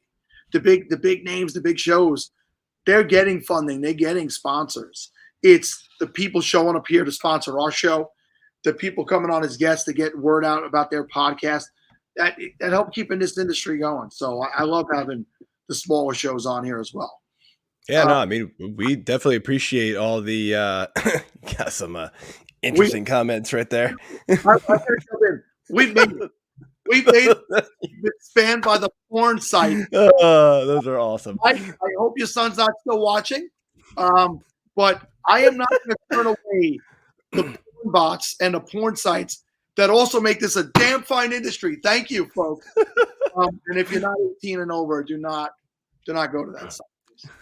So this one's got to be marked as not safe for kids. On YouTube. Yeah, those are always interesting to get on YouTube. It's like, man, how many are those out there? What exactly is overpriced shit in the porn? It's what the hell we waste the time for? It's free. I mean, what's it? Oh, Kevin Tompkins with the quote of the day. SFB. Oh, jeez. So this is Joe. This is what your spot has become. So it's fine. It's better. It's better than last year's for me. Toys for everyone. This has just gone off the rails, and I love it. Wonderful. Oh man. Listen. We're not prude here. We're not prude here. We're all adults. Thank you for giving us a platform for all the different companies. Equal opportunity man over here. Over the years of this show, the 5 years of the show, the chat is as entertaining. I think you froze. Can you hear me talk? I can hear you. All right. So this is the face you're stuck with now. At least you're smiling. And that sheepish grin that I have. Over the years, the chat has been every bit as entertaining as the show. And the chat community have made people interact and learn and grow and created leagues. And I think you're frozen too, Joe. I think I was just not moving. Well, you're not moving on my side. I can tell you. So maybe it's me. I don't know. But my YouTube is still kicking. I don't know. Yes, it is a great freeze face. What happens when you have to bounce because you got to unfreeze your screen and there's nobody else here to help you? Yeah, hold on 1 second. Hold that for 1 second. Oh, I can myself out. Look at that. That's interesting. Oh, it's just me. All right. So apparently I'm running the show now. So no, here we go. Oh, and you're still frozen. Still freezing. Still frozen. Oh my God, this has been one crazy 30 minutes. Joe is still moving for me, Sal. Well, that's your business, Nate. Joe, we're coming towards the end. It's 11:54. Hopefully, I unfreeze shortly. I asked some guys earlier, what year did they get into fantasy football? Can you tell me when you got into fantasy football? So the first time I ever played in a league was 2001, and it was an auto draft league on Yahoo with like a bunch of friends in college. Like we literally had no idea what we were doing, but I got sucked in immediately, and I just started probably caring way too much about the leagues, more so than all my friends. And then just, it was always like a joke with my friends and I, like, oh, you should start up a site and, charge people for advice. And I was kind of like, and I'm pretty sure I had one too many one night, and I was kind of like, sure, I'll make a website. Yeah. And the rest is history. Do you remember who your very first draft pick is? Oh, no, it was auto picked. Yeah, it was an auto pick league. Literally, no. Yeah, it was an auto pick league on Yahoo. Literally just woke up the next morning and was like, oh, there's my team. Cool. I mean, none of us really knew what we were doing with it. So I think I did pretty well, though. I think I ended up getting drafted like Danian Tomlinson or whoever it was that year that like busted out for 30 touchdowns or whatever crazy number it was. And so, I mean, of course, being successful the first year didn't help at all either, but didn't help me not get just sucked into it. But yeah, it's been a while. It has definitely been a long time of me playing. Well, I think what I could say happened here is I clicked on the porn site and now my computer's probably full of viruses. No. That's why I'm frozen. It's a Mac. We're supposed to not be able to get that type of stuff, but this is pretty wild. I don't quite know what I'm going to do to get off of that without leaving the show because there's nobody here as an admin to jump in. So, yeah, good luck with that. You're gonna have to make some phone calls real quick and get somebody else in here. Yeah. So let me. George Reed should start the interviewing going forward with ASL. So I'm jumping in. Joe, tap dance is something to keep them entertained. Oh, geez. Tap dance. Are you leaving? Is that what it is? I'm not leaving. Okay. I was just sending a direct message. Somebody call an adult. This is my friend Josh from work. You can send that in there. It's taking forever. Did it come up on the screen? I can't even see these things anymore. We can see them. Yeah, they're all popping up. They're all making fun of you with you must have dial up. I can problems. read everything. It's pretty funny. Saying I could read everything. I definitely clicked that link from earlier, Drew. Oh my gosh! Don't you know better? You're like my mom. She calls me up like, my computer's frozen. Did you click on a link? Well, I got this email. Oh, Mom, no. Like, now I got to be like, Sal, what do you do, man? It said that my Chase account was hacked. I thought. Oh no! Turns out I don't even have a Chase account. They're asking you to donate money. You're like, oh yeah, I'm on the Pottathon. I got to donate. Joe, I'm going to let you say some parting words as I get ready to read our next sponsors and put on our next guest.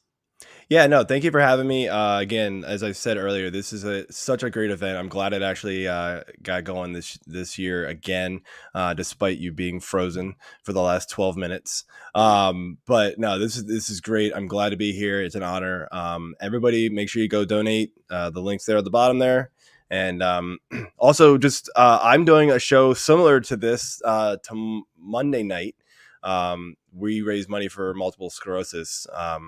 Just wanted to be able to take advantage of everybody being in a giving mood during this time of the year, it feels like, and hopefully raise money for something that unfortunately affects my life personally. So hope you can tune into that and help out as well. But good luck to you, Sal.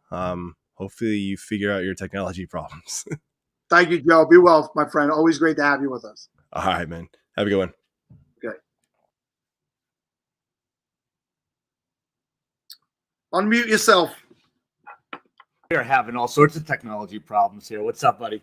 So, are you signed in to Bob's account?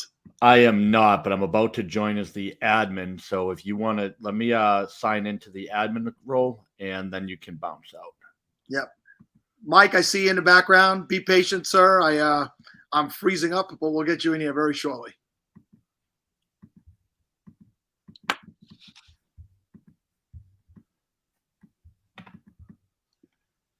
All right. Sal is going to use that freezing screen to take his nap. I've been sleeping the whole time, Kareem. Thank you very much. Sal, did you fall for the Nigerian prince scheme? Twice, actually. It sounded too good to be true, even the second time.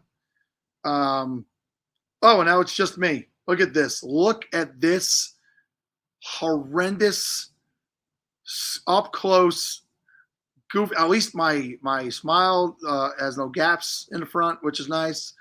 I have a legitimate fantasy football monster in Mike, the FF Hitman, right, waiting in the wings, and you people are looking at this.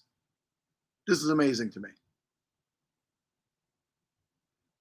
Yes. It's the end of an 80s sitcom.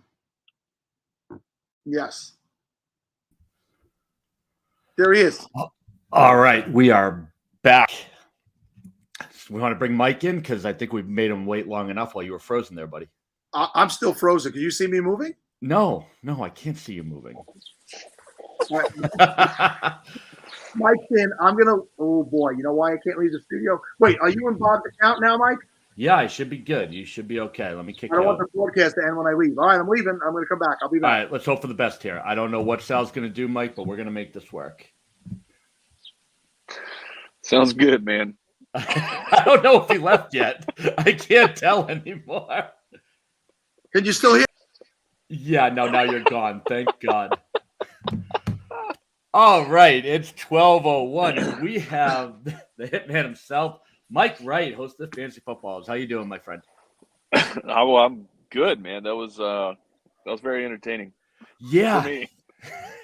Yeah, we're kind of at that point where we're off the rails, which is great because we've made it 4 hours without a complete disaster. I mean, we had a porn bot coming in, but that was about it.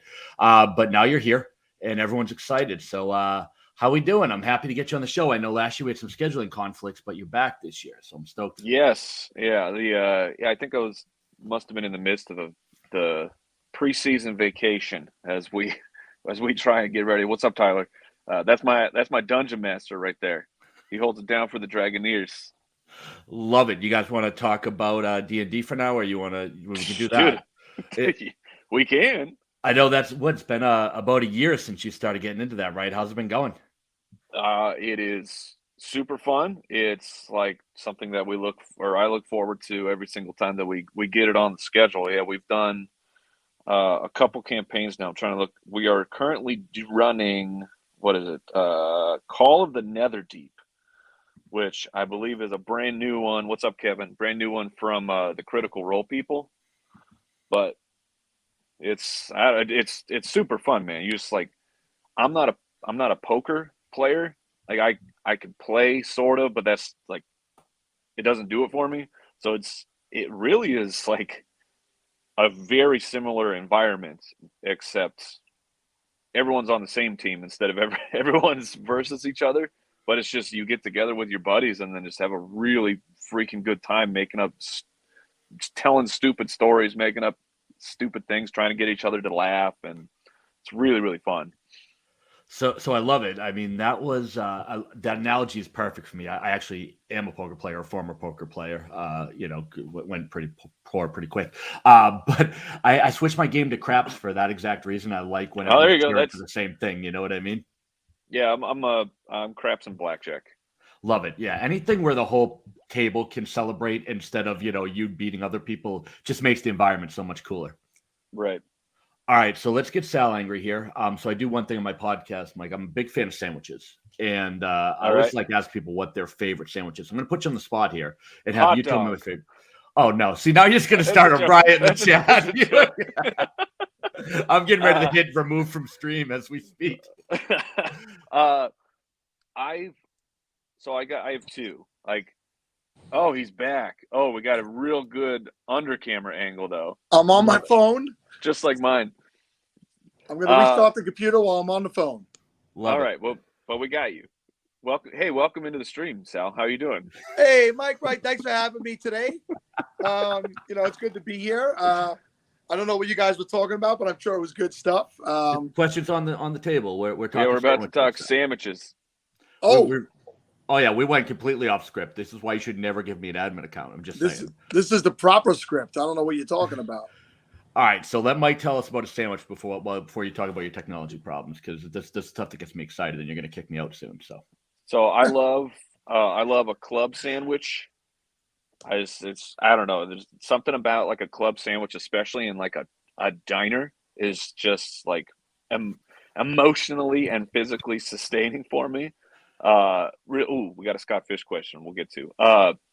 So I love a club sandwich, and then but if like I'm just going after it, I believe it's called a New Yorker, which it's essentially a modified Reuben, where like it's pastrami and then coleslaw instead of the sauerkraut.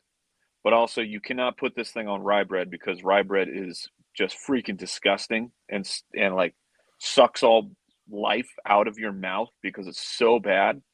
But pastrami, put that coleslaw on there, and then put it on. The breading doesn't really matter at that point because it's pastrami and coleslaw, man. It's super delicious. So we had this place called Miracle Mile. It was a deli. It's kind of, I think they're down to like one, but they had it here, and that was just like an absolute go-to sandwich. But can't get it too many times in a row, or you're gonna stack those LBs real quick. Oh man, so you did something amazing, and you made me actually like a New Yorker, and that's hard for me. So that's an accomplishment. That is great. The only New Yorker that I've heard about on this show that I actually like, which is a big step. Cool. So we do have a Scott Fish question here, and Scott has an adventure league going. So it's a D&D fantasy league. Of course he does. So Scott has every type of league, and he is looking to recruit you, Mike. So I think something you should be hitting Scott up on if you're looking for that. Yeah, I'll have to talk to him. Scott's favorite thing is like, okay, what if it's fantasy football, except like there's no fantasy football, and like the scoring's all messed up. Like, Scott just wants to deconstruct the game. I think he actually hates fantasy football, and so that's why he started the fishbowl. It wasn't to raise money for like a good cause. He's trying to bring the industry down from inside. I love it. I absolutely love it. And Gary here just trying to make people angry with this comment. So here we go. So while we have you here, obviously, I would love to talk sandwiches and D&D for a full half hour. But we've done 7 minutes of that, and I'm fairly certain that we're losing guests at a rapid pace. We are not. People are here. When I'm on a show, people are not here for football takes. They're here for sandwich and Dungeons and Dragons. I love it. All right, so let's do a quick talk about SFB, though. I mean, obviously, so what division are you in, and when is your draft coming up? I am in the Phoenix division, as I would expect to be. Good work, Scott. And when am I drafting? Whenever I get an email. that says I'm drafting, my man. All right. Any idea on draft spot yet? Did you pick one in your preferences? I did not. I roll these things by the seat of the pants. We jump in, we just have a good time, and then wait for the waivers to run in like 4 months from now. Yep. You get that right before the first week, so you have plenty of time to prep for that. That is the perfect strategy. I'll tell you, I did absolutely no prep last year and finally did good in the league for the first time. So I love the strategy. That's the only way to go about it. Just pick the names you like. You just pick the good players and the ones that are going to have a good season, and then you're good at fantasy football. That's the best advice you can give. If they score the most points, I think you win. And if they don't, you're in some trouble. Guaranteed. All right, so I look at this. I'm just going to do this just for fun. I'm going to put Sal in. Oh, Lord. There's 2 Sals. I'm just going to keep messing with the stream and see what we can do. Sal, what is this soap opera filter? Okay. Ready? Oh, there we had to boot him. Had to boot him for the echo. Here we go. Dude, clean your camera. What is going on up there? What's going on? What's the matter? Hold on, Mike. Hold on. My son is sending me a secret message. What does that say? Tell them I got what? Interested in what? Oh, my son wants you to know that he is now in fantasy football. We've done a league 2 years in a row, and we got in the playoffs and then we got smoked, right? Oh, I think we got Jamar Chase, Joe Burrow stacked in the playoffs. Oh, So that was really cool. That was like his introduction to like pain. heartache. Perfect. Yeah. There's more to come, buddy. So just get No, used to it. I've tried to prepare him. I got beat once, and I think I was probably 12 playing with my dad. And Jake Delhomme hit Steve Smith for an 80-yard touchdown, and like the only play that could knock me out of the playoffs with like a minute and a half left. And I'm still angry. So if I ever see Jake Delhomme, I'm gonna kick him right in the shins. So yeah, we're talking 20 years later, still in pain from that. So it never goes away. You always remember. Love it. All right, Sal, you want to ask some questions now that you're actually learning how to do technology? Well, what I'd first like to do is this. We had sponsors for this hour that need to be read, and I wasn't here. Oh, so let's go. I need to read them right now.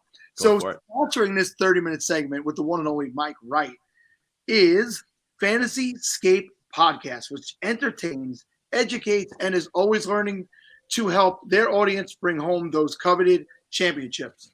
Hosts James, Alex, Nick, and Michael engage with the community in order to design a show to cover the most important topics in Dynasty and the overall fantasy landscape.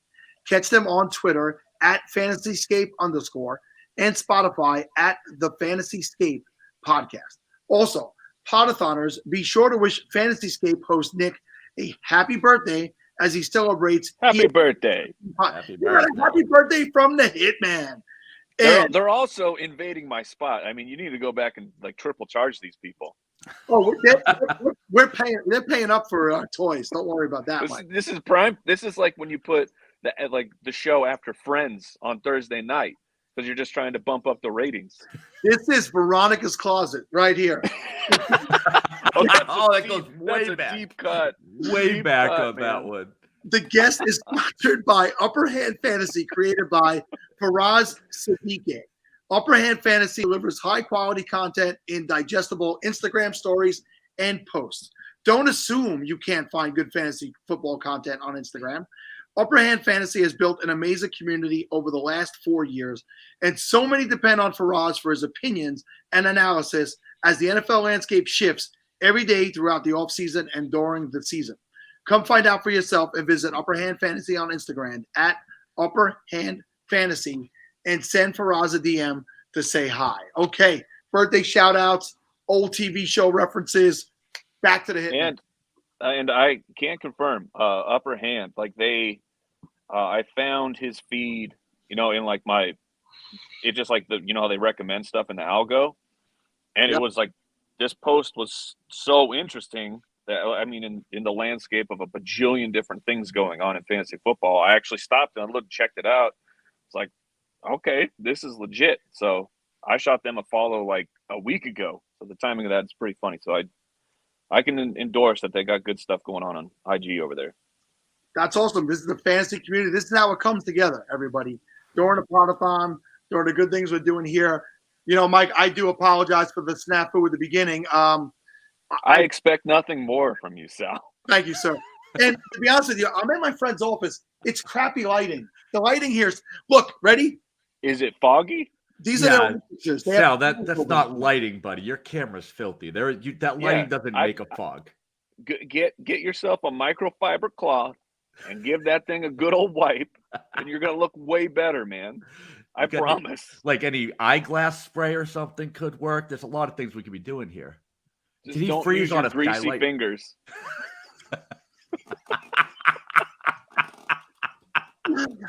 I can't believe it. I should have never clicked on that porn link. I'm telling you. Oh, is that why you were gone for so long? We were wondering. Oh, and now your camera's dirty. I mean, I'm not trying to put two and two together here, but Yes. So think of the children. I said, throughout the show, I had said so many good things about yourself, Matt Harmon, Matthew Berry, all you guys who back when I was first 2016 when we were doing that Falafel House podcast. You remember that delicious name show.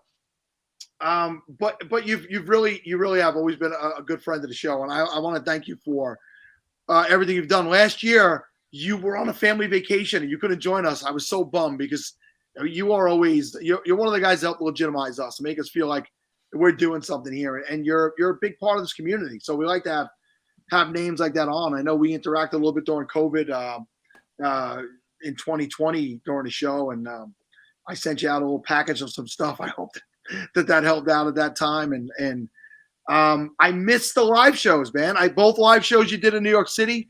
I went to them. I met you guys. We had nice pictures, good hugs. Is there any chance that you guys are coming back to the East Coast to do those shows? I do not know what the plans are. I mean, we did Detroit a few weeks back, which was, I mean, the people of Detroit were fantastic. And then we have LA coming up at the end of July, which that one is, LA is crazy. Like, for all the talk of, it's hard to move tickets in LA because people have so much to do. We've had, I think, this is our second LA show, and those things sell out in like 2 days. So as far as I know, there's no tickets available. I don't know if anything's going to be available later, but anyway, so we're going to LA, and then we have the one in Phoenix next year. I mean, we're kind of percolating the plans. I don't know if East Coast is in the running yet, but there are whispers of like a bigger event, just like one big one in the summer. So we'll see how those plans come together. Cool. Michael drive me, so that's cool. If you see me operate a computer, you'd hate to see me operate a car. So no one's getting behind the wheel with you, Sal. So get this guy in a Tesla, and he's just gonna immediately explode. Yeah, I'm the guy who tried to get the orange to drive the Tesla. You ever see that video where the guy tried to prove that if you put an orange in the steering wheel, yeah, it makes your hand is in contact and it drives the car without your hand in contact. So I'm not saying I had anything to do with that. Okay. I feel bad. I don't know what you guys didn't talk about before I. Just whatever, man. We can repeat whatever. Yeah, we talked just about football, Sal. We took it super serious while you were gone. You know that. How else are we? D&D and sandwiches, man. That's it. You did. Mike, how's the family? Family's growing. Kids are getting older. I mean, time moves quickly. I spoke earlier. My youngest child graduated high school this year. I have no more kids that are young. You said LA. My oldest daughter took a job out in California right out of college. She works in the film industry as a publicist, so she's doing great out there. And are you prepared for how quickly life moves and kids getting older? Well, like, I hope I look as good as you do when I hit what are you, like 72 years old these days? 73, but thank you for being polite. Okay, yeah. I mean, looking really good for 73. So I have a teenager in the house. My oldest daughter, she just hello, fellow young kids. Full Steve Buscemi on that one. So I have a teenager in the house. Then my middle is 11 and my youngest is 8. So it's pretty crazy when you like stop and you're like, oh, okay, there's no more babies in the house. They are like, they're big kids about to be young adults. Yeah, it moves quickly, and Mike, you yourself, I just I thought it would be a good time for you to reminisce about the kids getting older and. I mean, look at this thing, man. When I started the show, this thing did not look this peppered and gray. Oh, dude, you're like aspiring for what I want. I literally have nothing but. You can't even tell it's a beard because my white skin and my white beard look the same color. You're like beard goals there, buddy. And Jason's would look the same, but he dyes his beard. Well, that's right now. Oh, that's out there. Oh, insider info. We are clipping that. We're clipping that and putting it out there on the Twitterverse. Him and Owl are in team club dye the beard, and we give him crap all the time for it. So, where are we at with? Have you guys released the UDK already this year? Sal, don't do this to me. It comes out every single year on June 1st. June 1st, right? I'm an idiot. You're right. I know it's June 1st. Even Matt Harmon said it was June 1st when he was on like an hour ago. So, you lost Harmon. I know he backstabbed you guys. He went out on his own. So he big timed us, and he's got his own thing going. Looks like they're having tremendous success over there. yeah, I know Matt's a longtime friend of you guys as well. What is there anything that that took the place of Matt this year, or anything new to different we look for in the UDK? So the focus this year was tightening up, the app, and just kind of making everything more unified between the app and the web version as much as we possibly can. It's very difficult to get some of these like gigantic chart tools into an actual consumable app form. And then we thank you, Cute Hertz. I appreciate that. And this year we focused on also our cheat sheets, because we know there's, as much as people like to use the app, there's still a ton of people that are just the old analog. That's old gray hairs, the analog people in the digital world, that we want the piece of paper. So we set it up so that you can customize the cheat sheet in, unbelievable ways of like, do I want, just anything from as small as ADP, age, the markings that we let you highlight certain players, our breakouts, our busts, all of those different things. So like, it's pretty wild when you get into the cheat sheet customizer, and then there's like a live preview on the web, so you can see what it's going to look like, but you don't just have to keep printing and go, okay, I don't like this one. So that was a big focus for us this year, and our as well as our the way that we're handling the auction stuff. So that got a huge upgrade on the back end. We're getting requests for a preloaded SFB scoring setup in the UDK. Well, the problem is Scott changes it every 5 seconds, so I don't know that we can keep up with it. I was actually hoping for quad size. That's the only thing I care about. So if I could get them ranked by size of quads, that would help me a ton. Well, what do we got? Like 3 dudes? Yeah, so I'm thinking AJ Dillon, and then Dillon, Saquon, and then Nick Chubb's probably in there. Yeah, I think he looked pretty good. Yeah, the opposite Someone of what we've snap seen us from those Melvin Gordon. thighs. We need a paparazzi on Nick Chubb. Nick Chubb's thighs. And don't ever show Melvin Gordon's. I saw that picture once. The man's got chicken legs. Yeah, he's got, look, as one who is in the small calf club, look, dude, there's nothing I could do. They are this size, no matter how strong or weak they are. This is the size they are going to be for the rest of my life. I don't remember in the picture if his quads were looking small, but he just, like, some guys we got small calves, man. What are you going to do about it?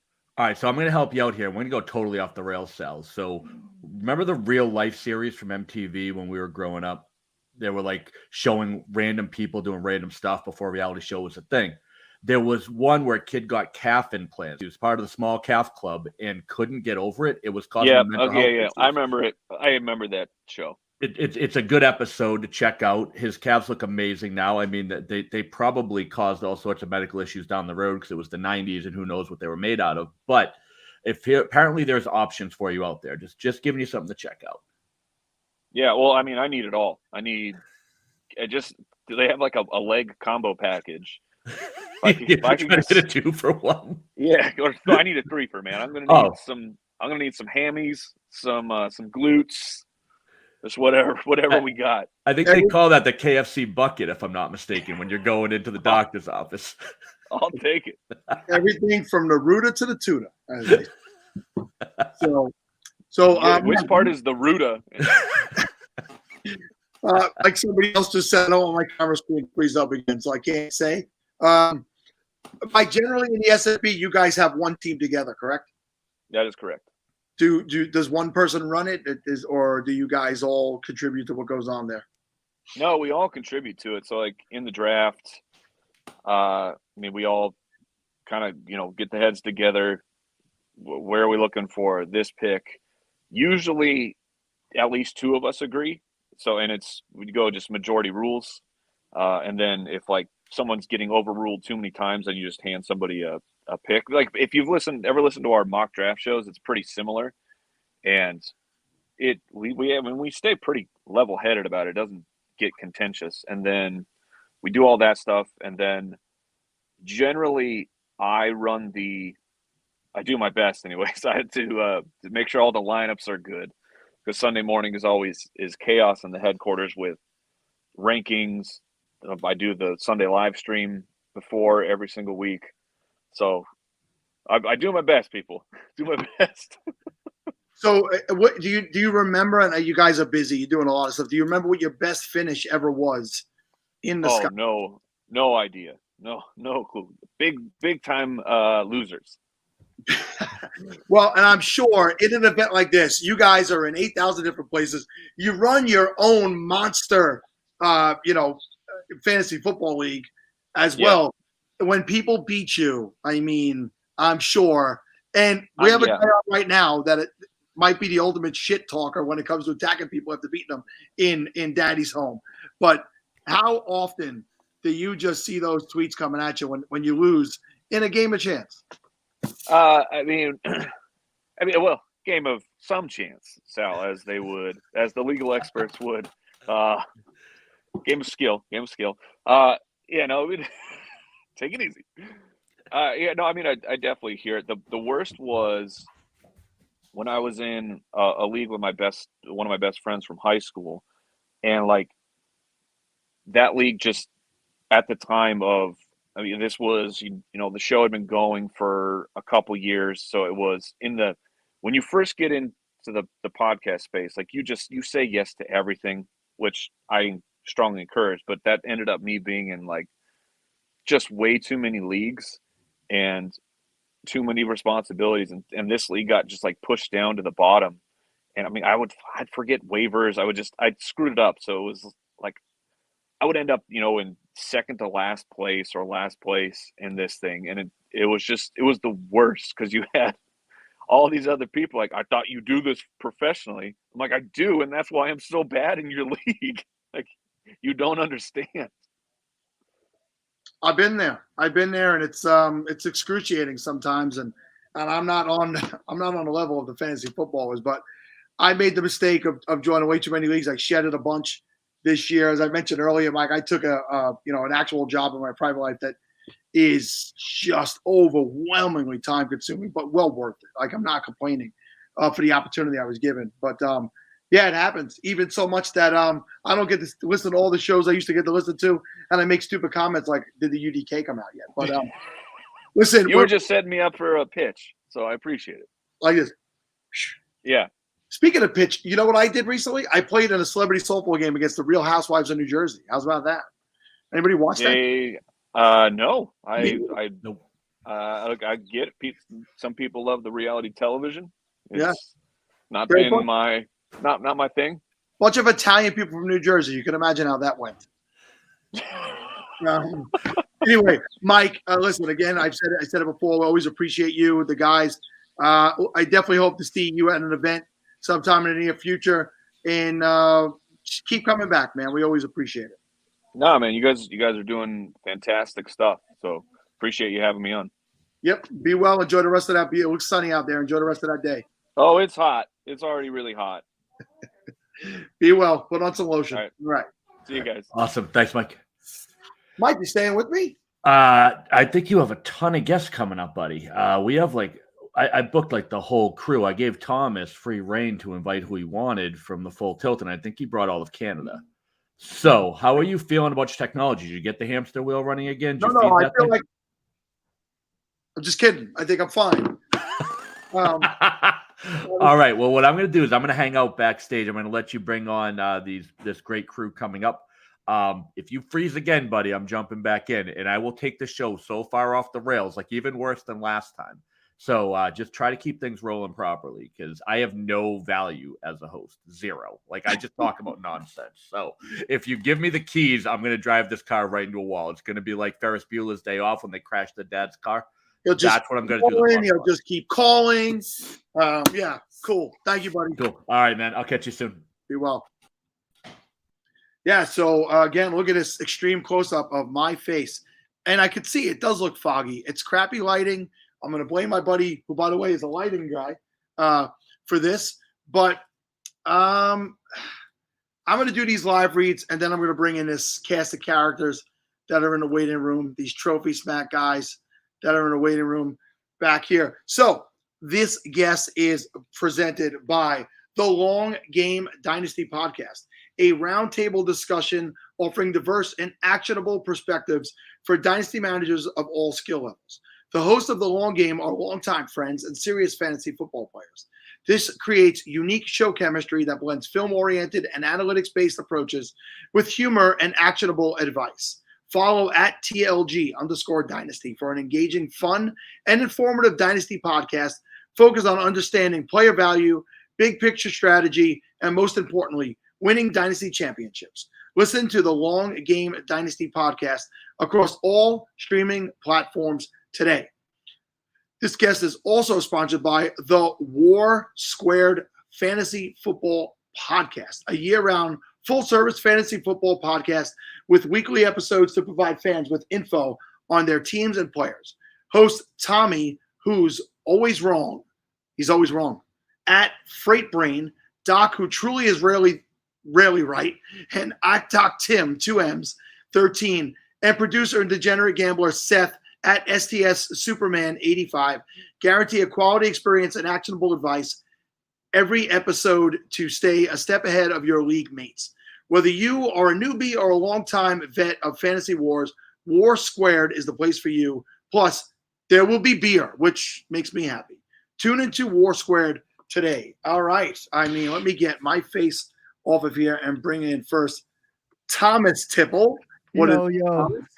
Let me scan down here and get Lucas on here.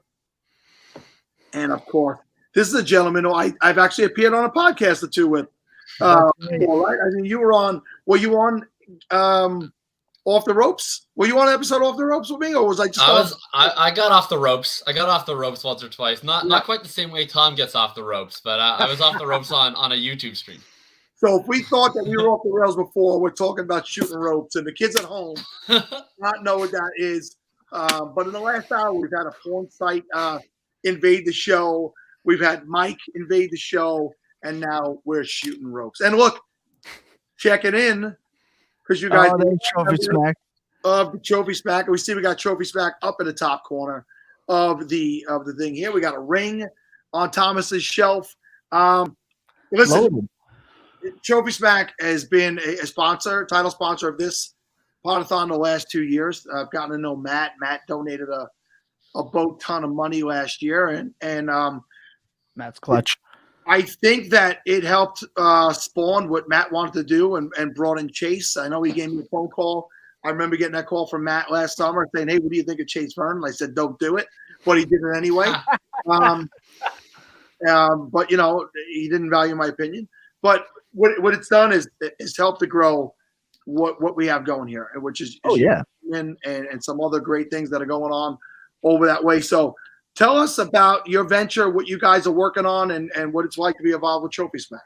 Yeah, so one of the things, Trophy Smack is a sponsor of ours, Full Tilt Dynasty Podcast, which is the what really got us started. Jacob and I, and Billy, who can't be with us, he's partying in Florida for a bachelor party, so he's getting wild. Hey, if Scott, if you still need someone for the Orlando draft, you hit up Big Billy FF. He might be able to make it today for 1 o'clock. I don't know what kind of shape he's going to be in, but no, Trophy Smack sponsored our live draft show this year. Matt's phenomenal. I got in. Chase brought me in there right out of the gate, and I couldn't be happier to be there. Matt and just everybody there, phenomenal. And again, they've helped the Full Tilt grow to where we're at now. Pretty insane. I don't know whose idea. I don't know if it was Mike putting us after Mike Wright and before Shane Battier. Like, you're losing viewers. People are looking at our faces like, who are these dudes? But full tilt, man. We're growing, and I couldn't do it without the guys that we brought with us today. What up, Chef? Oh, I'm sorry. Go ahead. No, I was just giving Chef the little what up. What up, Chef? We love you, man. Chef. Yeah, Christ. James is in the house. I've been on some stuff with James before. It's been a little while. I'm a little bit busier than I have been in the past. But, yeah, the key to the success of the SFBPodathon is the ebbs and flows. You guys are the ebb right now. Yeah. We wear it with pride. No, you guys are awesome. And if you guys have been following along today and in the past, I've said it a 1,000 times. I mean, I'm a small show guy, and that's where I came from. And we need to keep the backbone of the industry at the forefront. You guys are people that are grinding away. You haven't made it to the point where you're making sustainable money yet in this business, I mean, maybe you have. Maybe you guys could tip me off into something. But what I'm saying is you're doing it out of the love, out of the passion for both the game you play, where you want to be, and what you hope it becomes. And Jalen Guyton running the for the love of the game routes. Yeah, that's right there. It is pretty phenomenal that it really just kind of, and I think this is how it is for most people, especially with 2020 being what it was. It kept so many people inside. I remember talking to Jacob, FF_RTDB, if you don't know. He's the one out there promoting the Tony Pollard cultists in the war against Zeke. But we were just talking, and I was just telling him, get on Twitter, like go onto Twitter, and just you're too smart to just be talking to us in the group chat. And now, geez, you're pretty much everywhere. Yeah, for the first 3 months, my avatar was a hat. It was just a hat. It was just I just had a picture of the run the damn ball hat. Because at the time I was like, that was right when I started first year law school, and my like anxiety around law school was like at a peak where I was like, man, if people think that I'm out here tweeting about football, how am I ever going to get a job? What's going to happen in life? And then eventually some people thought that my bad jokes were funny, and I was like, I guess I should have face. So now I have this lovely animated face up there that'll be there for the end of time. But no, this has been a really fun ride, fun doing stuff like this. I mean, I remember when I was like a kid, just listening to shows, people talk about the Scott Fishbowl. I always thought it was so cool. It was like a dream that I'd ever get to play in it. My dream last year was cut very short when I drafted Cam Akers like 2 weeks before he severed his Achilles. So my goal this year for the Scott Fishbowl is to have my second round pick play in week 1. That's my goal for this year. Just make it to week 1. Sal, you've been doing this a long time. You've asked a lot of other people their first Scott Fish Bowls. Do you remember your Scott Fish and how that went? Well, yeah. First, I'd say that I had Dobbins and Akers in SFB 11. Oh, you RIP. Yeah, my season, my league. I made the playoffs on points somehow at the end last year. Well, I was fuming. I was like fumes. Across the finish line. I made the playoffs. I went out quick, but I know the Akers feeling. My first Scott Fishbowl was SFB 480. Wow! Before they started giving them just numbers, right? That's wow. Back in my day, our Scott Fishbowls didn't have numbers at the end. It had amount of people playing. We used paper to draft. Is this like Survivor? Like they used to name it after countries, but now they're just in Fiji all the time. So it's just 42 now, 43. Oh, exactly. Oh my god. SF 480 was before they changed it over to, numbered in sequence order. So I remember it. I remember the fervor around it and how crazy it was on Twitter and how excited. And it was only 480 teams, right? That's only 480. There's 3,000 this year. So, yeah, 480 is a number, John. I get it. Shut your face. It's absolutely insane what score. Last year was my first year that I had gotten in, and I had no idea what to expect. I actually went against the Full Tilt Dynasty podcast brand and went RBRB. The problem was my RBRB was Saquon Barkley and Derrick Henry. So I fizzled out real quick in last year's Scott Fishbowl as well. The RB is just I think one of the fun parts about Scott Fishbowl is that you draft so early, right? And we can do, I work with Jeff Lambert, who's going to be on the Pottathon, goingfor2.com, and they have been running nonstop mock drafts. And I'm just thinking in each and every single one, none of you are ready for the injuries that are about to hit you before week 1 kicks off. It's truly amazing. It's phenomenal. What I also noticed in those mocks every single year, and I've done 0 this year, I really haven't been able to get involved in it, but people will take chances in the mock draft they don't take when the actual draft comes. And so that ADP, it doesn't end up helping you because people are like, oh, I'm going to go, with the tight end at the 5th pick. I ain't doing tight end. I'm going to go running back. The guy who won last year, Isaac Seaborne, was on earlier today. He had Austin Eckler, one serviceable running back. He won the whole thing last year. So what you think, you don't think it. You're wrong. It's going to change. You're not ready for the injuries. Like you said, I did the European Championship last year, which is modeled after SFB, and my first 2 picks were Derrick Henry and Zeke. Tell me how that went for me. Probably was feeling great for the first 5 weeks, Sal.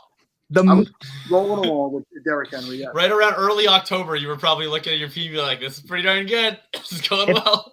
If anybody's unfamiliar with Jacob's work, just go quickly rewind 35, 45 seconds to the look on his face the minute Sal said that he drafted Zeke.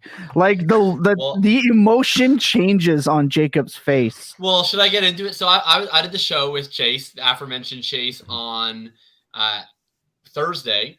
And I was asked, I said, how much would it take for you to draft Zeke? People know, I mean, I love Pollard. I've like made fun of the Zeke stuff. Honestly, I don't really care about Zeke's price this year. It's fine. It was more last year when he was at the 105. But I said $500 to charity. I will actually draft Zeke in the first round. So I have the link in my tweet. I'll go pin it afterwards. But so Vancouver, we're doing at our live draft. We're doing it for the Vancouver Aboriginal Friendship Society. That being said, if anybody shows me a charity of their choice and they show me the receipt to that, I'll count that all the same. So if you want to help out, if you want to force me to endure the pain of Ezekiel Elliott on my team in the first round to own myself for charitable purposes, I'll happily oblige. That was a common listener question on Thursday's show. Husker, who is always dedicated listener of the Full Tilt brand, I will pay for these shirts if Jacob hits that $500 marker. I will get those shirts. I will make them available. It's been great, and Lucas is a quiet person. He's a shy person down there. He'll wait to be spoken to. Full Tilt.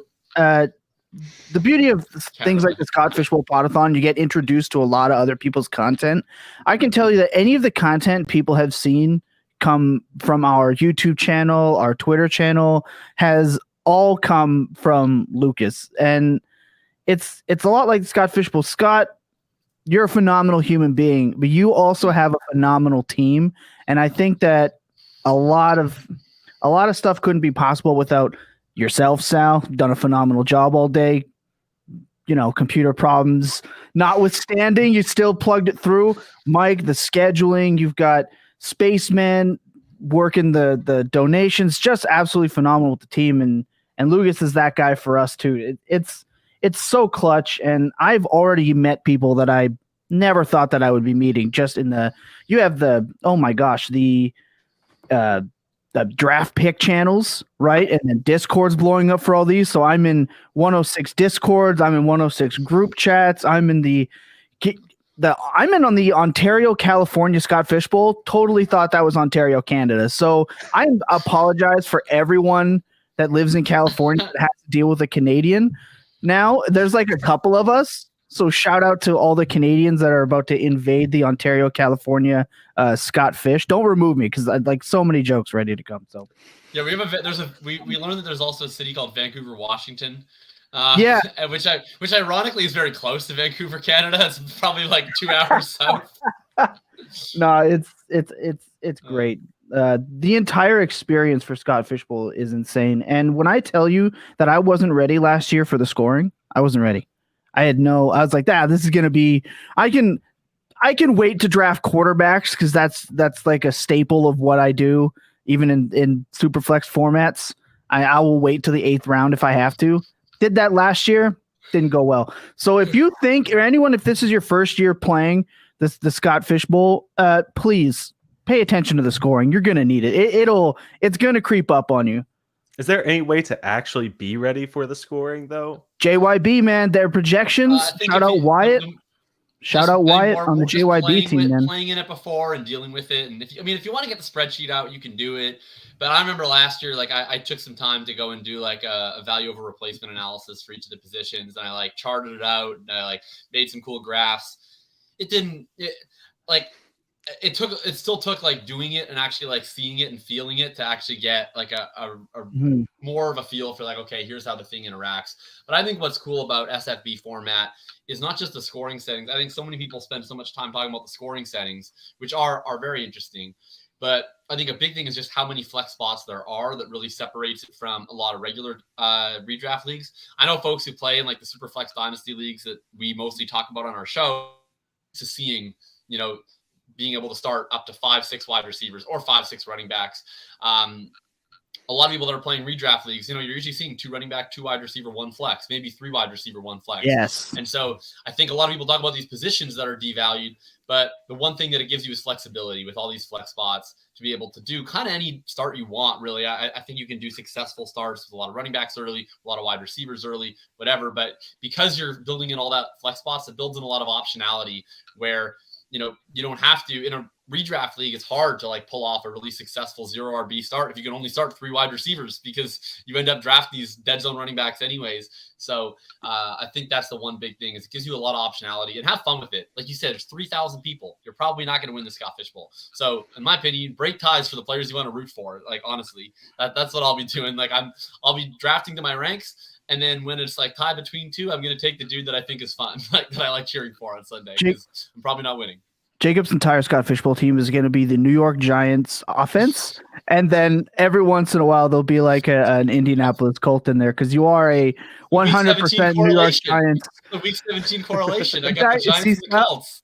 See, Jacob's entire love for the Giants offense for fantasy football this year was to get us on this program, Sal. See, I offered to pay Mike in sandwiches. Jacob's touting the Giants. It's the only reason we're in this spot, everybody. If you want into these spots, just grease the hosts. I'm a New York guy who's a lifelong Raiders fan. So. Oh, okay. Well, we'll tout the Raiders next year. We'll see if we make it back. Honestly, the Raiders are in my top 5 most drafted teams in my best ball portfolio too. I've been drafting a lot of the Raiders. Let's see if the players that are fantasy worthy could put together an NFL worthy season. I mean, they had a nice little run. We lost to a team that played in the Super Bowl, maybe by a phantom whistle. We won't go back to that. Our playoffs our recent playoffs consist of phantom whistles, snow bowl overturns, things like this. I gotta say, Lucas, you're very quiet. It took me a few minutes to realize that you are at the Cute Hurts. So you've been in the chat all day. Yep. Now that I see the name, you got to speak, man. What is up? What is Lucas all about? What's going on? I'm just letting the people who are way smarter than me talk right now. I mean, the great thing about being part of the Full Tilt Dynasty brand is we have so many great people who are always on our podcast, and I get to sit in here and do the clips, produce the shows, and I get to hear all of these different opinions coming from people way smarter than me. And I go, wow, I know what I'm going to be doing in my drafts now, because they're the ones who are giving me this feedback. And they've been so helpful. I think I've been doing this, since February, because I'm in a league with Thomas, and we were just talking. He's like, man, I am doing so much. I was like, you need anything, just hit me up. And then it happened to work out. And so he made the mistake of offering. I've dragged him in. Yeah. Now he puts in the same hours that I do. Oh my!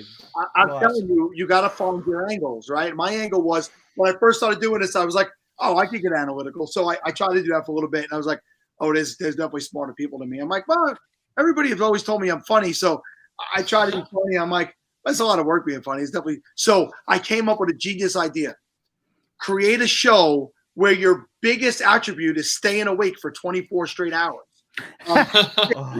I could be awake for 20, and now I'm getting old, so I can't do that either. So we extended to 36 hours, and I'm on for 24 of the 36. So it still seems like, look at this warrior, you know what I mean? But I love that.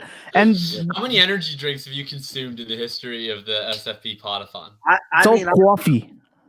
Yeah, I had my coffee this morning. It's time for coffee. I don't have any energy drinks here. So JB, JB Barry. He's going to be here at 2:00. He lives right here by where I'm broadcasting. So he's bringing me some pizza. Water. There we go. Maybe, JB, if you're paying attention, get me some energy drinks. Red Bulls. I'm not a Monster guy. So Red Bulls. Can't do Monster. Yeah. What's too many holes in the wall? You got some quintessential New York slices coming in? Hashtag not sponsored. He better bring me Sicilian if he knows what's good for him. I'm a Sicilian. But I eat everything, you know what I mean? That's what I'm talking about. And this body wasn't built by, not whatever's in front of me. Body built by Taco Bell, right? And as Lucas was saying, even as you were saying, you're not maybe one of the more analytical dudes in your own right. I'm not either. And I always say this about the Full Tilt brand, right? Jacob is one of the biggest big brain. He is a fantasy football computer. It's what he is. He understands the VORPs and I just steal his work and copy and paste it. Billy's smart in his own right. Every single member of Full Tilt views the game differently. And I think that that's also important. If you want a bunch of people that are going to sit around and agree with one another for however long your show is, we're true to ourselves on there. And it's my favorite part. So I want to shout out everyone. It's Maddie, it's Lucas, it's Jacob, it's Billy, it's Tom Lee, it's Andy. Now it's John. Just phenomenal. And again, I'm happy with the crew, but the difference of opinions, and you're right, finding your angle is the most important. I think we're at almost 2 years now. And let me tell you, the changes that we've gone through, just unbelievable, unreal.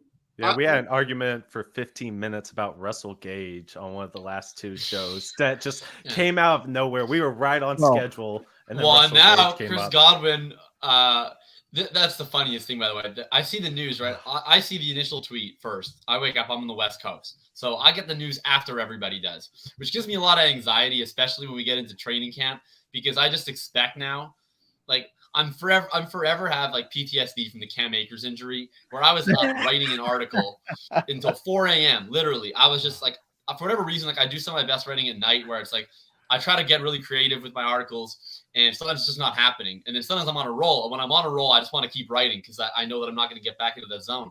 So I'm writing until like 4 a.m. 2,000 words about Cam Akers. I go to sleep. I wake up and I see Cam tore his Achilles, and I'm like, Newton? And I look up, I see it was Akers. I was like, fuck. So anyway, I literally just have to scrap this entire article. Going on the West Coast, like I know I wake up after everybody else, and I just feel like once we get into training camp, it's like I'm gonna wake up, I'm gonna see this news, I'm gonna see something devastating, and I'm gonna be the last to know about it, which is always terrifying to me. And this happened with the Godwin thing where it was good news. But the first thing I see the Sheffy tweet. He's like, hopeful to play week 1. I was like, all right, well, I imagine he has hopes and dreams and aspirations. I don't really see the big news about this. And then I like log on to Twitter. Everybody's saying, oh, he's likely playing week 1. He is playing week 1. He's in fact already been declared active for week 1. He has superpowers now. I was like, what? I was like, did I miss something? So yeah, Russell Gage, maybe his ADP comes down a little bit after this news, and then I can hate on Gage a little less. I could already hear the Pat Doherty blurb going out about Chris Godwin likely to play week 1. I can read it already on my screen, even though it hasn't happened. Also, shout out Gator, just hit the sub. Oh man, we appreciate that, yo. Like it does mean a lot. It means a lot for sure. Yeah, I'm on the analytics page every single day, and it gets me so excited whenever I see, oh crap, we got another sub. We're up to, I think that's 158 now. So it's the endorphins, man. The one, yeah, it's like that's like the beauty of this show, right? You guys getting into this. This is a great time slot for you guys. You're putting in the work, you're putting in the grind. You are amongst a bunch of like stalwarts in the industry and a former champion. I mean, he'll forever be an NBA champion, I should say. So what I want to do right now is, if there is anybody in the chat right now that is a Full Tilt subscriber, and we can prove that you're a Full Tilt subscriber, and you are not in SFB12 but registered for SFB12, wait, Lucas, you're not in? Nope. Oh, Lucas is in, so Lucas is getting a spot. There it is. That's what he was trying to get. He was trying to get in earlier. He's been there since 8 o'clock this morning. I mean, I had all my running gear last night, ready to do the 100-yard dash, ready to videotape that thing, send it in. I mean, I was stretching, ready to get my best. So you made a horrible mistake just letting him in. This man was going to run 100 yards for it, and now you're just Husker ain't in. Oh my gosh, Husker's not in. So we're putting 2 people in right now. It's going to be Lucas and Husker. Love it. Is that your Twitter handle? Is that his Twitter handle? Yeah, I believe that's Husker's Twitter handle. Let me verify this in 1 second. Yes, that is his Twitter handle. Man, I just love seeing everybody in the chat. Like, there's so many people here that we've gotten to talk to throughout this process. Coach Craig, I've done the point after pod. Shout out to those guys, phenomenal work. Huskers, Chris Sanzo, just so many scamper. Like, all these people that we've been able to talk to through this process, it all here and all coming together, just absolutely phenomenal. And then there's Chase too, which I guess he's kind of cool. Yeah, Chase. Let me tell you something about Chase. He's going to actually be on a little bit later with Matt, and he's going to be actually he's either co-hosting with me or hosting at a time when I'm going to actually sleep. I don't know if you guys know. Jacob might know my story with Chase because I think we've talked about it on one of the shows that we appeared on together. But so I was doing a small 12-hour Pottathon when COVID first hit to raise money for one of the food kitchens, and I put it out there on Facebook. I don't normally do things on Facebook when it comes to fantasy, and somebody said, "Hey, you got to get my boy Fantasy Intervention on there, Chase Vernon." I'm like, I don't know who the hell Chase Vernon is, but we're booked up. Just have him hit me up. So Chase, he sent me a clip. He sent me actually a full show, and Chase did a 1-hour show alone. There was no there was no hesitations. He was fluid. He was good. He was knowledgeable. He was well thought out. And I was like, "Hey, bud, you're really good. You got to get over to Twitter because Twitter is where fantasy football communicates, not Facebook." And to his credit and to some people's credit, there is a Facebook buzz over there. Don't get me wrong. Yeah. But Twitter for interaction, and I'm not trying to take credit for Chase because Chase is good. Chase deserves his own credit, but I pushed him into there, and he'll tell you that story. He thanks me all the time for getting him involved. What he's gone and done from that point is Chase. It's not me. It's not Matt Walsh. It's not anybody. It's Chase, and he's a hardworking guy. I'll call him a kid because I'm 48 and I know he's in his 30s. He's a hardworking kid, and I'm proud of him. I'm proud that he's kept at it. I'm proud that he's brought gentlemen like yourself to the forefront, gotten you guys out there, and he's paying back as well or paying forward as well. And you guys wouldn't be probably on this show today. No, definitely not. Chase and me and Chase's interaction.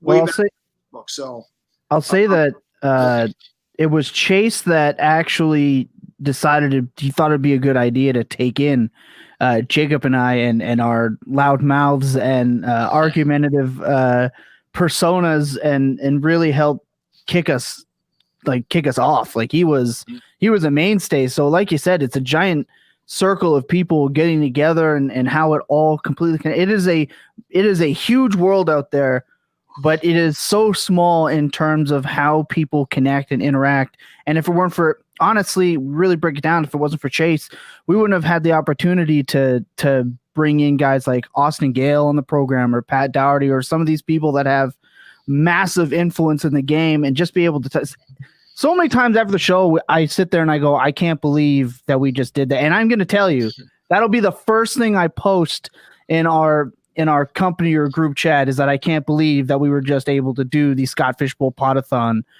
especially in between some absolute phenomenal people. Like we've been fangirling hard. Yeah, absolutely 1000%. So big shout out to Chase. And again, so many people. I keep seeing people in the chat, man, that also are out there working as hard as they possibly can. So this has just been a phenomenal experience for myself. I know I speak for all the other guys at Full Tilt that couldn't make it but wanted to. Just great, man. Thanks, Sal. This has been phenomenal. I've just sent the two names, Lucas and Husker, over to the chat to get you guys uploaded for your spot in SFB12. So you should be getting reached out to shortly. Thomas, phenomenal words. You're absolutely welcome. Jacob first, and then Lucas, quick parting shot before I got to let you guys go. This was a blast. Thanks so much for having me on. I was super glad to come on in here. Always love getting on the mic with you, Sal. I think I was on the Pottathon last year with Chase, actually. And so this was super fun to come back and do it with the Full Tilt gang. If anyone, like I said, I'm on the off chance anyone is in here from the Vancouver area, I'll be out at the live draft on the 17th, so Sunday next weekend. Anyway, we'll be having a blast. Ironically, we're at a place called the American for the draft. So if people are in town, obviously you'll see me at the live draft. But if you're in town before, you want to get a beer or something on Saturday night, I'll definitely be down for that too. Otherwise, find me on Twitter, ff_RTDB. You can find my written work up on Player Profiler. And you can, of course, find me podcasting with Chase and Shane on Wednesdays for Fantasy Intervention. And then with these guys on Tuesdays and several other shows that pop up from time to time. Hey, respect the fact that you're North American, my friend. Go ahead, Lucas. That's true. North of America. North of America, yeah. So I just absolutely love that we had the opportunity to come on here and just have good people trying to do good things for others. And we're doing it in a format that we all love. We all love playing fantasy football, talking about this, having these fun debates. I won't call them arguments, but fun debates. And we're all just making each other smarter. And man, just the way that this thing has grown and being able to meet all the people that we have, it's been absolutely fantastic. And you can find me on Twitter at the Cute Hurts. Find me on Twitch at the Cute Hurts, and you can find my work at oh my gosh, holy cow, what is it? Yeah, FF Intervention. So yeah. Hey, Lucas, listen, this isn't even that big time yet. All right, you're gonna have to get a little more fortitude. Does this guy want to say anything? Mike, you want to say anything to these three guys? Hey, Mike, that sandwich is in the mail, bro. I'm telling you, it's on the way. I don't think Mike was ready for me to bring him on. No, he's What's on the up, spot guys? now. Can you hear me okay? Yeah, you're good, Mike. How you doing? Hey, throw me in the stream, dude. I was just hanging out in the background. hey, yo. Oh, so I hope that everyone that's watching the show enjoyed their 30-minute bathroom break between our important guests. So I appreciate you guys in the dead air. I personally enjoyed it while I was on the throne. I'm sure you got a nap in, right? Like that. You definitely got a nap in while we were talking. I know you did. It's cool. It got woken up by weird, nice things being said about Chase. It totally threw off my entire vibe somehow. It's kind of like a nightmare scenario for you. I understand. Now, I'm stoked that you guys were able to come on. Really thrilled to get you guys a spot here. I appreciate all of you. Obviously, we've been working together for I don't know how long. I don't know if any years now. Oh yeah, and me and Jacob fight about players all the time because he knows nothing about football. And Thomas, my guy here. Yeah, no, you haven't drafted a guy older than 23 since you're like Leonardo DiCaprio of the Dynasty leagues, right? Once they hit 24, you get rid of them. How many different accounts is Chase answering from? I'm gonna guess 7. I think he just forgets which one he's on sometimes. Yeah, it's like some form of he's like running some sort of pyramid scheme with these accounts. So we got and none of them say Chase, by the way. No. Hey yo, phenomenal. Have you seen his ID? We're not sure if he's real. All right, guys, we're gonna let you go. A pleasure. Congratulations to you, Lucas. You will be getting contacted shortly, I promise. Fantastic. Thank you so much. You good, guys. All right, everyone. Ciao. See you.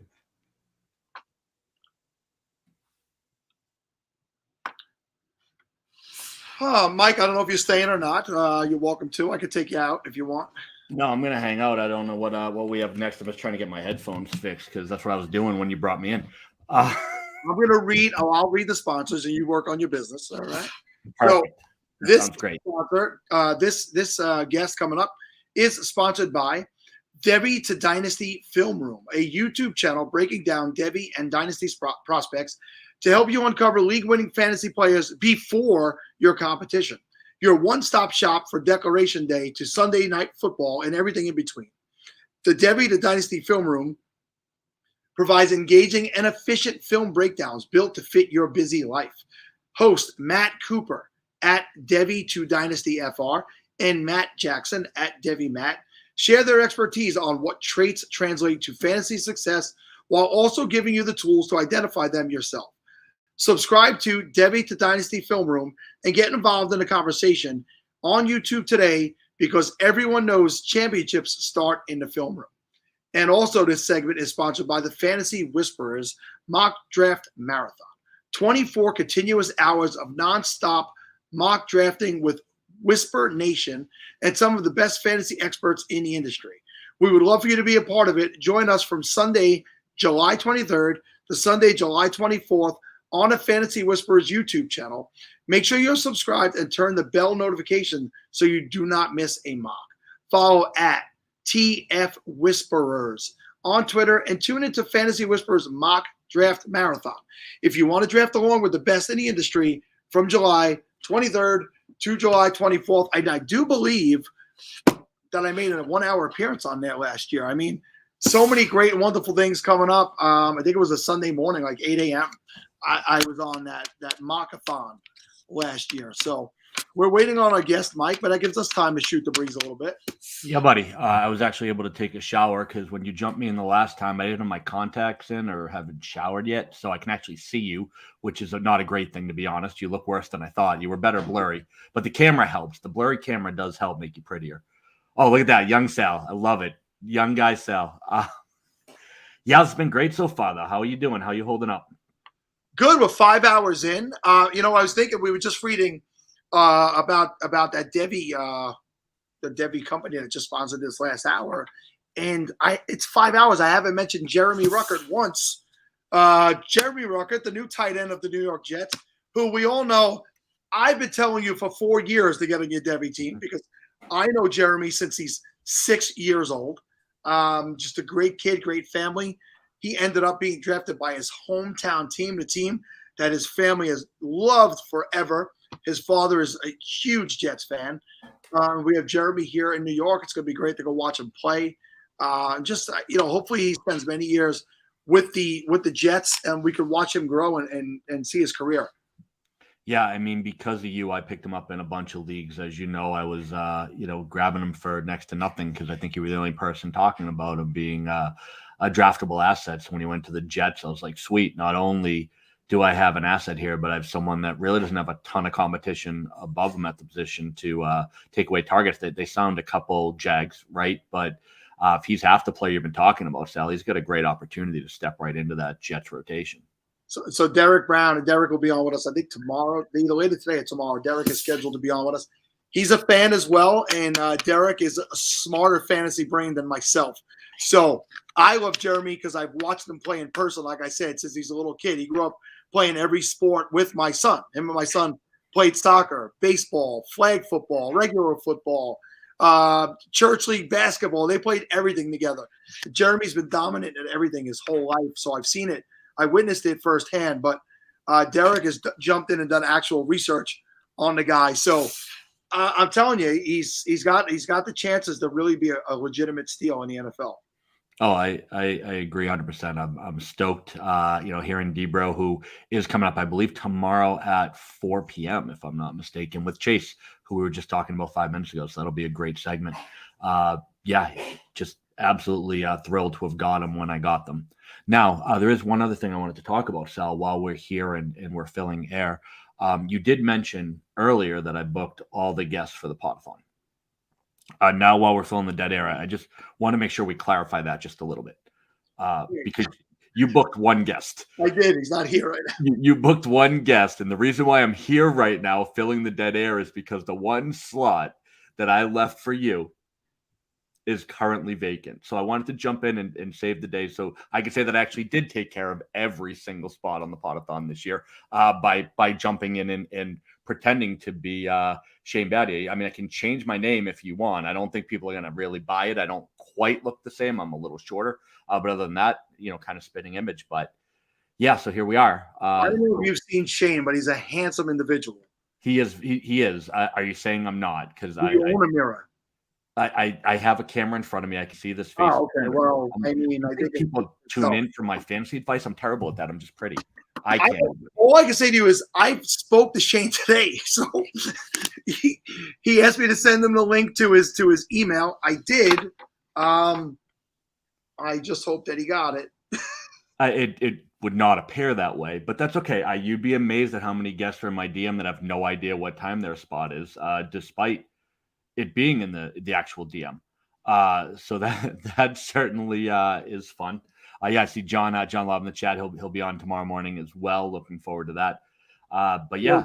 John Laub. So I mention this every year, John, because a good friend of mine, Josh Aglio, a guy I work with, a guy I carpool to work with every day, so I'm sick of him. He loves John Laub. Like he tells me, like more cowbell. We need more Laub, is what he says to me. So I told him, John's on Sunday morning, 9:30. He's like, you need to get him to co-host. And he's going, so John, when John comes on and he's crazy and excited, he gets everybody locked in. John, tomorrow when you come on, you need to stay for the entire show. Here he is. There's my friend Josh. He's in the chat with you right now. He wants you to host the show, basically. I wish I had him book this segment, to be honest. So I do need more Laub and more involvement. That's for sure. Yeah. John, how's your internet? Because, in order to be authentic as a host, I need it to freeze every once in a while, and I need a really weird, blurry camera. So if you're going to jump in with the host, we have certain criteria. You don't have to be attractive. That has never been a criteria for this. But technology problems are required. Difficulty reading the live reads is certainly important. So I think really, Sal, you set the bar incredibly low for John to be able to step right over it, which is this big. Is what I do for friends. It's huge of you to do. It's really sweet of you to set the bar low for everyone. I don't do a lot well, but failing is one of them. John says his internet's good, but my wife just made me lunch. So my wife, JB, will be here soon with my lunch, which is pizza. And I'm going to make him get on camera and speak. I'm getting worried. I mean, Matthew Berry was late. Shane Battier's later. All right. Well, I know we had a bunch of questions, so let's talk about basketball. So realistically, junior high school, I did play center. So it's very similar. I'd say I had a similar basketball career to Shane Battier. I played center. I am 5'11", so, clearly was a great position for me, long-term success coming. And I almost went to Duke. I went to, a different school that's not as prestigious. I guess I have nothing in common with him, to be quite honest, except being unbelievably attractive. So at least the people who tuned in for the attractiveness got that. Otherwise, though, I can't help you with this segment, but legitimately, I'm not going to be surprised that this is the one segment that failed on what's otherwise been a flawless show. Although I did have a heart attack when Matthew Berry was late for a few minutes. That was that took me out for a minute. Then Matthew came on and made he always has like a one line that sticks to everybody. It was, screw those guys. We don't need Kevin and Steve. You could not be more right. I carried those guys for a long time. Wasn't easy. I mean, Steve weighs like 30 pounds, but Kevin's a big guy.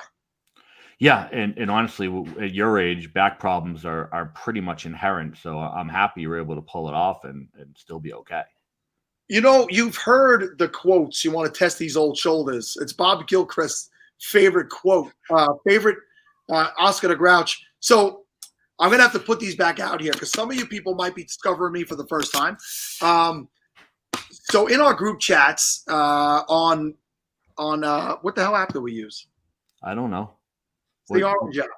Which group chat are you talking about? Hold on. Oh, are you talking about Reddit where you're looking at appropriate stuff with all? No, Voxer. So Voxer. Okay. Voxer. We have a lot of group league chats on Voxer. You could leave voice messages, and I would just come in every once in a while and attack John Bosch. In fact, I could get them up here pretty quickly. So we're going to play, since we're filling in time. Oh, the SFB 12 live in Orlando is already on standby. Yeah, we can't go to that yet, though. They're not expecting us for 18 minutes. Not going to go to it, but I mean, we could. You want to make it super weird and just might be Bob in the bathroom. We don't know. I like just jumping in the bathroom sounds dangerous. So here's something that was put together. These are all quotes. These are all me. Are you seriously pulling it up on your phone instead of finding a way to put it on the computer? I want you to take my pen and stick it in your eyeball. Mike, this is sound quality.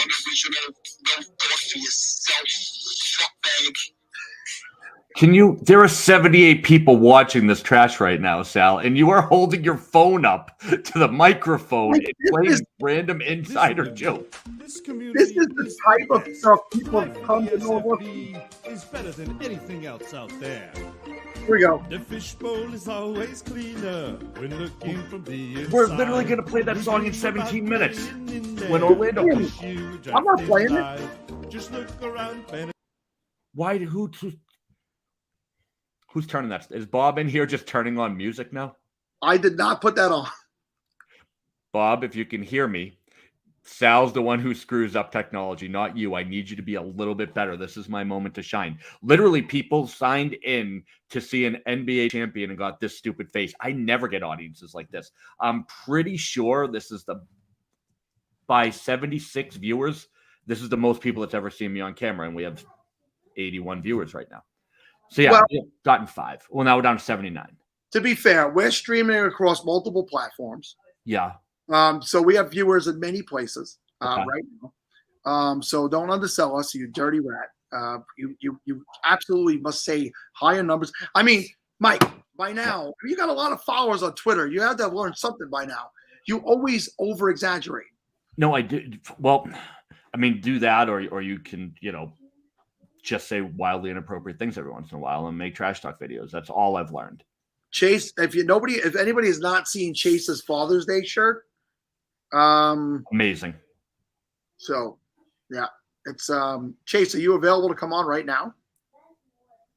No, you got to bring him on with the Father's Day shirt at 5 when Tyler's on. 5 o'clock. 5 o'clock, Chase. You got to jump on with your Father's Day shirt. Yeah, David's right. This probably should have been the 1 a.m. version of the Pottathon when no one was awake, but here we are. Well, here's the good news. At 1 a.m., you'll have Shane hosting. Yep. And you will get Shane Battier. Hey. Yeah. There he is. This is Shane Battier. Where's Shane? What's up, Ryan? What's up, buddy? What's going on? All right, so thanks for jumping on to the one segment that Sal booked for the Pottathon this year, which, as you can see, is NBA champion Shane Battier. Yeah. Well, what I'd like to say is, I have booked this show for 4 years prior to this, and I've never had a person not show up, all right? But this guy, Mike, I asked him to help out this year. Actually, he offered. He stepped up. But he's getting praised like he's done, like he broke ground here. I've been doing this for 4 years. Well, I mean, it's a 50% longer show. I was doing it while Ryan has been messing with me in a dispersal draft. Yes. Lot going on. You actually just took Antonio Gibson back from me, so I'm actually kind of happy you're here so I can tell you what I think of you at the moment. Right. But yeah, we have a lot going on. We're booking a live draft in Boston. So yeah, Sal, I didn't just do your job. I did your job while drafting a championship team and helping book a live draft in Boston. So yeah, I did 50% longer show than you usually do with 20% effort. And here we are. So I don't think I should be praised. It's more just showing really that you've been praised for minimal effort for quite a while now. I'm just happy Shane's not here right now. and to Shane, it's to Mike's point, I should say, it's most likely my fault. I've been in contact with Shane. I sent them the link. It's somebody's got a hand on the screen in front of Orlando. I take the blame for this one, Mike. I do. We don't need the blame. This is possibly the best half hour we've had. Besides when me and Mike Wright were talking about random stuff because you gave us the keys up, which is insane for you to let us just do a show without you. But Ryan is back, which is awesome. Yep. And Ryan, we've given away 4 spots so far on the show today. That's it? That's it. Come on. Can we do one now for the people who have had to watch this trash? If Ryan's here, yes. Anybody that's in the chat right now, if you registered for Scott Fishbowl 12 and you're in the chat, the next 2 people who say me will get in right now. So we need you. Where are you? Did you literally just make them right now? We have 13 minutes. We could have made a game out of it and kept them on the line. There's no game. The game is you must be here, Mike. That's the game. All right. All right. So we got 2 people. We have okay. Oh boy. So my first question is, I need some Twitter handles to check. Let's go back to Zach. I'm sorry. Let's go back to this person here, Zach Linton. Did you register this year? Are you registered for SFB 12? And if Is yes, can we check the end of his YouTube FF Uncle Piff, Ryan, and see if that's a Twitter? Yeah, I've got Zach here. okay, All and right. John Moonley would be the second person. John, we need your Twitter, and we need to verify that you are registered to be in. Okay, at JR Nunley. Ryan, see if we can find him.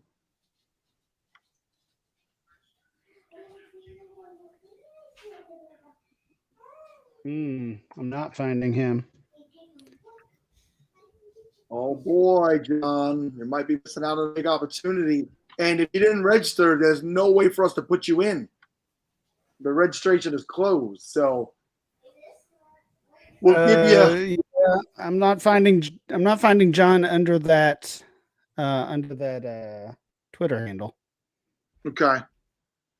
John, I was a late entry, he says. Okay, but is it under that Twitter handle? Regardless of when you entered, they'd be able to find it pretty quickly with your Twitter handle. And if you didn't register for Scott Fishbowl 13, it's open. I would go register for that right away. All right. So we're going to hide the current comment. We're going to move up here. And we are going to go, I'm trying to go to the earliest person that still looking invite. And then me. All right. Wow. There's a lot of people here that are saying it was me.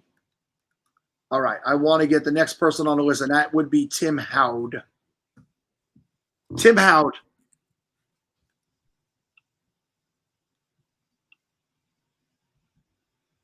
Got him.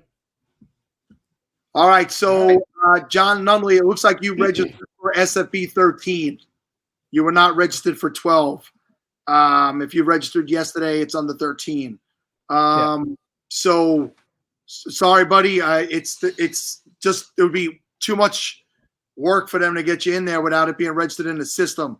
So we're going to go with Tim Howd, and we have more spots to give away. And just stay with us, guys, throughout the days. Throughout the day, we'll definitely get more people in there. All right. So SFB is there from Orlando. So one of the things we're doing this year is the live drafts, as you know. So we'll be going and visiting 3 live drafts, 2 coming up and 1 tomorrow. And, you know, Mike, I mentioned earlier that there's going to be a red carpet at the Seattle live draft. And people are like, what? But, Oh, yeah. Yeah, Dr. Kevin's going all out. I mean, the invite list is small. He's only having 1 draft. And what he decided to do was go with a smaller guest list and literally roll out the red carpet. They're doing a full, like, celebrity rollout. And for all the people coming to our draft in Boston, you're not getting that. We're going to a pub and we're drinking and drafting. So I'm sorry you don't live in Seattle, but yeah, that's going to be something. We have a draft in Disney coming up in about 8 minutes. And then we have a draft at the Pro Football Hall of Fame following up 15 minutes after that. So we have 3 amazing venues that we're going to do a look in. And then on top of that, we're hosting our own live draft, Sal, at 2 p.m. tomorrow, right? We're going to do a 10-round online draft from 2 to 4. We have 12 people ready to rock and roll, and we're going to bring some on the show so you can actually watch a draft live if you're not able to participate this year. did we get that filled, Mike? There was 1 more spot left. I think so, yeah. I think Yes. Scott got it all set up, and we're on the email as well, so we'll be able to pull some people in, and we'll be able to kick that off without a problem. Wow, look at this. Look at these Boston tough guys checking in over here. I know that those are my people. So you bring me on, and this is what happens. The whole thing goes Boston, and we're all looking at Ryan's hat and getting angry. To be honest, I mean that's all we're doing right now. Ryan, thank you as well. You're welcome. Alex, is my sound quality bad? Oh yeah, but it's making the show better because we only hear every other word, so you're fine. Well, tell me that. I can move this somewhere else in the office, for God's sakes, and see if I get better reception. It's more fun to watch you struggle. I'm just being honest. I don't even know that I'm struggling. That's the best part. Yes. So Dr. Kevin Murray, Dr. KJ Murray, if you follow him on Twitter, he will be hosting and running that Seattle red carpet event. He is quite possibly the best commissioner you'll ever see.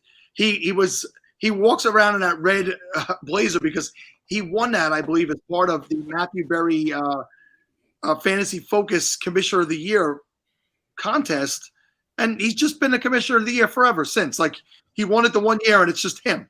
There's never been another that I know of. And I met him at the Footballers show in Manhattan 3 years ago, and he was wearing that red blazer. My man goes everywhere in that.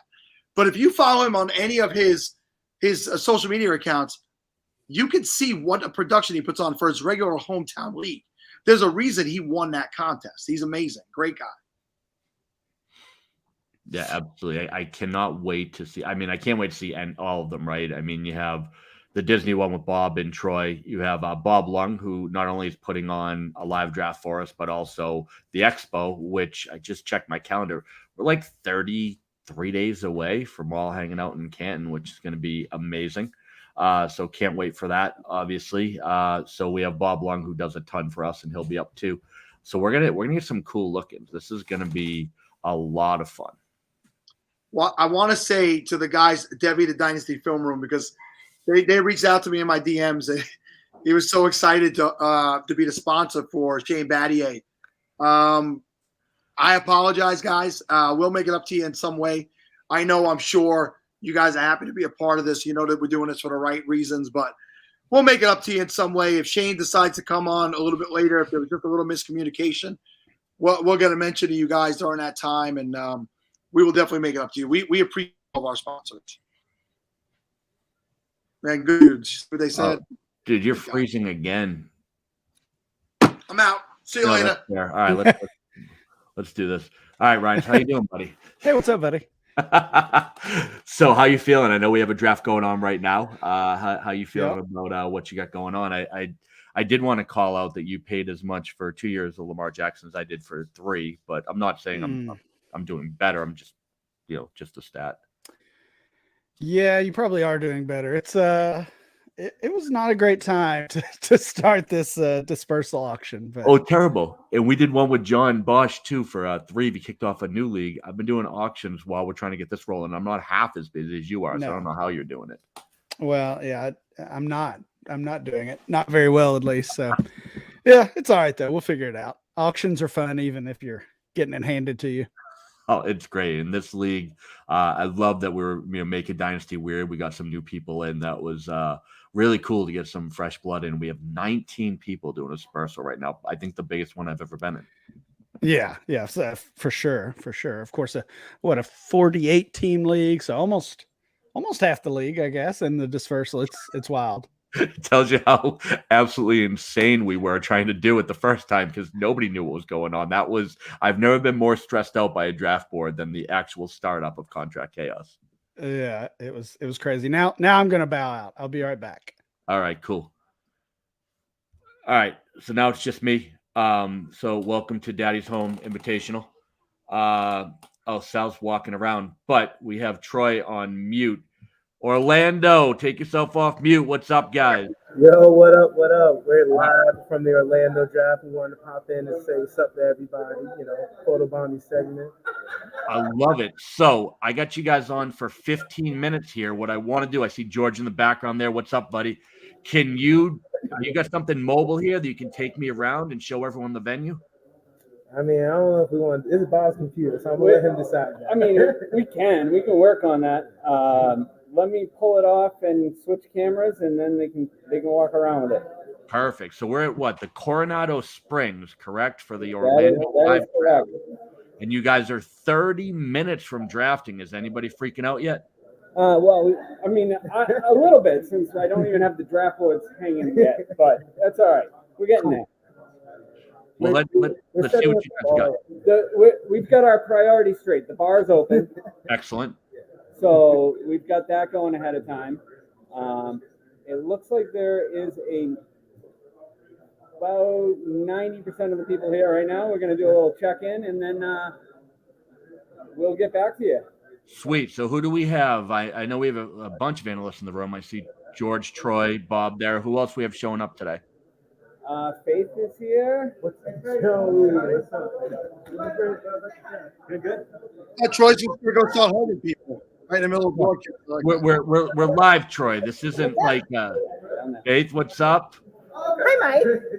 Hey, Faith, if you could do me a favor, but punch George Reed right in his stomach for me, that would be awesome. I see Zach back there. Who else we have in the show? Zach's here, yep. Zach is Zach, back. what's up, buddy? How you doing? I saw Joey back there as well. Oh, look at that. He's got the jersey going. Oh, you guys are having a big old party. We are having a party. We could probably spin this and take a. Yeah, show me what we got here. Oh, this is like a wedding venue. Pretty much is. It's a pretty big space for. There's about 36 of us, so I think, or 35. We'll see. I think y'all got a good view. I like it. Now, did anyone get on the rides before they showed up today? Anyone doing anything Disney related, or everyone just there for business? I don't think so. Now he's off the camera. Yeah. Y'all trying to get back on. Oh, I want to be over here. I don't think too many people have been doing Disney stuff. I think some of them have. I haven't interviewed everybody yet, but I think some people have taken advantage of the Disney properties. I love it. So what I will say is, honestly, I mean, you guys were following up what I thought was going to be the worst segment of the Pottathon, but you're really putting in work to possibly being the best.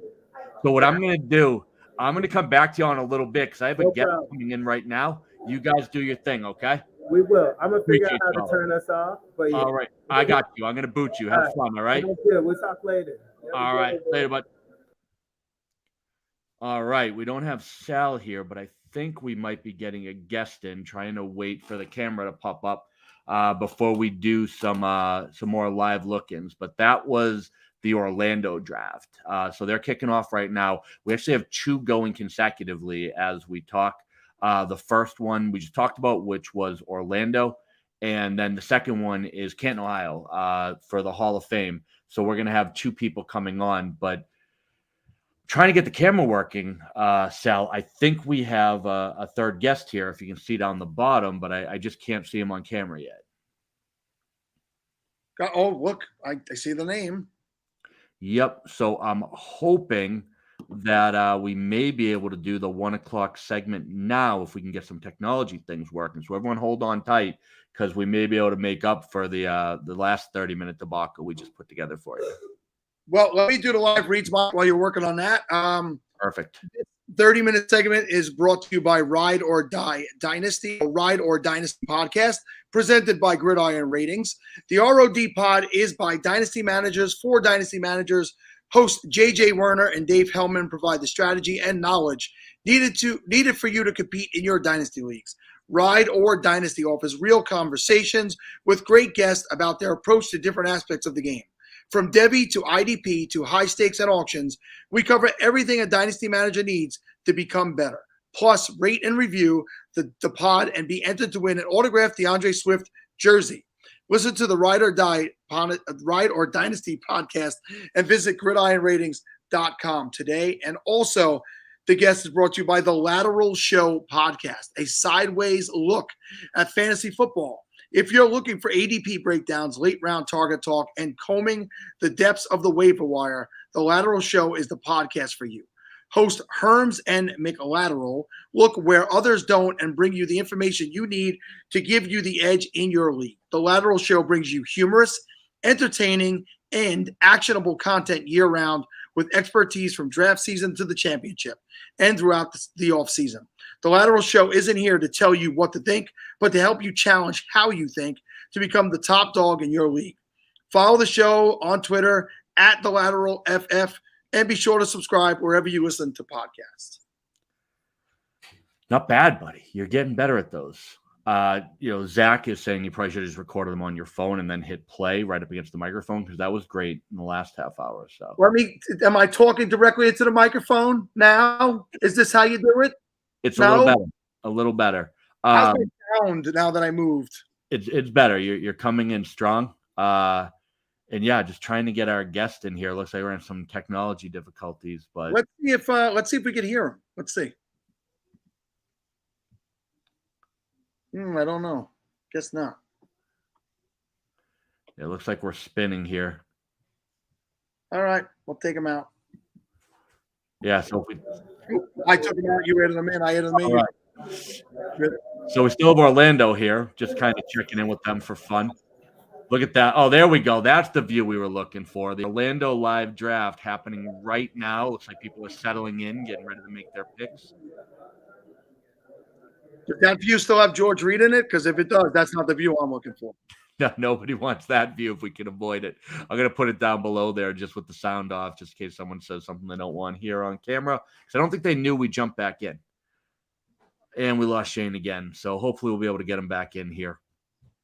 But yeah, so this is when we take a look at what we have here with Orlando, there's going to be a similar setup we're going to have kind of across the globe right now. So this is going to be a big thing. You saw that Bob gave us a view into the draft boards. Each one will have a draft board, each draft. If we're going to do old school, put some stickers up there, right? So have it really feel like a home draft for the Scott Fishbowl, which I'm really excited about. Bunch this weekend, bunch next weekend. We're going to take a look at, like we said, 3 of them as we go through the show this week. So, all right, so we're going to have Canton coming in soon. Sal, did you freeze again? Because if I'm doing this show solo, I need to start coming up. There we go. Check out those stickers. I love it. And Sal's frozen again. So here we go, guys. This is wonderful television. We don't have Shane. Sal's frozen, and now we've muted Orlando, so you guys get to hear me talk. So while I have everybody here, let's talk about Scott Fishbowl 12. This is going to be a big deal for all of us. We're going through very similar scoring. I think one of the differences that we have is that we don't have negatives for kicker, and if you're on sleeper, you're going to have to play a kicker. So that's going to be a little different. Jordan chiming in. If we had a sandwich draft, what would be the 101? Jordan, come on, you know my last name. That'd be the Italian buddy. That's all we're always going to put the number 1 for sandwiches is the Italian. So there's no question there. All right, so here's the thing, right? And we were talking about this last year, which was, a couple nights ago, which was talking about the kicker spot and really the differential now. And when we look at kickers, what the difference is that Kevin chiming out the 102, we now have no negatives, right? With decimal scoring based on the yardage. So it's going to be a huge difference for us as we move forward. And for those of you on sleeper, pay real close attention to those kickers because you got to play one this year. We have to play one? I got to read these rules. Yeah, you probably should have. I mean, that's kind of important before you draft. But yeah, if you're on sleeper, you have to play one. All right, we have Shane trying to connect in here again. Let me remove Orlando here, see if we can get him on. Now looking like the same thing. Shane, I don't know if you can hear us, but we're still having some connectivity issues here.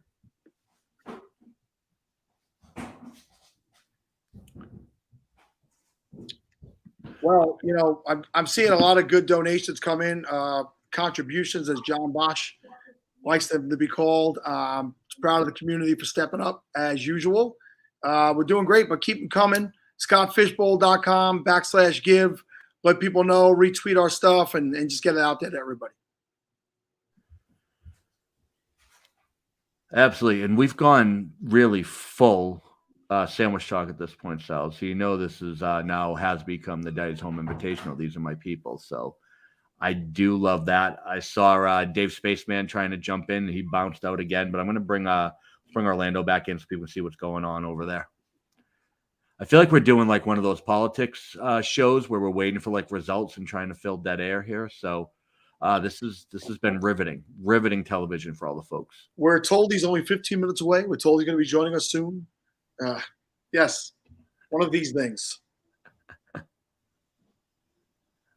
All right, and I see Shane trying, and I appreciate the effort here. Hopefully we can get him in. And we should be hearing from Canton in about 7 minutes now, so we'll be able to get 2 live look-ins. So we're going. That's Bob Long. Bob Long's baby out there in Canton. As we know, he has the FF Expo coming up as well in August. Mike, you going to be there this year? Oh, you know it. You actually coming out this time? I don't know. Who's coming to pick me up? Come on. Well, I think Zach Reed's driving out. I'll see if he can get you a seat. All right. If Zach picks me up, I will go. I will talk to Zach, see if I can get you a spot. Last I heard, he was driving out. So, and there he is, speaking of which. Actually, Zach, it wasn't that hard for the spots that I had booked. As you see here, Orlando is here. So we've been doing pretty good so far. I will say, honestly, like, doing the job, Sal put in a ton of work. I can't tell you how difficult it was, and it's just the sheer volume of it. The people booking the guests, people were spectacular. Not a lot of haggling, not a lot of people being difficult, right? But it's just the sheer volume of trying to get people's schedules to set up that's a lot of work and a lot of stress. So to have done it once after this man's done it for 4 years now, this is year 5, if I'm not mistaken, right? So 4 years putting in that type of work, I can't tell you. And the other thing is what Dave Wright did for the sponsors is so much work. I know he was up all night last night getting these live reads going to make sure that we take care of our sponsors. Just a ton of work goes into this. And, just being a part of it has been incredible. And Sal is freezing and unfreezing and doing something with a cord that looks like it's from 1985. Do you have you hooking up your PlayStation 1 there, homie? What do we got going on? I have a original Nintendo. My kids bought me last year. That was nice. That was cute. So is that what you're doing while we're on live TV? You're hooking that up? No, I'm actually Shane Battier reached out to me, and I'm pretty sure he's out by a lake trying to get his internet to work, and that's what the problem is. He's struggling like me right now. That happens. I mean, that's we all have lives, and we did book this on the weekend after a holiday, so I'm sure there's a lot of people floating around there. So hopefully we can get that fixed and get him on. I have no doubt, just looking at the schedule we have coming up, that if he is able to jump in, that people would be thrilled to have him as part of their segment. So, well, he's more interesting than any one of those people. Sure. So, taking a look, it looks like Orlando's getting their chair set up now. We should have Canton coming in about 5 minutes. What else we want to do? We have people in the chat, Sal. We should probably reward them for watching all this. We could definitely reward some people right now. So, let me get 2 people. The next 2 people who have registered for SFB12 that are not in, let me know right now, and you will be in this year's Scott Fishbowl. The next 2 people, the first 2 people who say, I'm in. Yes, I coax cable on the Oaks, and I'm on the UHF. All right, you guys, there's a chance you could get in the Scott Fishbowl, but you got to react quickly right now. All right, so it looks like we have a few people coming in here. All right, so Will's son is he's tried multiple times, so we'll go with Will's son. Yep. And Gil, did you register? I need to know, Gil, if you registered previously to today. I mean, I see Love Chat, Best Adult Dating Site's been trying all day too, so that would be Oh, they're back. I'm not going to click on that because when I did is when all my internet trouble started. All right, so we need Wilson and Gil's handles to double check. Wilson and Gil, I need what your Twitter handles are.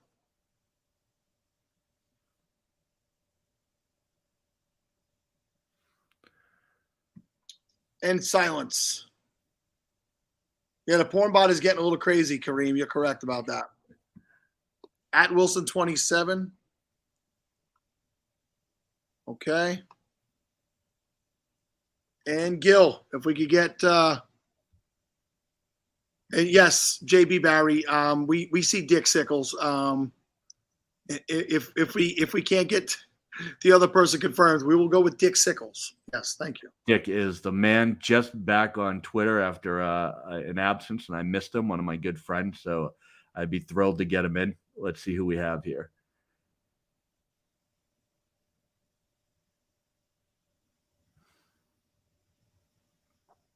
What do we got down below there? We have somebody in the background? Yeah, so Shane trying to come in. Just need to have him connect his camera. So right now his devices aren't connected. I'll check Twitter. Oh, maybe Chase don't want people to see it. I don't know. Lost him again. Okay. Yeah, now we got a bunch of activity happening over in Orlando here. A ton of people getting ready to go. And they booted us. Great.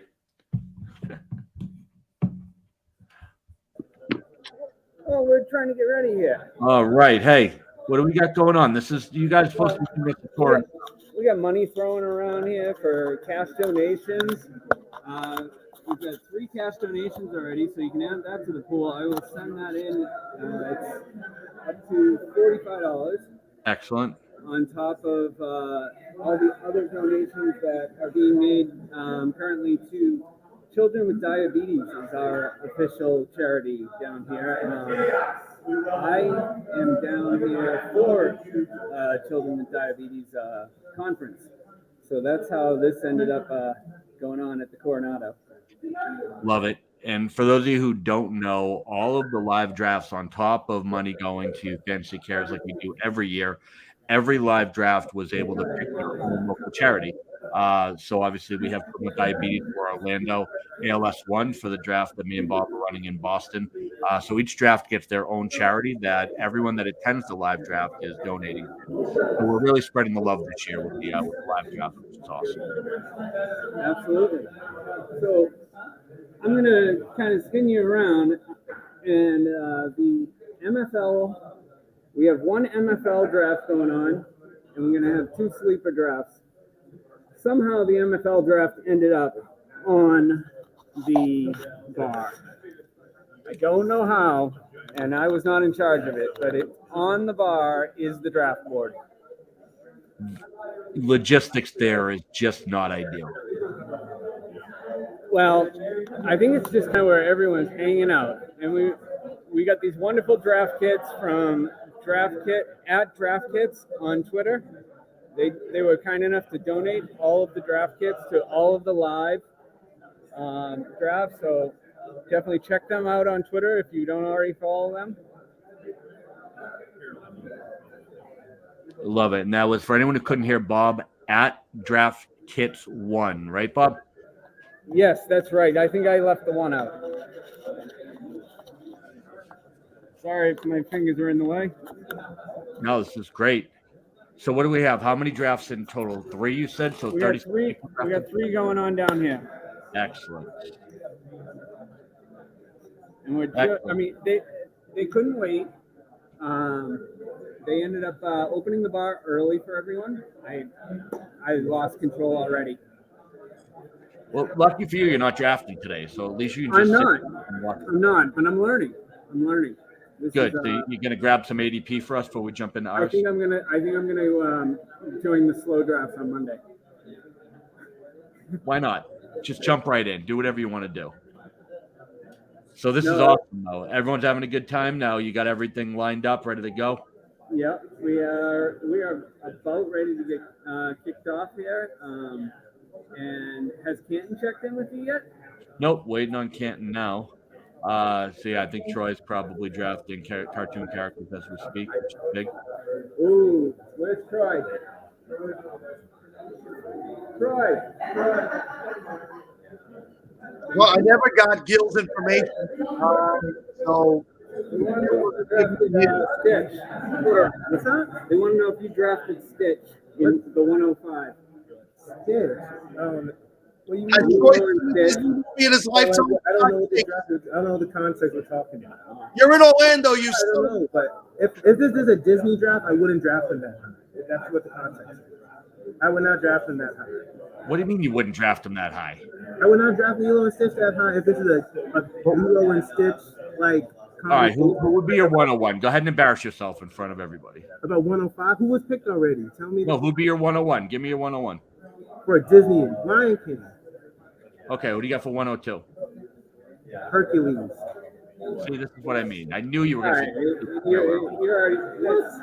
Who takes Hercules at 102? Hercules is awesome. You can get him at the turn. No, you should not. You literally pulled the sleeper at 102. Hercules. Hercules, Tarzan, Mulan. That would be my top. And then number 5 would be, I don't know, Aladdin. Aladdin 105. That's what I would do. You are all over. And I'm out. Bye. Look, I already won whatever draft this is. I already won it. We did have a question from Heath earlier, didn't we? We got a question. Oh yeah. So Troy, while you're down there hanging out with Bob, have you guys been talking at all about anything other than football? About what? Have you talked about anything other than football? Miami Heat. Yeah. Have you guys talked about basketball at all? No, we have not, and we're not going to. You should. We're not going to talk about Miami Heat because Mike wants to bring up the Boston Celtics beating Miami Heat every single chance he gets. So we're not going to do that today. This is about the Pottathon, Mike. Okay, bring the focus back on that. I don't know if you noticed, but Sal's frozen, so actually I can bring up whatever I I'm want. not frozen. I'm just looking at you. Can we get a new host, please? We don't need Mike anymore. Let's get a better person. we don't need this toxicity on this Pottathon. Troy, can you believe they gave me admin rights to this whole show? I can just do whatever I want. But the worst part is like, Eddie, watch this. Who did it? That's what I mean. I can do whatever I want. It's I like how amazing. you kicked off. I'm surprised you didn't kick me off. I'm watching you stammer about the Heat. Once you say something, see. No, I'm just like, oh, what's up, everybody? My name is Troy. The best part I about guess I'm the having host admin now. See, Man, we're about to draft. Now. I'm getting my strategy. Oh my god, this thing is off the rails. You should not have. Whoever let Mike be the host made a big mistake. Oh, it's a terrible mistake. Absolute mistake. 96 people are watching this, Troy. Why? We've had 96 nothing people. useful happen in the past, 50 minutes? We've said nothing. Oh boy. Well, I appreciate all 96 people watching, and I feel like, can we talk about something besides the Miami Heat on this? All right, so we're talking about the expo. So we have obviously we have the expo coming up in about a month, right? And you and I hanging out as we always do and pick you up at the airport. What are you most looking forward to with the expo in Canton? I'm looking forward to meeting people I haven't met already, and then hanging out with people I've met last year. The expo is one of the most fun events I've been to, maybe my whole life. I'm not just exaggerating. Like, it was an awesome event. I got to meet people I talk to every single day on Twitter. So I highly recommend you go into the expo if you haven't been. It's an awesome experience. You get to meet. Also, I'm very excited to meet not just analysts but fans this year. Like, I really hope more fans come because again, that's what this is all about. Right? We're here to help people with, not just like fantasy football advice, but I just want to connect with people. So hopefully more fans come this year. I'm very excited about just the whole experience. I love it. See, this is the difference between me and Troy, right? Because I see content design coach here talking about flag football. You're excited about I'm going to be watching the flag football, but I'll be honest. I'll probably be drinking on the sidelines, rooting people on during this event. But I'll be rooting for everybody to do well. Oh, see, I'll be cheering for hamstring pulls. So you and I are totally on. Exactly. Mike and I will be hanging out on the sidelines rooting for everybody else. Yeah, we'll be looking for hamstring pulls. We want to see old people trying to play football. It's going to be hilarious. Oh, wait. So can you put Kevin Tompkins' comment up real quick? He said something about, I don't know if you see that, but he mentioned something about my mustache. Let's see. That's one of the most recent comments. Yeah, that one. You going mustache for the expo? Absolutely. You already know the mustache story, but I'm not going to wear a mustache, guys. So it's beard or nothing. It's only going to be beard. I'm not wearing a mustache. You sure? Because that's what the people want. Okay, and speaking of Kevin, he's up next, by the way. Whoever Gator J is, he said he was with me, so I appreciate Gator J. Shout out to Gator J, because he said he was supporting me on my side. So. Are you just going through the chat looking for people talking about you? No, it's over here. I just look at my name. I just want to give him a shout out. Like, I was going to figure out my draft strategy, but then I got brought on here, and I'm contributing, and I'm surprised that the viewership is going up. Now we're at 106. I don't know why. Did you really just say you were going to work on your draft strategy? I have zero draft strategy right now. I'm kind of just winging it. So I'm going to do that, and Zach Attack is going to take over for me. I just need to figure out what I'm doing. We're about to draft right now. So bring in Zach so I can have someone actually talk to. Zach, what's up? How's it going over there? Now if I'm not mistaken, you're very familiar with this venue, right? I'm familiar with what? The venue. I work for Disney, so I've been here for 10 years. Now, was this your typical day at Disney? A bunch of gambling degenerates hanging out in a function hall? I mean, basically, I work over Disney Springs, so it's an eclectic group of guests over there, depending on the time of day. Love it. So how's the group there? Any familiar faces? Any people you've met before, or is it all new faces? I mean, I've never met anybody in person until today, but I work with a few of these people here, and got to interact with a lot of them on Twitter, so it's been cool getting to actually put names to faces. Excellent. What pick you have? I'm in the 106. All right, who we going? What are we thinking? Who am I picking? Yep. Targeting a quarterback. Would love to see Lamar get there. I think people are kind of sleeping on him after last year, but with the scoring settings, I think he's going to be one of those top 3 quarterbacks with all those first downs and rushing yards. Love it. I don't know if Sal's talking to us, because if he is, he's on mute. No, I'm talking. So JB just showed up here live in the studio with me. I was talking to him, but I do have 2 reads for the 145 that I have to read real quick. So Zach, stay with us. All right, Zach, go grab a draft, buddy. We're going to get some live reads and roll on. Appreciate you, my friend. Good luck today. Hope you get See you guys later. Have a good one, guys. Later, bud. Pottathoners, if you want to win your fantasy league, you need to visit goingfor2.com. Why going for 2? Because you can't go for 3. Going for 2 has some of the best up-and-coming writers who want to share their passion for the game with you. From redraft to dynasty to daily fantasy, goingfor2.com has it all, including live shows at Going for 2 Live, found on YouTube and syndicated on all major podcasting networks. Visit goingfor2.com today, because no one remembers the extra point. And also, this guest or this segment is brought to you by campus2canton.com, a website focused on all things college fantasy, including Dynasty, Devy, college fantasy, and Campus to Canton leagues. Campus to Canton is the fastest growing format in fantasy, where your teams have college and NFL lineups, and as college players enter the NFL, they join your NFL roster. Visit campus2canton.com as a team of experts bring you articles, podcasts, cutting-edge tools, exclusive ADP, industry-leading draft guides for Devy, college fantasy, freshman supplemental drafts, and the deepest set of college rankings anywhere. Check out campus2canton.com today. Both sponsors. We have people coming on the show later in the day and tomorrow, which is great. Obviously, we have Jeff Lambert from Going for 2. I think he's in our later today, if I'm not mistaken. And then Campus to Canton, obviously a repeat sponsor, and they'll be on with us as well. So both groups you'll be able to see live later in the show. So we never got Canton, huh? They never got Canton. We do have another check-in with them at 3:45, I think. So hopefully we'll get a peek at the Canton one, but certainly a live group in Orlando. A lot of energy happening down there. So bring JB on. Why is he hiding behind the camera? He is. Here he comes. Grab a chair, JB. Come on over. Here he comes. And he brought me pizza. What's up? What's up, buddy? How we doing? What's going on, man? Oh, just trying to fill time because Sal's struggling, so I jumped in to help him out here. I'm glad you're here to carry the ball for me, and we got you now and then also tomorrow at 6:30, right? Yeah, man, bright and early. I was talking in the 106 group chat before. I know a lot of the overseas guys are going to be in those early morning hours here on the East Coast time. So I said these poor viewers are going to have all these lovely accents from across the pond, and then here comes this New Yorker at 6:30 in the morning to follow them up. I apologize in advance, I guess. His accent's even hurting my ears. Oh, man, it's going to be great. That is going to be an unbelievable combo. I cannot wait to check that out. Happy to have you on, and obviously having you host here as well, so we get a double dose of JB, and there's nothing wrong with that at all, my friend.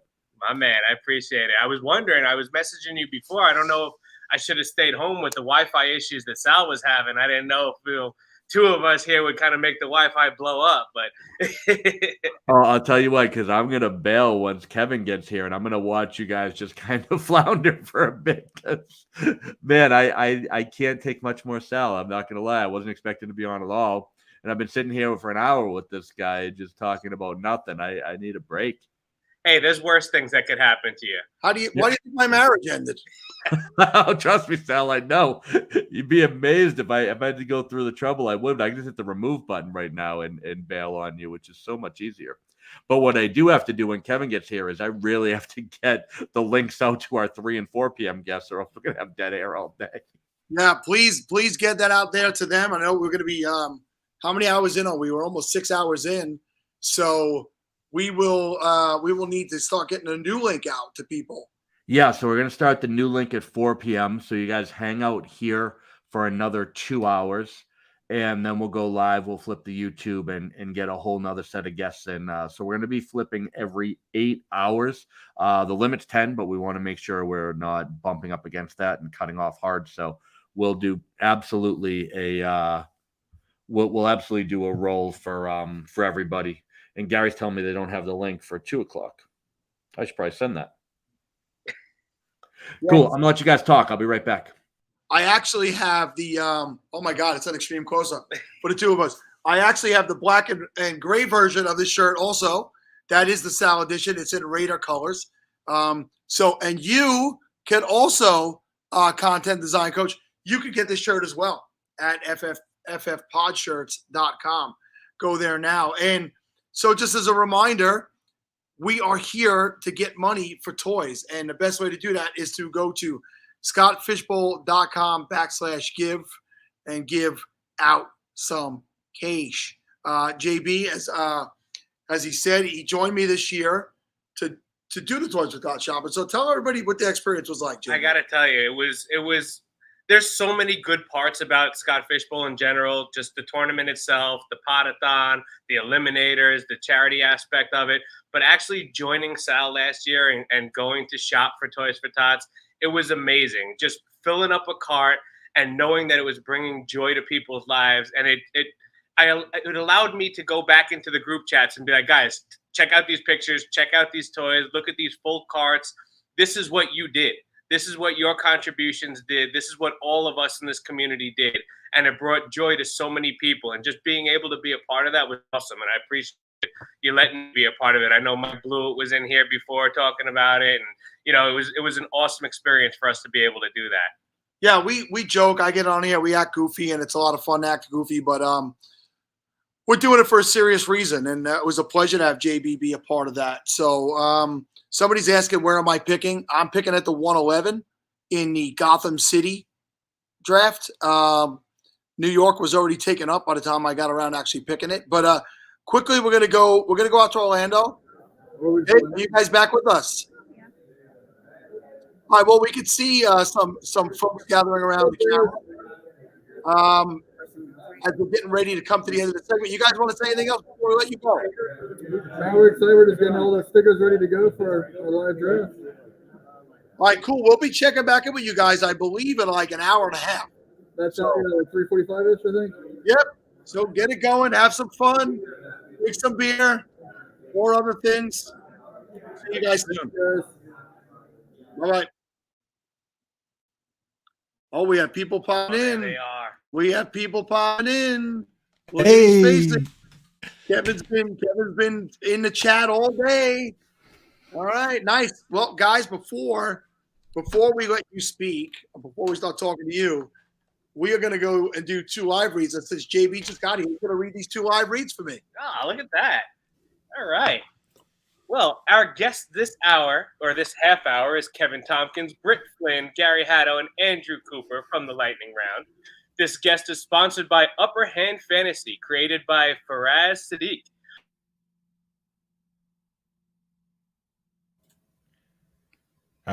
Time machine there. All right, Kev, you're in charge. Yeah, welcome into Lightning Round here. We did They really run out of internet. Let's talk Evan Engram. Leave yet. JB, dude. Somebody screenshot JB and send that to me, please. Because I need to start photoshopping that immediately. That's going in the group chat, absolutely. Oh, no question. This is absolutely amazing. Oh, look at Gary. I love it. The champ is here. The champ. With the Lightning Round crowd. All right. So what we're learning is putting the host in Sal's office has been a terrible idea so far. When they come back on, we're going to have them do the live read. But how y'all doing today? Let me see. Do we have Britt here? There we go. I see Britt in the back. Get her in. Crew, how's everyone doing? Yeah, all here. What's up, y'all? Welcome to the Pottathon. Thanks for having me. I've been, it's nice to be on, but I'm having a blast in the chat. I think that's where the real fun's going down. And I see people talking trash to me in the chat. I was just in there, man. I'm one of you. Like You turn on me that quick, Scott Kobe? What's the deal, dude? You're big time now. All of a sudden, you come up to the show and you have to deal with everything that comes with the fame. Right? We were all boys a second ago. What the heck? Keyboard grinders working away in the chat. We'll love to see it. Those are my people. This is amazing. All right, so obviously we have we have a few guests here, a couple guys that whatever. And Britt, how you doing? I'm so happy to have you on the show. Yeah, I'm good. It's been kind of hectic. We took the dogs to the river yesterday, so I've been babying old man Grizz. He can't handle it like he used to, but Nice. yeah, And I it's think good. well, a little known fact, I'm pretty sure that I was the first guest of the time you hosted solo, your first solo gig, which was a blast. We had fun that day. Yeah, it was super fun. I think you helped ease me into the land of hosting a little bit, We like to have fun, and that was a great show. And then next to you, of course, Gary, the champion. Sir, how we doing? I'm doing fantastic. I am so excited. I get to after you guys pumped up Dr. Kev. I'm going to be in Seattle tomorrow. I just moved to the Pacific Northwest, driving 3 hours up to that draft. So it's going to be fire. I'm so excited. Well, that's going to be amazing. And then obviously Kevin's here. Reasonable Kevin Thompson. He was mentioned earlier in Matthew Berry's segment as part of that crew. How we doing, my friend? We're doing great. I am ready for we're going over to Minneapolis tomorrow for the live draft there, so that should be a lot of fun. Hopefully never have to draft a running back. We'll see what happens. Love it. All right, I see Sal's back from his flip phone. Hey Sal, before you run out of minutes, you want to do that live read for us? I crushed that live read. I'm so mad that we froze. JB was reading. Maybe now you practice, buddy. Don't screw it up this time. Blow into the cartridge and then put it back in. Maybe that'll work. I just blow it in the cartridge all morning. All right, where we're the gonna porn let bots JB are coming do our from. live read before we lose them because it's a mess all day. We're gonna make sure we take care of our sponsors. JB, you got us? Absolutely. This guest is sponsored by Upper Hand Fantasy, created by Faraz Sadiq. Upper Hand Fantasy delivers high-quality and digestible Instagram stories and posts. Don't assume you can't find good fantasy football content on Instagram. Upper Hand Fantasy has built an amazing community over the last 4 years, and so many depend on Faraz for his opinions and analysis as the NFL landscape shifts every day throughout the offseason and during the season. Come find out for yourself and visit Upper Hand Fantasy on Instagram at Upper Hand Fantasy and send Faraz a DM to say hi. This segment's also brought to you by Around the Block, a website designed to fulfill all your sports needs. Founder and CEO Ronnie Harder, VP and Director of Content Chris Spooner, and their team of dedicated writers and podcasters are passionate about bringing you next-level content across major professional and college sports. Around the Block focuses on showcasing its contributors' talents and emphasizing audience engagement to give the Around the Block community the best possible experience with the sports they love. Visit atbnetwork.com and follow ATB_network today to experience your favorite sports all in one place at Around the Block. Donovan, Sal's phone was hanging on for dear life during that entire read. Like you could see it smoking as it went. JB, you read that like you had read it before, dude. Just commit to the stop motion bit, like it's working. All right, now let's talk football here. Obviously, we have an expert in the house. Coop, talk to me. What's up, brother? Sal, Sorry? Seriously, do you not know how technology works? Dude, JB was calling me on my cell phone as if he didn't remember that I was live on the show right now. I was like, what are those guys doing over there? Are we on JB's phone now? We talk about a ghost ship, like a rudderless ghost ship, all the time on the pod, and This is no like better this, example. This is like Zoolander when there's the two dudes are just smacking the computer like monkeys, dude. This is wild. Unbelievable. Back. All right. So, Coop, give me a late name. Who should I be looking for? If I punt the tight end position, who am I going with? Yeah, man. So my main strategy here is I wait on tight end and I grab somebody safe, like a Zach Ertz, right? We know Hopkins going to be suspended for like 6 weeks. So you got at least 6 weeks of him while you're kind of looking for upside. For me, I'm either going with Cole Kmet if I can get him. We know he's going to be a top 2 target on the team. Or I'm going with my man I'm never giving up, never going to give you up. Evan Ingram. Boy, we're talking about a guy who is top 4 in the league in targets just 2 years ago, right? A top 5 tight end with Eli Manning. Then he plays with Daniel Jones, who has more turnovers and touchdowns over the last 2 seasons. The team is dead last in offensive touchdowns over the last 2 seasons. Now he goes to a team where he could be a top 2 target on the team. He could lead that team in targets. He's looking sleek in the number 17 jersey out there. And the beautiful thing is you can get him so late that if he, if he busts, then you just drop him. He's arguably your last pick. I think he's tight end like 22 out there. So, throw a late pick at him, see what happens, man. The upside is there, man. The upside's there. The Congrats on recently the engaged engagement. Evan Ingram. Yeah. In case you're watching, Evan, congratulations. He literally just jacked his ADP up 3 rounds with that speech. I love it. I lay it down. I mean, I don't know if you could tell, but I've talked about Evan Ingram a couple times on this microphone here. So It sounds just based on Kevin rolling his eyes when you asked me which late round tight end I was going to talk about. But yeah, there you go. Play in the Yeah, head. we all knew. It's like the free bird of fantasy football. Anyway, here's Wonderwall. Love it. So I do want to pass it to the only person on the show who's done better than me in the fishbowl. Gary, let's talk strategy, buddy. Yes, What does sir. it take to take down a tournament like this? Whew. I say number one thing is you got to take your guys, and you got to be a little bit bold. ADP be damned. Like, you got to beat 3,000 people, and what did we say? What is it in the final? Like 60 to 100 teams or whatever it's gonna be. I mean, you just got to get super lucky. I feel like Al Bundy living in the glory days of his 4 touchdown game in high school, just from 3 years ago, having this one thing, and it carries me through life. Every time I meet people, I'm like, hey, do you know I won Scott Fishbowl 9? And they're like, the hell did you just say? I'm not gonna lie. Stompy's been playing that card for a little longer than you have. Yeah, yes. And I don't blame you. I'd be pulling that out everywhere. It's like that meme where they don't know that I'm famous online. Like they don't know I'm a fishbowl champion when you're at parties. I'd be Luckily, I don't walk around in a leotard, so Stompy. Thank God for all of us. He's no longer showing that either. Hey, did you plug into the wall now, Sal? Can I go? Because I've been an FC dad for way longer than I was supposed to be today. Are you ready to interview people? I've been ready to interview people. My computer's not cooperating. Well, let's go. Let's give it another try. Listen, Love you guys. here's the problem. For years, I've hosted this show, and it's gone out to my links, right?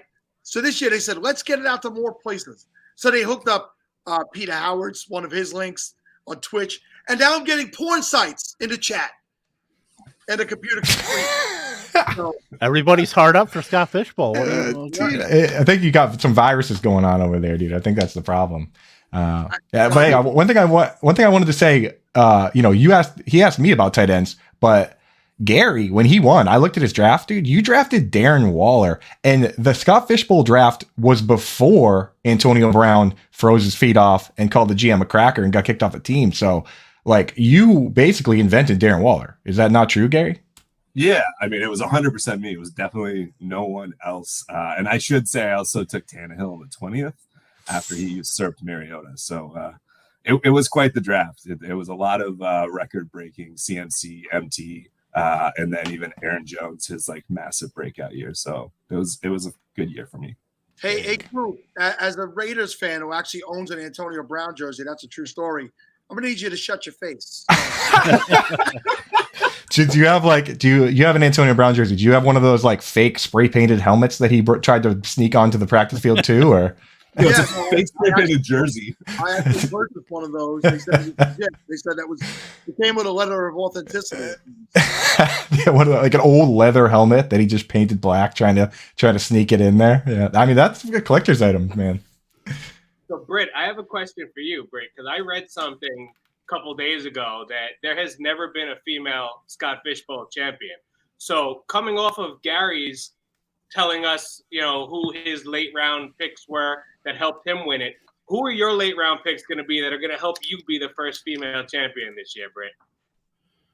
Man, I don't know. And I don't know if I'm really one to talk about a good drafting process, because my first Scott Fishbowl last year, I drafted Michael Thomas and Julio Jones and Trey Sermon.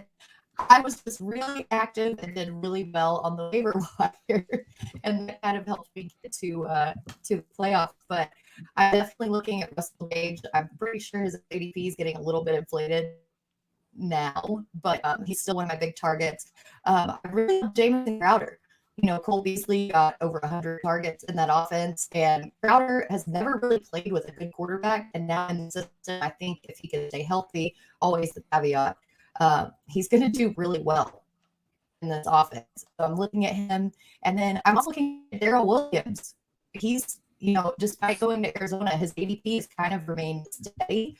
And we saw it last year before Chase Edmonds got hurt. Edmonds was the catching back to James Conner. James Conner wasn't the bell cow back. And I think that they can kind of transition into more of that similar system again. And I mean, he's a steal where you're getting him. Very nice. I like it. Yeah, never listen to JB. He probably is in your division trying to find out what you're doing. Who are you going to pick? JB's going to tell you to draft we're Kevin both Coleman sixes. every I time. do know that. Muhammad Sanu, JB. How anybody's told JB is a 6. I love the timing worked out perfect for us to come on right when JB's coming on. He's a 10, but he drafts Tevin Coleman. Yeah, dude, that's why I love the Scott Fishbowl, dude. I wouldn't know JB. I wouldn't know Kevin without the Scott Fishbowl. We were all in the same. We 102 chat. I think we all picked a 2. We all met in that chat, dude. Started a podcast, dude. Now we're all good buddies. So that's the magic. That's the magic of the Scott Fishbowl. 100%. I got to know Mr. Zero RB up here. I want to know what his deep wide receiver that's going to carry him and his deep running back. Because Kevin's always about, if you're going to go zero RB, it's because you got to know the values. Yeah, I just want to say that Sal looks like a disapproving dad right now in his frozen face. And no matter what I say, I'm going to get scolded, and then just JB's going along for the ride. I mean, I'm not going to lie. I mean, last year I drafted 2 quarterbacks and then 7 wide receivers. And then just sprinkled a bunch of late round running backs.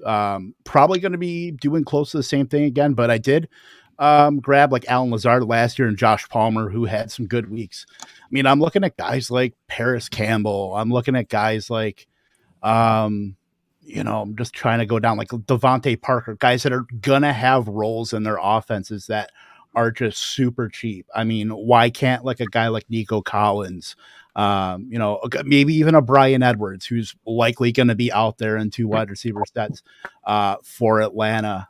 Maybe one of like the rookies, like the later round rookies, like a Jalen Tolbert, who knows, maybe even a Tyquan Thornton super late. So those are guys going to be sprinkling in very late at wide receiver. But, I'm looking at like a lot of these running backs that have like paths to having a share of offense, like the Khalil Herberts of the world, like Kenny Gainwell's, Tyrion Davis-Price I really like. Even like the super ambiguous Miami Dolphins backfield with like Sony Michel and Raheem Mostert, because they paid Chase Edmonds, but it is just super wide open where any of those guys could carve out a role. I mean, Rashad Penny and Sony Michel were difference makers at the end of last year when you needed them. I love the TDP call. So Kev, we know wide receiver. We know you got the wide receiver covered. As a zero RB guy, who is your late RB you'd be targeting that could be your breakout guy? I mean, I mentioned him already. I'll say Khalil Herbert just because now we've got Luke Getsy in there, the offensive coordinator for Chicago. The Green Bay had the 2 running back system. Who's to say that David Montgomery, isn't going to be ceding some of those touches to Khalil Herbert? When Montgomery was out, Khalil Herbert was, had definitely usable close to RB1 weeks. So, I mean, he's definitely has the talent. He can work his way in, and, he's somebody that people just forget about. They look at the Chicago Bears, and I'm not going to draft anybody off of that team, but I just don't think that David Montgomery and ADP is kind of reflecting that. Why, he's going lower and lower into that Antonio Gibson, Josh Jacobs, ambiguous, top running back tier, where a guy like Khalil Herbert can carve out a role and definitely help out if he shows out yet again in 2022. Nice. All right. I like it.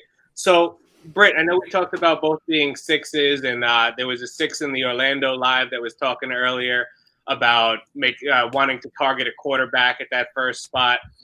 I guess question for all of you guys, how important is drafting a quarterback early, and how important is drafting 2 quarterbacks early? I mean, I'll say it first. Two quarterback. That's just there's so I many get- people in this contest, and you get too many negative points for the incompletions versus the attempts and things like that for me to wait. Yeah. Also, there's with the Scott Fish Bowl, there's two drafts. There's the draft, and then there's the draft within the draft, because we're talking about 22 rounds of Superflex, and the third QBs that aren't even starters are gone, baby. By Mac Jones was going in round 12, 13, and he wasn't even named the starter at that point, right? So these guys are going to go quick. So you have to make sure that you don't get smoked in that QB draft, because it ends around with the starters. I mean, at what point are any starters even left on the board? We're talking about round 7 or 8 where there's nobody left. So there's 2 drafts. You got to make sure you get at least 2, because I don't know. It's very difficult to be successful in a super flex draft when you only have one good, decent quarterback. Yeah, you've got to absolutely read your draft, just see how it's going and kind of go from there, because you can't, you can, but you also can't set out to do, draft 2 quarterbacks. I am doing this no matter what the board shakes out. Who knows? You might end up seeing Jonathan Taylor, Christian McCaffrey, Dalvin Cook, those guys go in the first, where you can kind of maybe you can push it.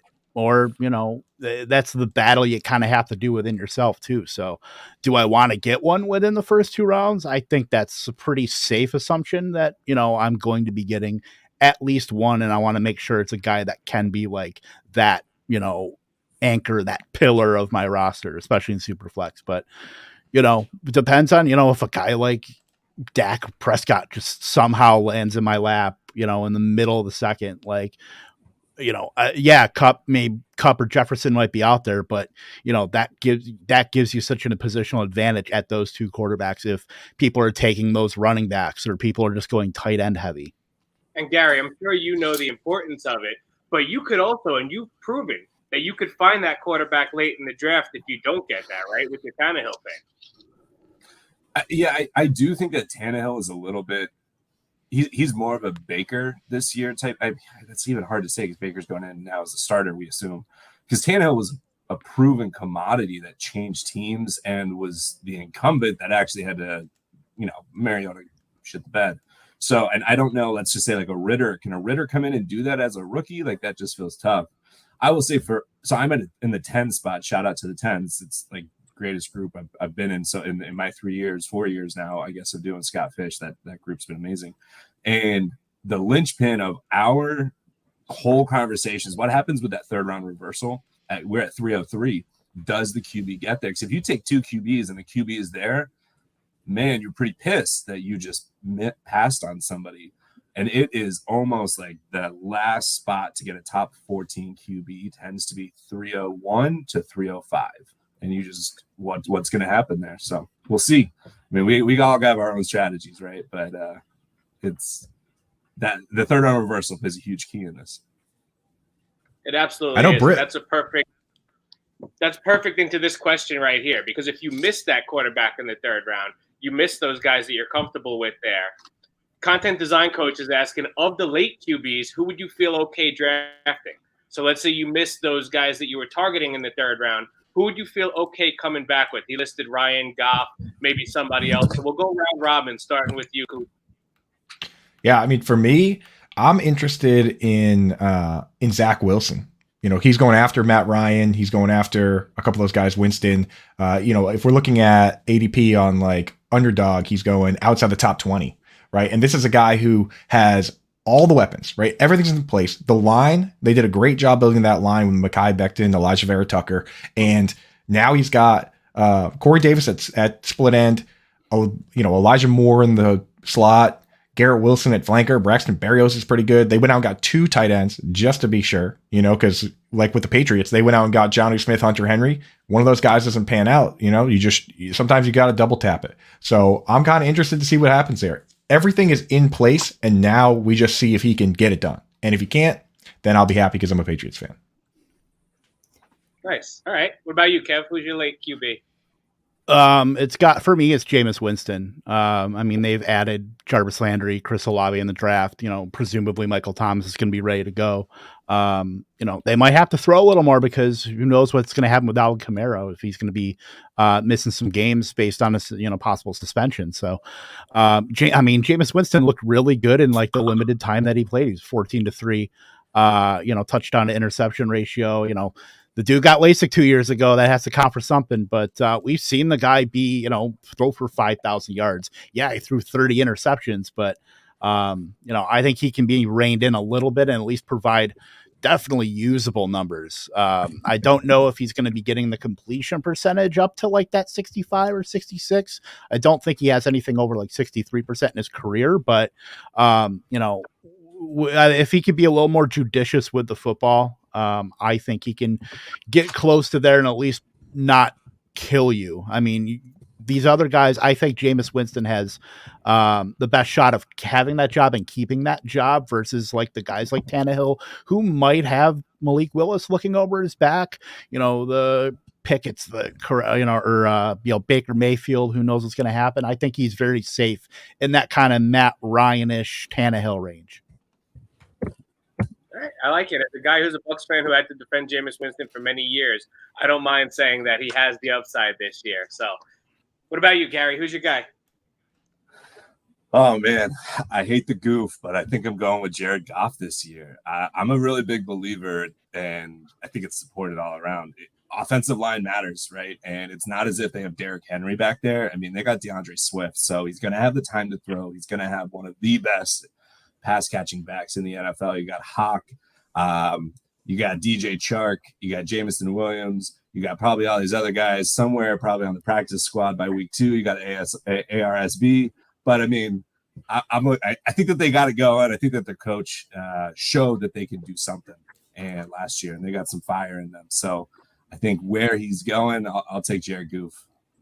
Yeah, I mean, the value's there, and if everybody is so high on Amon-Ra and people are still high on Hawkinson, then you have to be high on their quarterback, too, if you think they're going to produce. So I like that call. Finish us off, Brett. Who do we got? Uh-oh. She said in the private chat that she said, I don't know what happened. I can't hear you guys and just hear like a lawnmower. And I responded, I said, I'm actually mowing the lawn right now. So but she can't hear us. So I'll go ahead and say that I know for a fact, because she talked about it last week, that she loves taking stab on Ritter. She thinks that he can take over for Mariota, and he's the kind of gunslinger that can come in, especially in best ball, and give you like those Davis Mills weeks where, if you look at Davis Mills versus Mac Jones, Davis Mills played less games, but he had more fantasy relevant weeks in terms of upside, more 18+ point weeks, threw for 300 yards a couple times, 3 touchdowns. Mac Jones is just kind of cruising. Ritter can potentially be that kind of guy if they just say, you know what, go in there and just see what you can do, So, and that was me pretending to be Britt Flynn. Well, Pig Suey. Because Mac Jones would be the guy who I would say in an answer to that question. And I think that Mac Jones is the guy who we're talking about. If you miss your second quarterback in that round 3 swing, Mac Jones is a guy who you see in these mocks going in round 4. And that's one of the guys that I would probably be comfortable with grabbing in that 4th round. If, like Kev was talking about, you see value at other positions falling to you in the 2nd or 3rd when maybe you were planning on going QB2. Mac Jones is a guy who in the 4th round, I think, takes a step forward. I know in the 6th chat, we had some talk back and forth about if losing McDaniel would hurt him or help him. I think it helps him. I think it's going to open the offense up a little bit more, and I think he's going to take a step forward this year with a little bit more weapons now also. So Mac Jones is the guy that I would target as my late quarterback there. JB, I absolutely love that take, and it's not just because I'm wearing Patriot slippers right now. So you heard it, folks. You heard it here, folks. JB thinks that Mac Jones will be this year's Joe Burrow. You guys agree? I was about to ask you, who did you say what Mac Jones was going to be on the Bold Takes episode last week, and you just said it. That's what Coop I said, said. Mac Jones. The Bold Take is going to be Joe Burrow this year. Clip it. It's 2 of us now. So as we round up this segment, is there any last words of wisdom you want to impart on maybe some first-time Scott Fishbowl players here? I know, Coop, you were mentioning it before we froze. You know, you, me, Kev, we all met from Scott Fishbowl. We formed the Fantasy Besties podcast with Linda and Loop, and, you know, it was because of Scott Fishbowl that we grew out of it. So I'm not saying strategy. It could be anything. It could be connect with your people. It could be whatever advice you want to give to maybe somebody who's first time here with us on the Pottathon and in Scott Fishbowl. So go ahead, Coop. I mean, I just want to say that because of the nature of this game we play, right? Like, you have to think that you're the best at this. You have to think that you know something special about something that no one could know about in the future, right? So we all argue on Twitter, in person. I mean, Kev and I just yesterday, and JB, you as well, argued about Mike Evans for like an hour, right? And we're, you know, and it gets heated. This community, it gets spicy, and it's a tough space. But at the end of the day, we're all football fans. We're all fantasy football fans. And that's what the Scott Fishbowl does. It brings us all together and helps us remember that. So I just want to say that the Scott Fishbowl, it's a beautiful thing. And I'm happy we have it to remind us of that before we go back on Twitter and just tear each other apart. So that just make sure with the Scott Fishbowl, you remember that the people you're playing against and the people you're arguing with on Twitter, you guys probably have more in common than you have differences. Yep. I love it. Kev. Bring Britt back in real quick. Sorry, Kev. Oh, good. Yeah, I'm just gonna say, just have fun. Like, this is one of the best communities as far as people that are not afraid to reach out. You know, reach out to just people that you think, you know, you can ask, you know, for advice or even, you know, football stuff, even life stuff. Like, you know, just reach out to people, network, have fun, because, you know, this, you think about it, you know, life is short. I mean, I remember, you know, talking to Mike Tagliere about a year and a half ago on Facebook, like just trying to get advice about, you know, the industry. And, you know, he didn't know me from Adam, but, you know, took the time to just talk to me for like, you know, at least straight week, just messages upon messages. And, you know, I think about that, a guy that didn't have to do that, that took his time to kind of reach out to, you know, somebody like me. So just have fun. You don't know when this time is going to be up. So just get out there and be the best version of yourself. I mean, it's all football. We're all humans. We're all people at the end. So I just want to jump in and say, Kevin, I said it earlier, Tabby's going to be on with us tomorrow. That's Mike's I saw that. Tomorrow awesome. at noon Eastern time. I go back with Mike and Tabby a long way.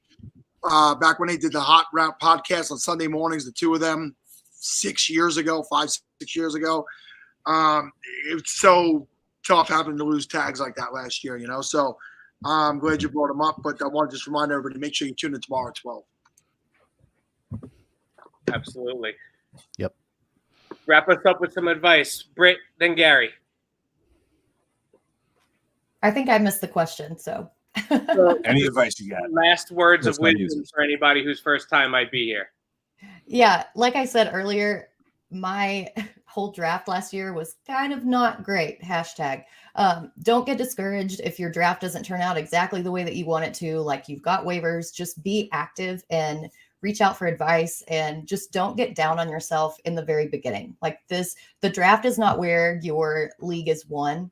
That's being active and making moves throughout the season. So don't get discouraged. Keep your chin up, ask out for advice, and then go from there. Love it. I'm going to give a bit of practice.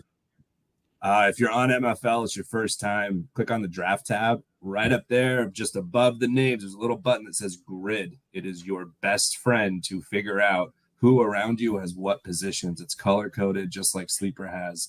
But that's how you're going to be able to figure out, can you make it through that turn passing on QB2, QB3, when you can think, am I actually going to get Evan Ingram if I don't take him right here? The answer is always just take him here. But the grid function, it's the best thing to do. So, and have fun. That's the best thing in the world. ADP be damned, live by it. This is your time to have a team that's going to make you want to cry or make you want to have a crazy ass belt that you got to lug around for the rest of your life. 207 Evan Ingram. Let's do it. All right, guys, I got the next group waiting in wings. I'm going to let you guys go. Great Great having you all. Britt, I don't think we've ever spoken before, and I don't think we actually spoke this time, but good seeing you. Yeah, great to see you. We'll get together at the expo. We'll make sure to rectify that. Sal, I'll have a land shark for you tomorrow. All right, sounds good. We'll see you tomorrow from Seattle, Sal. Be well, gents and ladies. Thank you. Thanks, See you. guys. I'm back. Hey, we can't get rid of this guy. All right, so real quick, I'm going to have JB do these 2 reads. All right. So our guest for this segment is Matt Donnelly of Dynasty Vipers. Our guest is sponsored by the War Squared Fantasy Football Podcast, a year-round full-service fantasy football podcast with weekly episodes to provide fans with info on their teams and players. Host Tommy, who's always wrong, at Freight Brain, Doc, who truly is rarely right, at Doc Tim 13, and producer and degenerate gambler Seth at ST Superman 85 guarantee a quality experience and actionable advice every episode to stay a step ahead of your league mates. Whether you're a newbie or a longtime vet of the fantasy wars, War Squared is the place for you. Plus, there will be beer. Tune in to War Squared today. Our other guest, Pottathoners, is IDP a scary word for you? Want to play and win in this exciting format, but don't know where to start? IDPguys.org is the #1 place for help, not only with IDP leagues, but every aspect of fantasy football. Come join our community with your first month free when using promo code SFBPodathon on checkout for a monthly subscription. Get into our growing Discord chat, use our deep rankings and tools, and find out why we're the best in IDP at idpguys.org. John, Mike, welcome back. Thanks for hopping in here. I felt a little weird on the big screen by myself.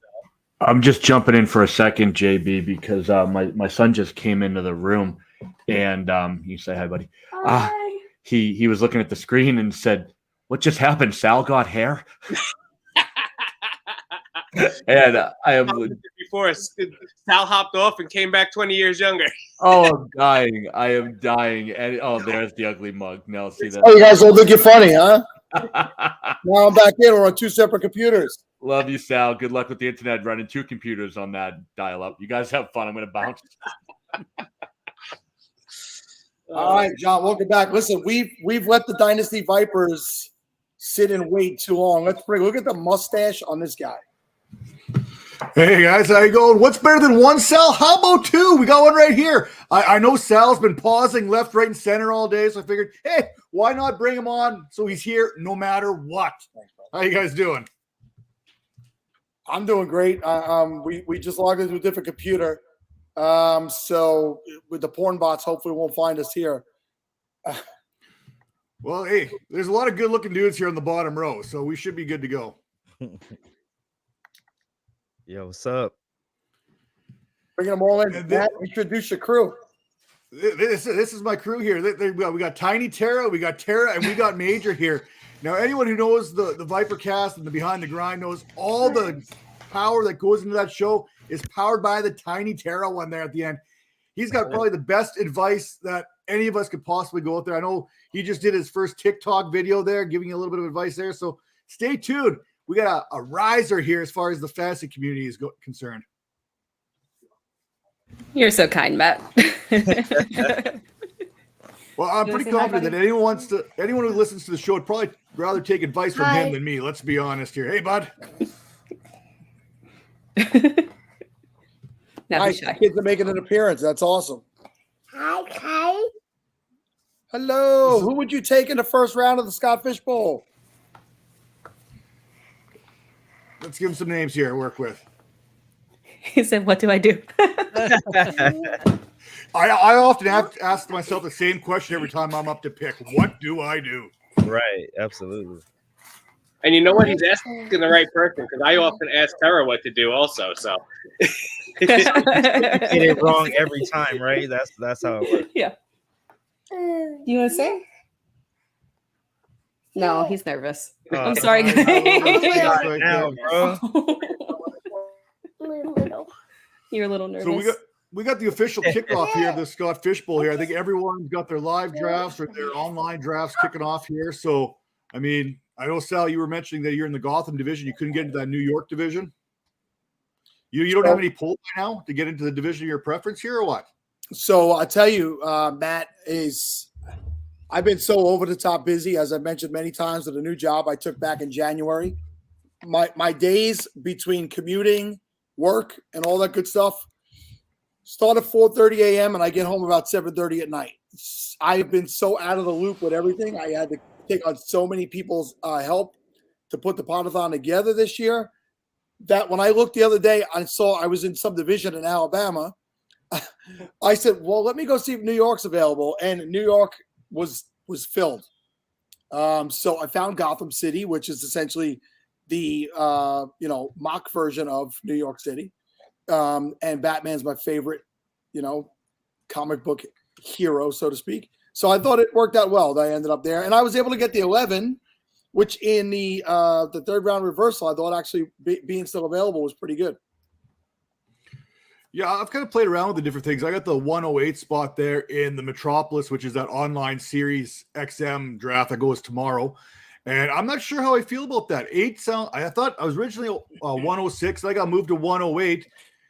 And luckily, I don't do a whole lot of mocks because basically when you do anything you do in a mock, it's nothing like what happens when you get into this event.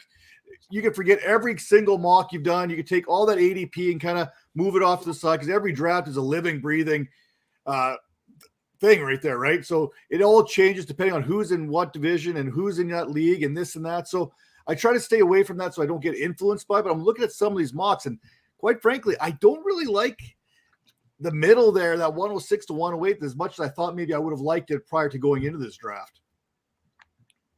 Well, thanks for blowing up my good feelings. Matt, I mean, haven't spoken to you so long, and I thought you'd be nice to me, but absolutely not. All right. Well, let's dig in. Go ahead. Who was going to talk there? Somebody was talking.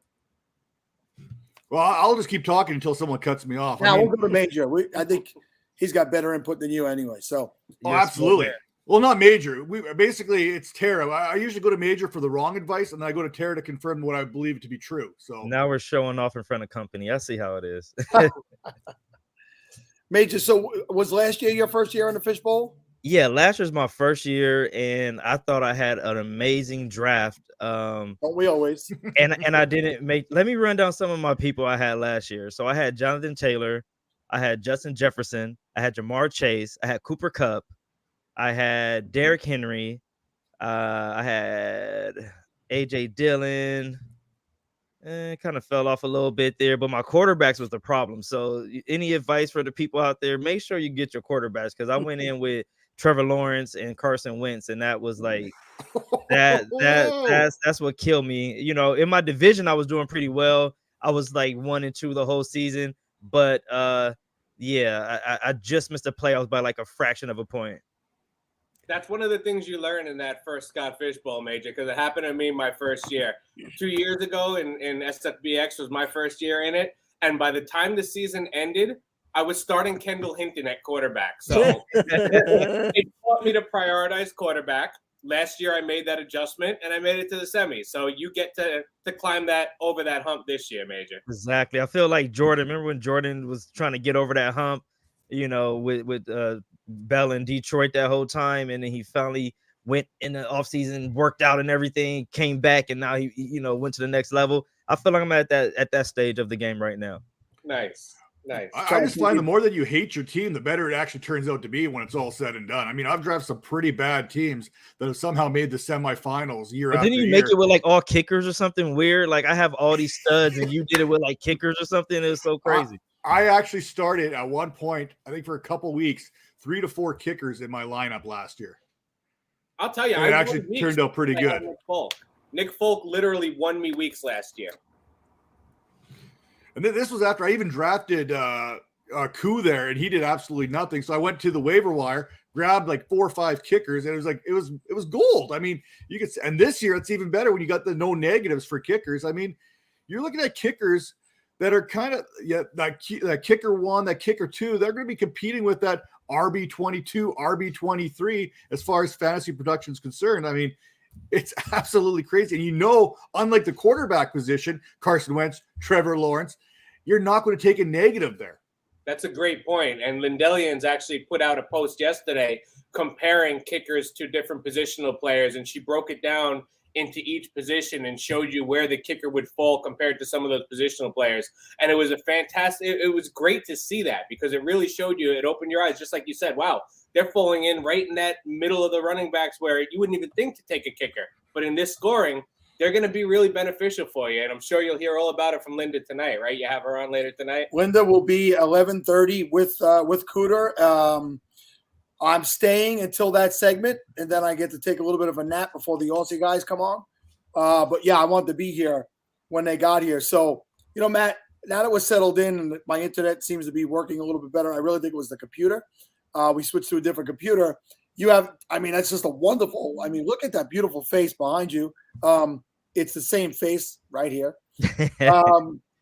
I said something earlier about something I participated in recently. Do you know where I was? Are you picking my nose? That was in the dugout in Brooklyn Cyclone Stadium about a week and a half ago. I played in a celebrity softball game against the Real Housewives of New Jersey.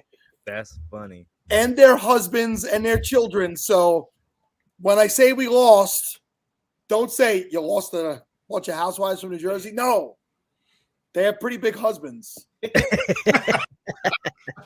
Wait, you just started speaking my language. Why were you in a celebrity league? That's what I'm wondering. I didn't want to be rude, but that was like on my mind, you know. John, so, you know how that works? So like there's always good-looking people always hang out with ugly-looking people to make themselves look better. I mean, that's why you bring guys like Sal and myself into things right now, to boost the looks of everyone else up. I mean, that's exactly why Sal was there.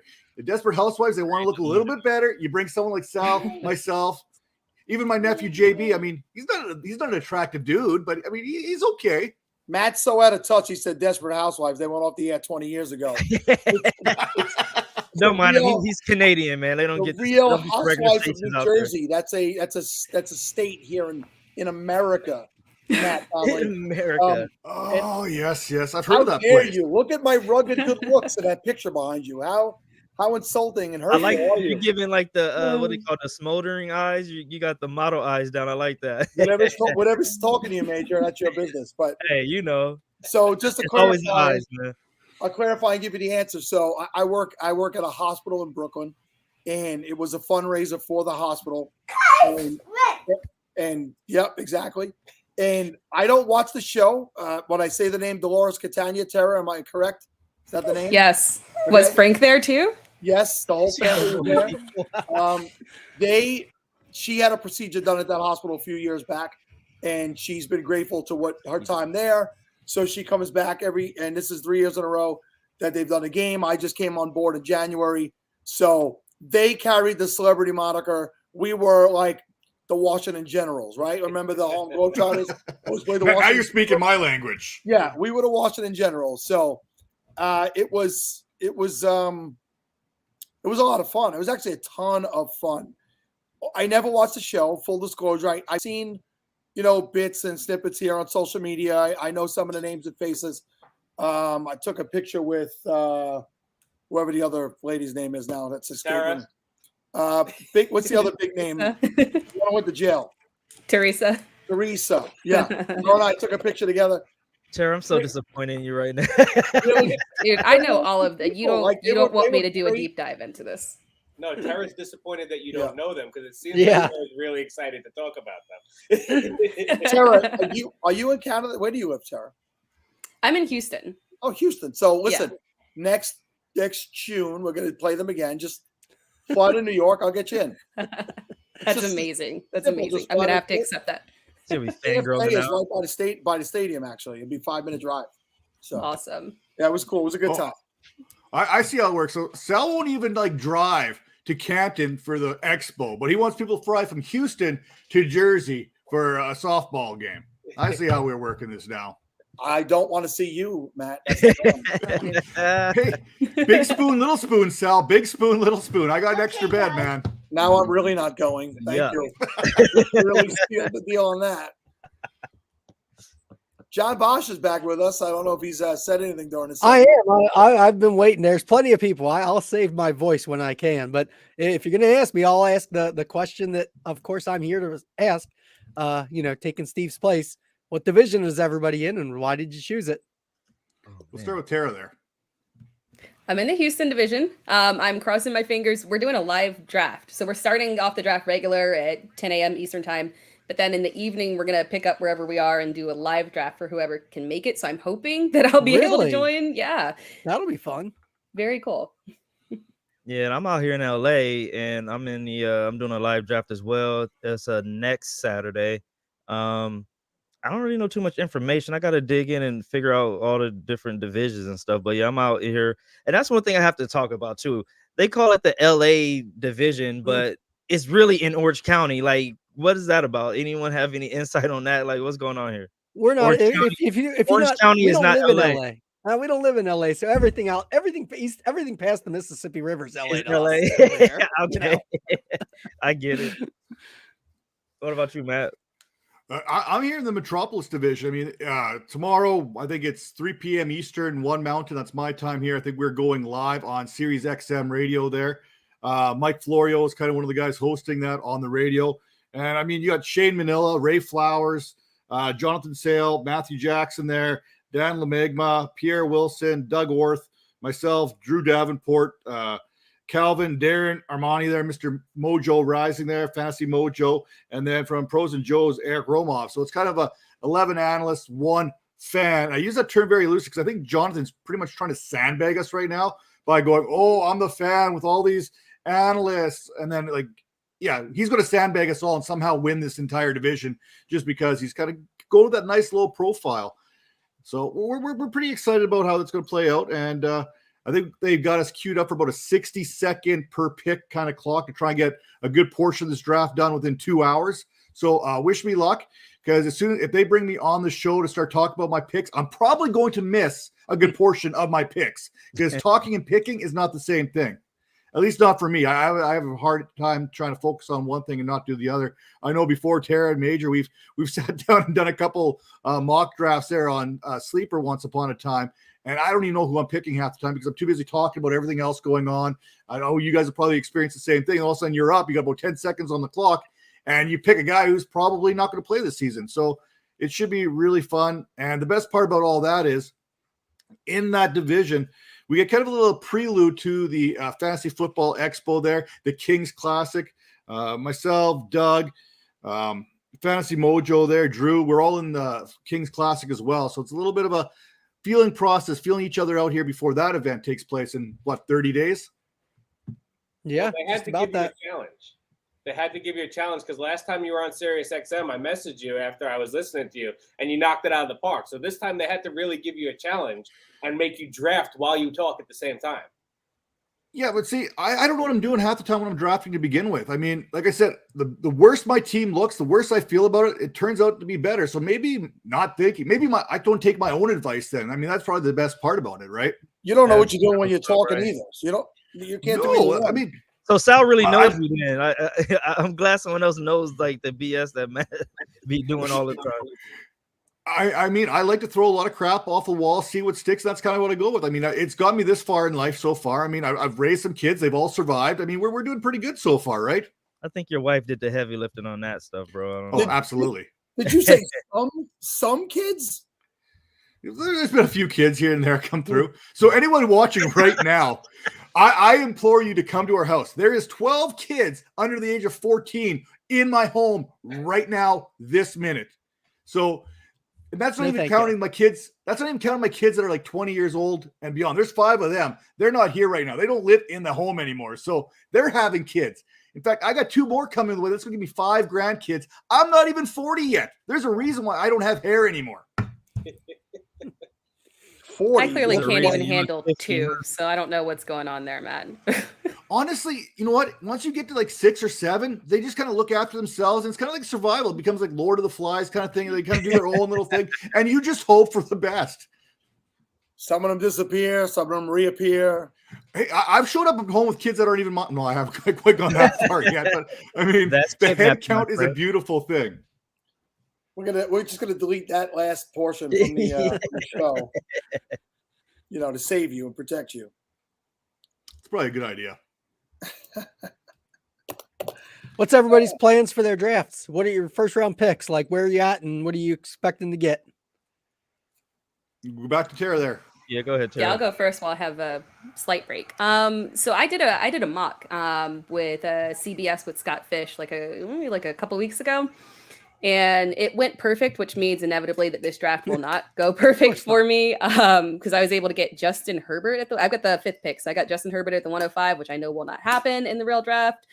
So my strategy is basically right there. If either Justin Herbert or even Lamar Jackson is available, I'll be taking one of them first. If not, then I'll just go ahead and take Jonathan Taylor. It'll be interesting to see. I don't know. It depends on where Travis Kelce goes. I feel like that's the way that a lot of the drafts, the direction that they had, end up shaping out, depending on how early Travis Kelce comes off the board. And then everything just kind of falls from there. Yeah, you know how the fantasy community can be very fickle, Tara, and then all of a sudden everybody's like, "Oh, Kelsey's going to fall off this year." Based on what? Because other people have at that age. He's not other people, and he didn't show any signs of slowing down remotely. So I think he's going to slip a little bit this year, not just in SFB, but in general. And people are sleeping. Well, isn't Kelsey? He's basically the Tom Brady version of at the tight end position. He's put down together like 6 consecutive 1,000-yard seasons. He's played at least 15 games in his 8 career seasons altogether. I mean, he's been durable. He's been productive. There's no reason not to believe that he's not going to do the same thing he's been doing this whole time. There's been no sign that there's going to be a slip, and we're going to discredit him somewhat. We're going to put a little bit of a lower value on him. I mean, it's the way we do things, right? We like shiny things. Yeah.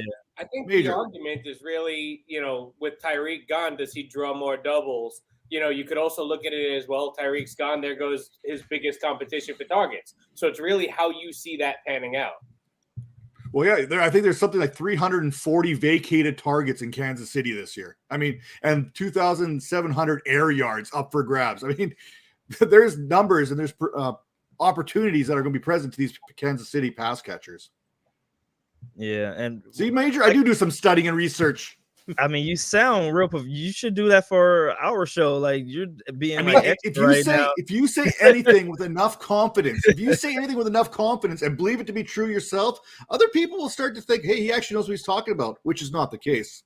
Yeah, we should try that on a Dynasty Viper show, though. But yeah, my strategy this year, I want to wait on a quarterback again, but like I said, last year, I had all these studs and just fell short a little bit. So I think I might go quarterback, but I kind of I let the draft come to me. I don't really like go in looking for anyone. Whoever falls to me, I kind of like just pick them up. I'm not that big into like trying to target people because you never get them, especially with the caliber of people that's in the Scott Fishbowl. It's really hard to you have to know your stuff because they will snipe you every second. So like you got to be more agile. So I try to be like water during my draft.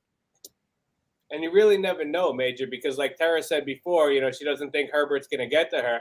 Last year I was a 107, and in the group chat we were like, there's no way. We'd love to get Josh Allen, but there's no way he's going to get to us. And then sure enough, the real day comes. I'm sitting there at 7. Josh Allen lands in my lap. So, you really never know what's going to happen on draft day.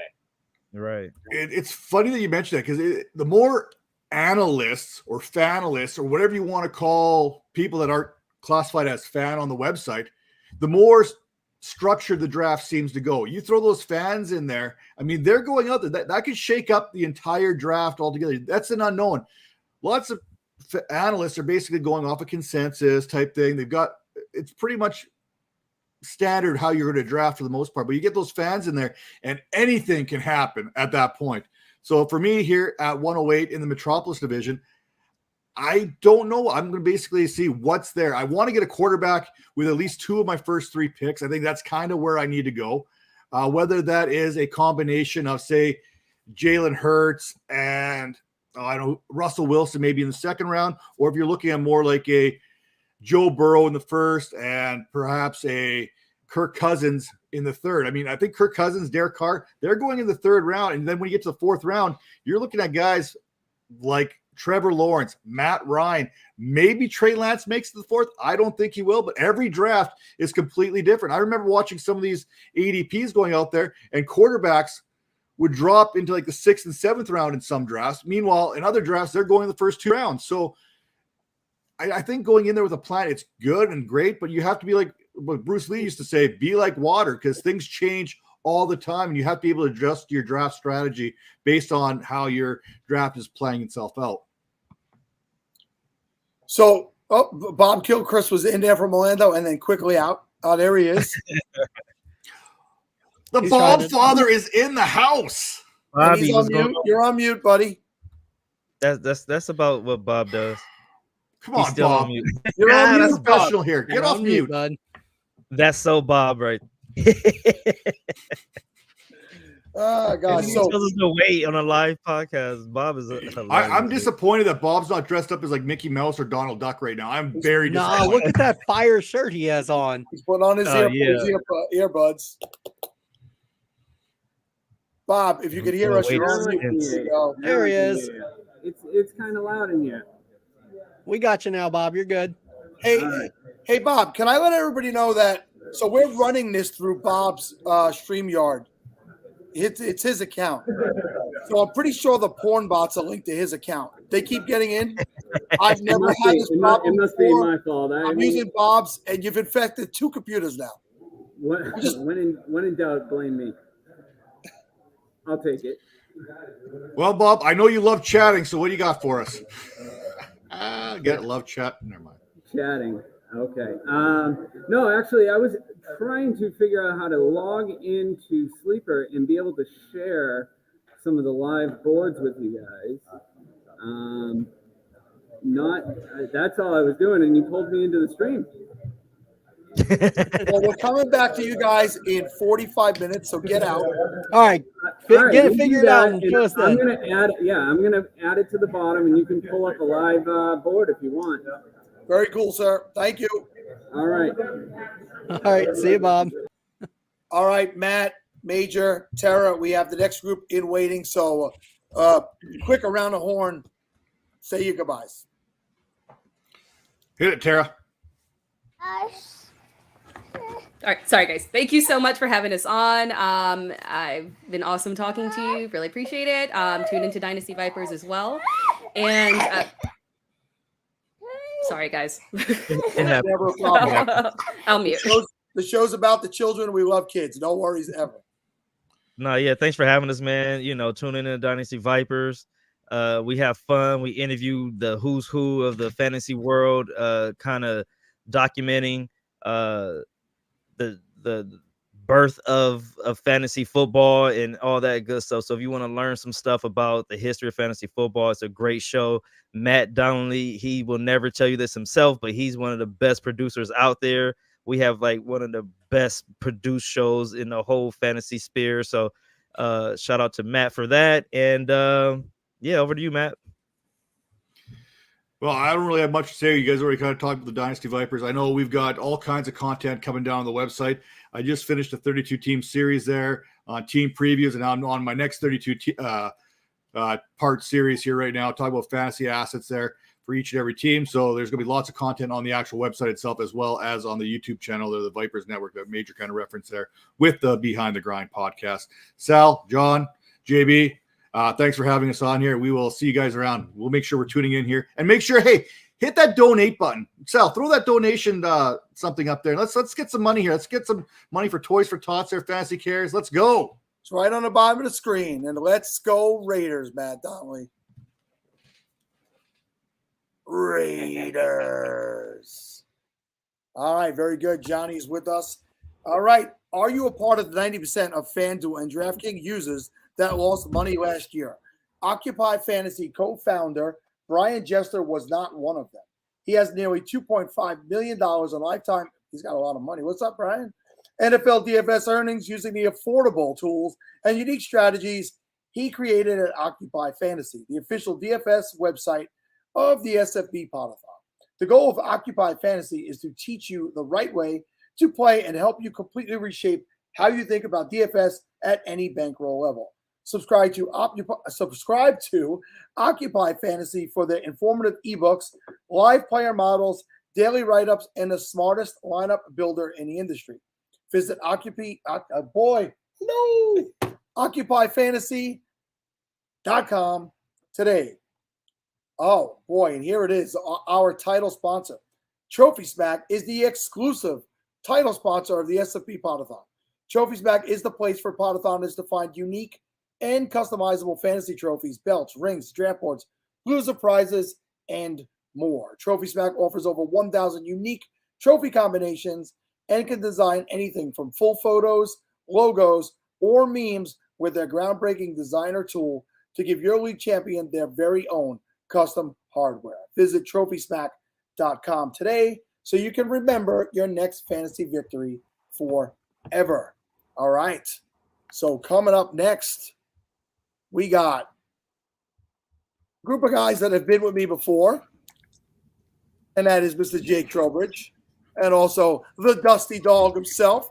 Dustin, what is up, guys? Welcome back in. Thanks for having us back on. I'm glad we didn't biff it so hard last time that we got disinvited. No, you were not coming back. Then Matthew Berry hired you, so I was like, well, I got to keep Matthew happy. Let me get this guy in here. Thanks, Matthew. Appreciate it. Oh, just riding on Jake's coattails. I love it. Well, I was going to ask you, Dustin. I mean, the guy's a superstar now. The man put up acoustical sound installation on his wall because he's recording so much. So he's a straight baller at this point, doesn't it? How do you feel, being in his shot? I mean, being his partner. Oh, it's an amazing honor. You have no idea. Just to bask in the little bit of glory that he allows me to. There's nothing like it. Although, part of my job as a co-host with him is to keep him humble. So I do put him in his place every once in a while. I don't know. I think you've done a terrible job of that. If that is your main goal here, because I'm telling you, it's through the roof, this head of mine.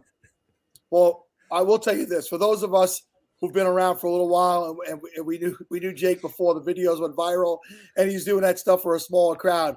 We've always known the talent was there. It's just that it got out there a little bit further now. And buying into it is a big part of it. You got your confidence in it, and you just let it out now. And it's pretty awesome to see. You're both good guys. You've both been a part of a lot of things that we've done. I remember the days when you came to me begging to come on, and now I've got to go begging you guys to come on. So it's good to have you. Hey, if I didn't get the invite, what was that? But did you come prepared with a song today? I am always prepared with a song if need be. So don't you worry about that. No, hey, if we didn't get the invite, I was still planning to come begging to you, Sal. So don't get that twisted. Cool. So tell us about what's going on over at Drinking and Talking Fantasy, because that all that Matthew Berry stuff, man, we all heard about that also. But tell us about the grassroots stuff you guys are doing. Dustin, what are we doing now? What's hot now? Well, we are in the middle of our divisional breakdown series, just going division by division, having amazing panels of guests every single week representing their teams, letting their homerism come out. Because, as analysts, we like to try to stay unbiased as possible. So this is our opportunity to let us as analysts really just talk how we want to talk about our favorite teams. And I love your show. I was a guest on your show last year and really enjoyed the time that we had on there. I was watching one recently where you were talking about the tight end position, and specifically you were talking about George Kittle. And I know that in Scott Fishbowl, tight end is something that people tend to focus on at the top half. So tell us a little bit about your thoughts on Kittle and where he falls in that top tier of tight ends. I think me and Dustin actually disagree on Kittle for this year, or maybe not a ton, but I'm team Kittle value all day in this year, because it seems like he's fallen down way too far. I understand the question marks about the sophomore, technically rookie quarterback coming in Trey Lance, and the target distribution and the injuries and all of it. And I don't care, because where you're getting him in drafts, and maybe Scott Fishbowl will be different. Maybe, but in best ball drafts, especially right now, he's slipping into the 5th round, and that's just crazy to me. I'm taking him there every single time. Guys, I want to put this comment up real quick, because I think Tyler's an idiot. So Anytime he says he is an idiot, I want to make sure we acknowledge that. But go ahead, Dustin, by all means, carry on. Oh no, I believe if I should embarrass Tyler even more, we had this exact same conversation a year ago at the expo. So I'm glad he's picked up from there and remembers that conversation. So thanks, Tyler. You're the best. He's something. Yeah, but getting back to George Kittle, yeah, I'm a little bit lower than Jake on him. I mean, he's still, when healthy, and I hate the term injury prone, but when healthy, he is an elite tight end. But I'm just got a lot of question marks with this offense this year. So I'm a little bit lower than Jake. But I mean, if he falls in the draft, I have no problem taking him. It's just, getting that value.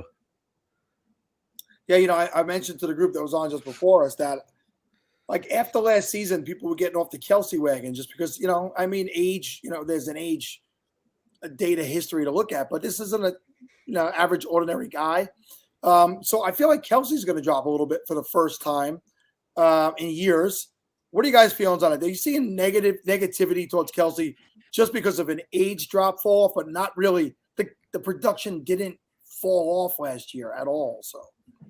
Yeah, boy, you're hitting all of our sweet spots for tight ends, I think. And by the way, I should acknowledge, always listen to Dustin about tight ends, never listen to me about tight ends because I'm terrible notoriously for projecting them.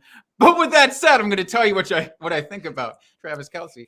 I am actually worried about him this year a little bit. And it's probably stupid. It's probably the Tom Brady thing from forever ago where every year I kept saying, this is the year he stops. And then he never stopped. And then I looked like a wang. But I think for this year, it is going to happen with Travis Kelce a little bit. Like, I'm not going to take him in the first round. I might even be cautious about taking him in the second round because I think that the collective of wide receivers they brought in to Kansas City they're much better than anything behind Tyreek Hill last year, in my opinion. Basically all of them that are there. And so, yeah, there's no Tyreek, but here's this gaggle of guys who could all command targets on their own. So I think it's going to be more of a spread offense. They're going to spread it around a little bit more. And Kelsey's still going to be good. I just don't know if I can take him super high. I would say this, that if you were a wang, one of our former podcast sponsors, Manscaped, would have to do some work because that is an wang. Go ahead. Well, I mean, you see up here, right? I mean, you get it. Yeah, I think I'm wheels up for Kelce for this season at least, especially the first half of the season. I think, as Jake said, with all these new wide receivers, it's going to take time for them to develop that chemistry with Mahomes. So I think especially in the first half of the season, you're going to see him getting a lot of targets. But maybe second half of the season that slows down a little bit once there is that more comfort level. Maybe one of these wide receivers actually takes a step forward from what we've seen out of them. I know Juju a few years ago, monster year, haven't seen much out of him since then. Jake and I know MVS very well. He has his moments, very much a boom bust guy. So I don't have a ton of confidence in these wide receivers behind Kelce, but I mean, they probably will spread it around a little bit more just because Tyreek isn't there. And that's just going to be a function of having these new players on the offense. And that quarterback over there in Kansas City, he's not really altogether that good too, right? So they all have to carry mid. him.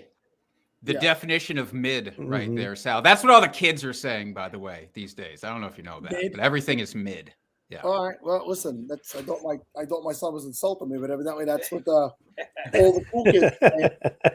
Let's talk about that AFC West. I'm a Raiders fan, right? And made it to the playoffs last year. We lost the Bengals on a phantom whistle, John Bosch. No. We don't have to revisit that. Deservedly lost, you mean? Yeah. Listen, it is what it is. They were not good enough to win a Super Bowl. I'm not sitting here trying to say that they were. But we go out, we trade, we get Devontae Adams, spend all that money, right? And the team, like, wow, we added Devontae Adams to a team that made the playoffs last year and competed well. And, Russell Wilson plays for the Broncos now. Oh, great. The other best quarterback in the NFL plays for Kansas City. And Los Angeles has Justin Herbert. We're going to be the best fourth place team in the NFL this year. It's insane because they're the fourth best team in that league, in that division. How crazy is that division? If you guys could just be in the NFC East, all of your problems would be solved. Every single one of them. Well, we move enough sooner or later. So as a New Yorker who's in love with a team from Vegas, formerly Oakland, Los Angeles, and Oakland before that. If they could get into the East, that'd be awesome.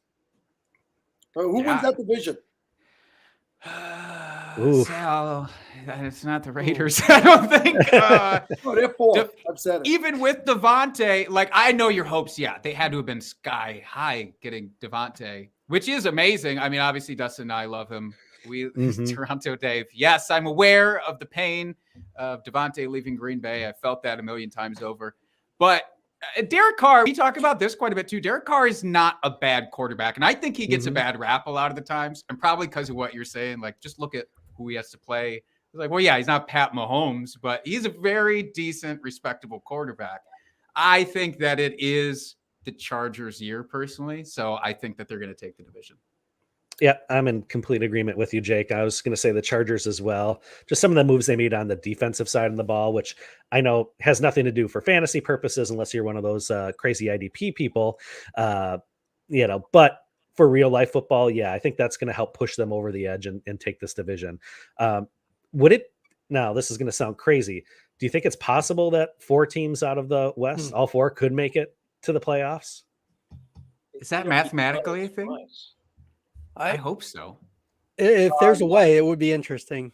There is 3 wild cards now, right? That come coming out of each conference. Yeah. Well, let's go through every team in the AFC. So out of the AFC East, will it be the Patriots or the Bills? The Bills. I think it'll be very difficult for that to happen, but it's plausible. Mathematically, I would love it. I love the anarchy and the chaos that it was caused. And the NFL kind of deserves something like that to happen. I was never a fan of the expansion of the playoffs anyways. So you know what? Something like that should happen just to cause as much chaos as possible. I'm just going to get all this good Derek Carr talk up there. Hold on. I think we can all agree that the Raiders aren't winning the division there. So that sounds like we were all in agreement there.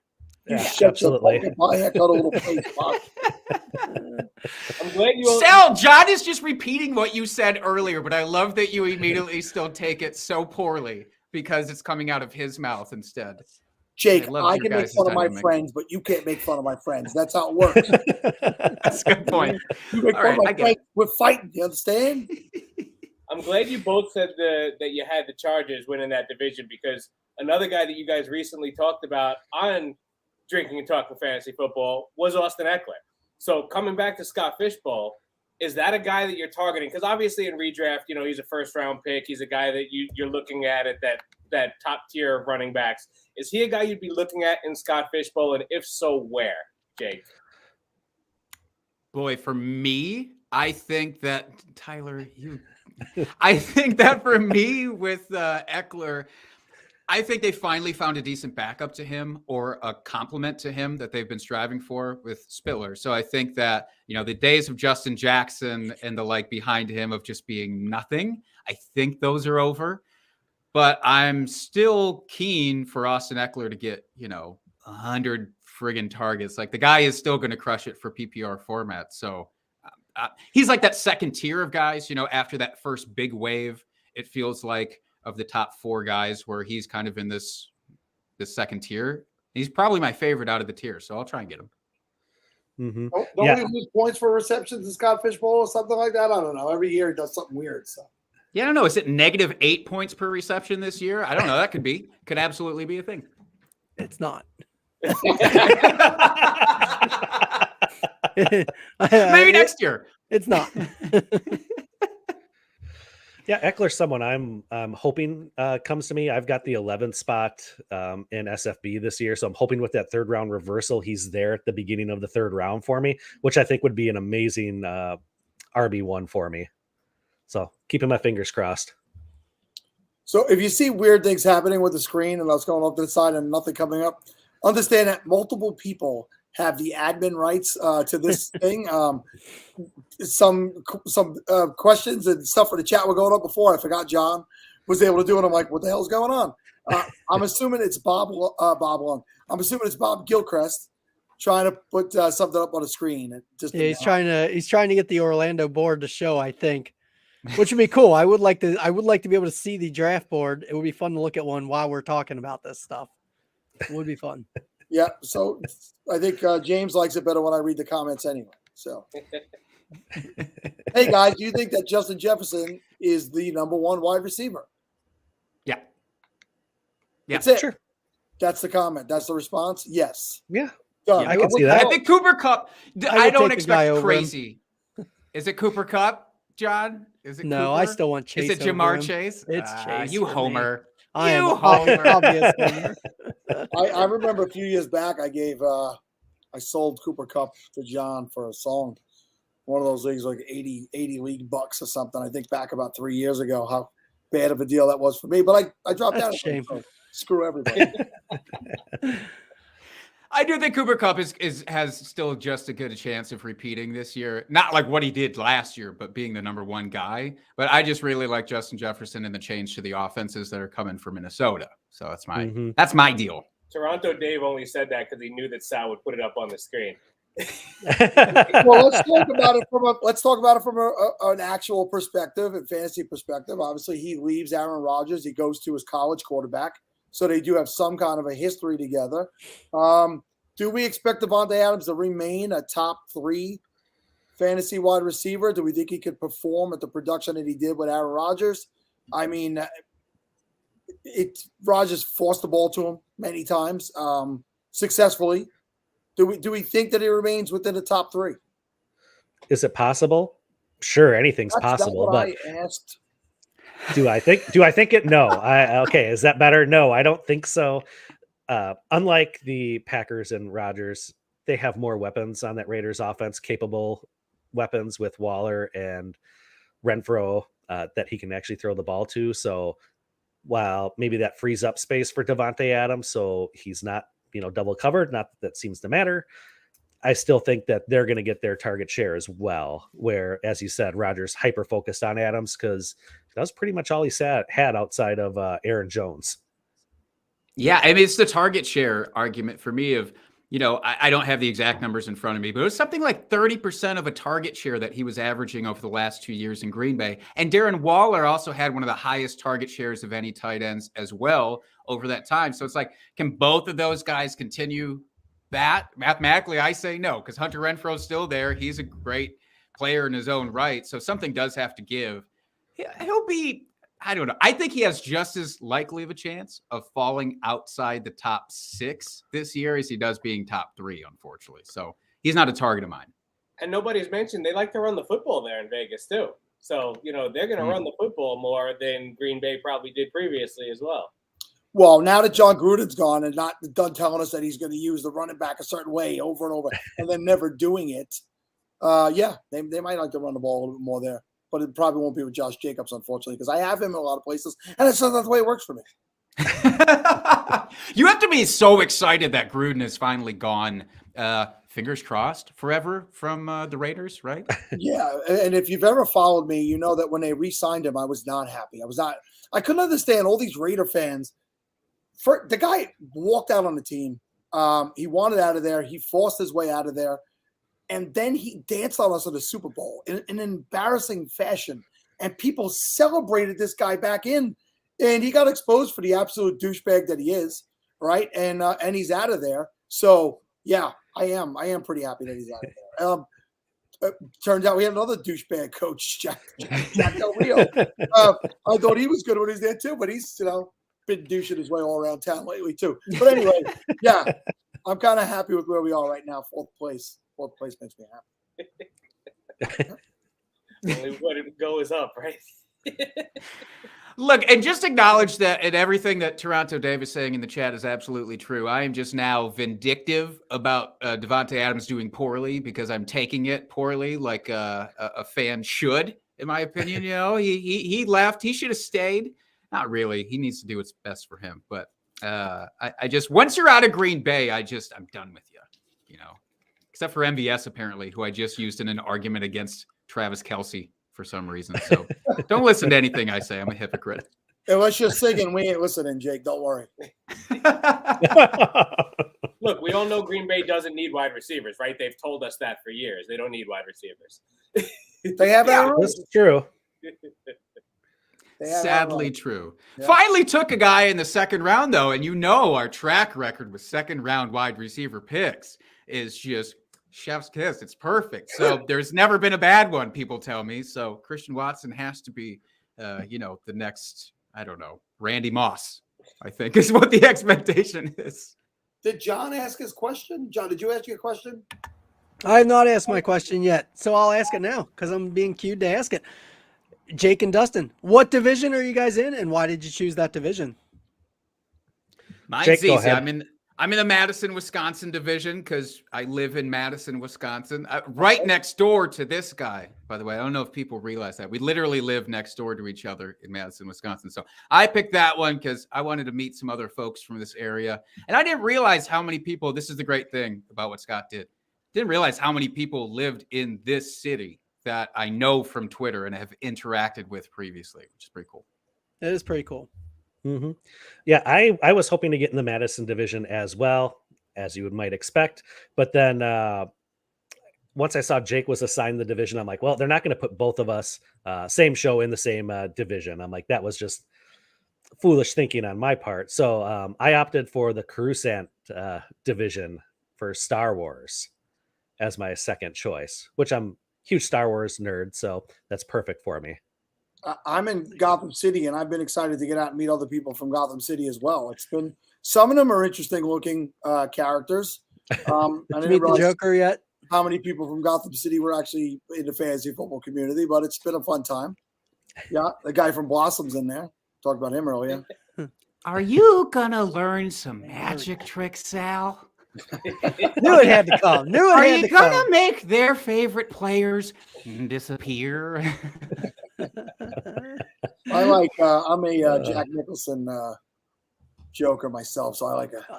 Where did they get it? Of course, Sal. The one thing that I try to incorporate into this, you're like, no, what the hell is that all about? No, you're great, Jake. You're great. You're great. So, where are you picking? Do you know what you draft? 7 spot.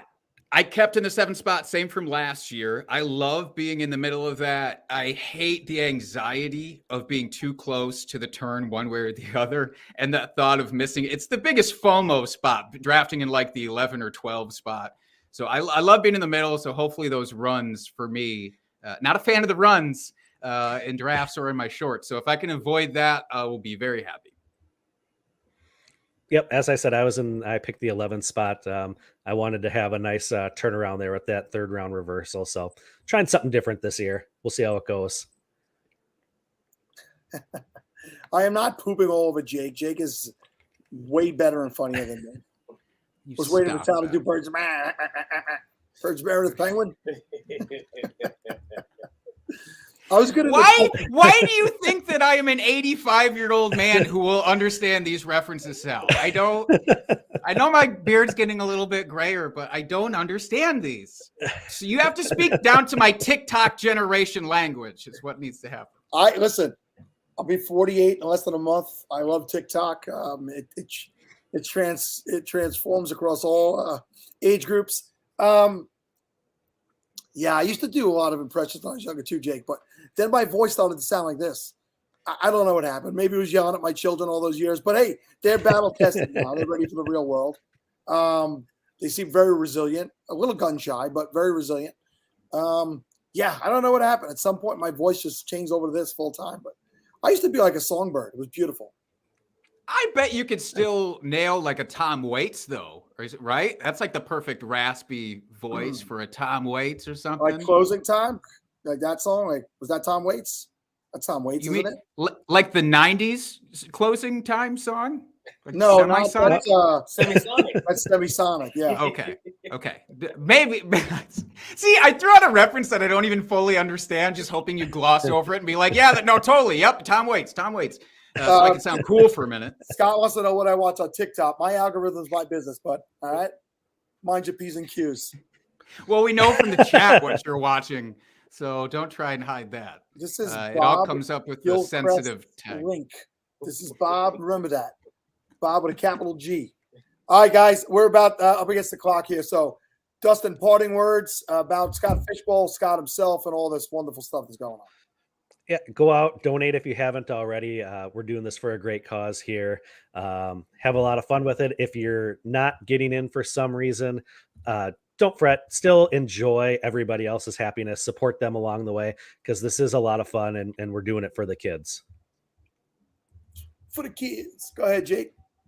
Yeah. I mean, this is just an amazing thing. This is now year 4 of me knowing about Scott Fishbowl, year 3 of year 5 of knowing about it, year 3 of being like actively involved, where I was just, I've loved this Pottathon forever, by the way. And you guys seriously do an amazing job with this. It's so entertaining. I love that it expanded to 36 hours. I don't know if you do, but I personally do.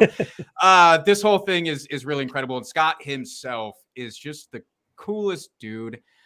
I don't know if you're like me, but when I first kind of caught wind of Scott Fish, I just thought, like, nobody can be that good of dude all the time. And then I met him at the expo last year. It's like, okay, he can really be that good of a dude all the time. He's just super cool, so nice, and this is incredible.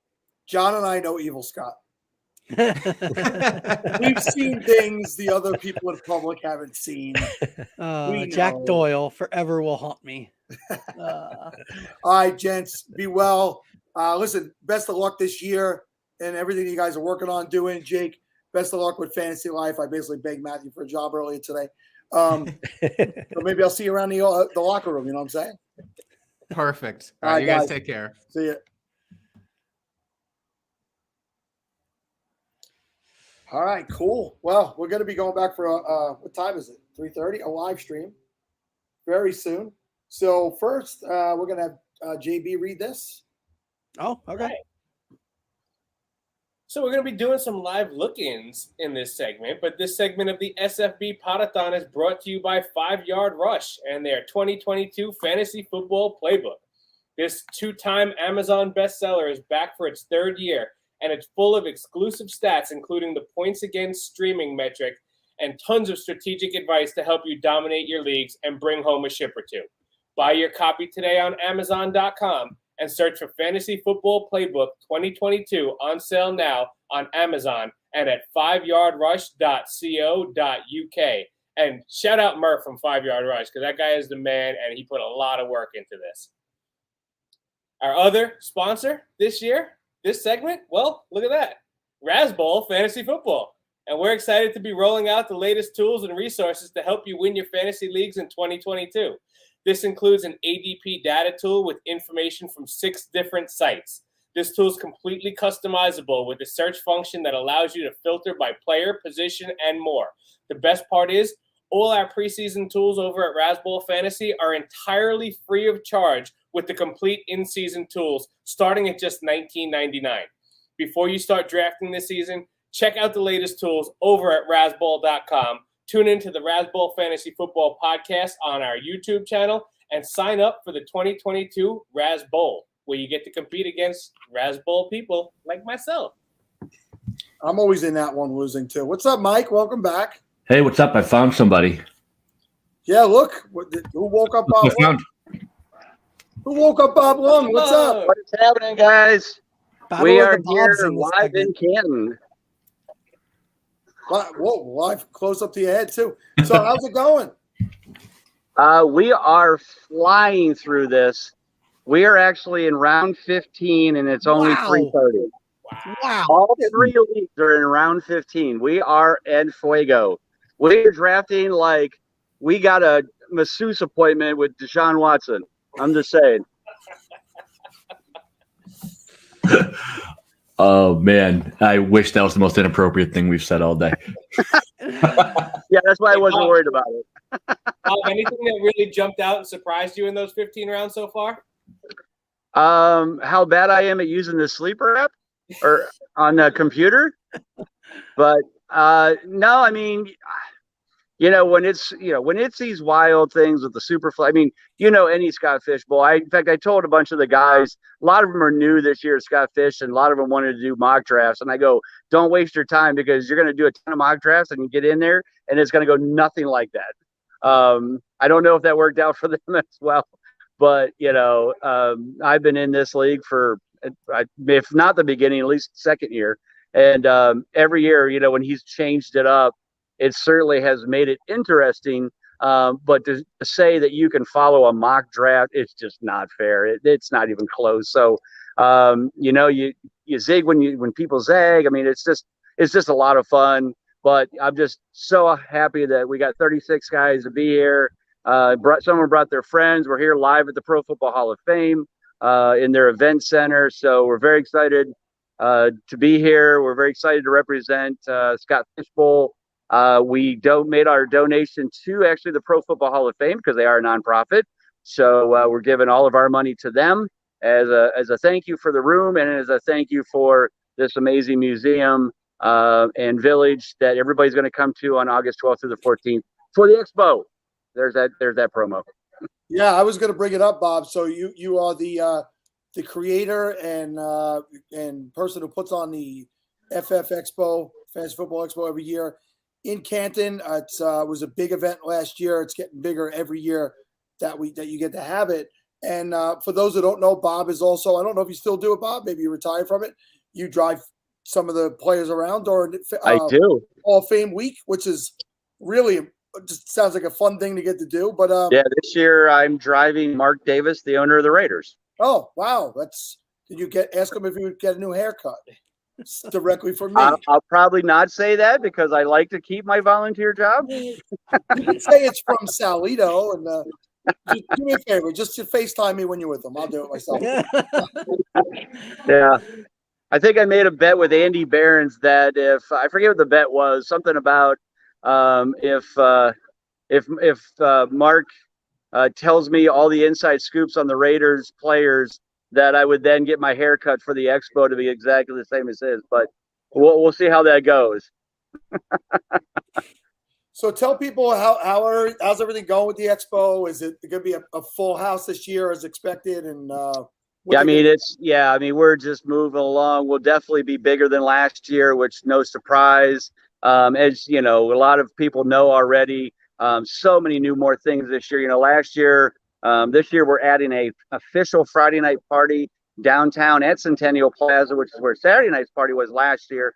That's going to be Friday night, but Saturday night is going to be inside the brand new domed practice field that they built behind the Pro Football Hall of Fame. So we will be playing flag football and quarterback skills challenge for charity, probably for Fantasy Cares, at the event, on top of drinking and food and all the camaraderie that we all have there. So big weekend, lots of fun stuff, drafts, parties, the expo itself, on Sunday. So should be a very good time. But I got to make a pick here. So, hey, give me John Mechie. John Mechie. Nice pick. You really clock. are We late got in the on the draft. clock pick. All right. I for one cannot wait to see just how unathletic most of the fantasy football community is. Oh yeah. And I would highly recommend multiple ambulances. Oh yeah. Nearby. Can we do an Yeah, over we're under gonna on bring- hamstring pulse? Yeah, we're going to bring lots of ambulances and personal trainers and whatever else we can rig up on. The over-under on hamstring. Maybe pulls is- John can send some of his masseuses down. Who knows? No, it's all of them. Just all of them. All Mike. of it. All of them or not all of them. And I got the over. Bob, who's there today? Is there anybody nearby or anybody that you drafted with that might want to just? Well, let's see. Let's see. Who can we turn you over to?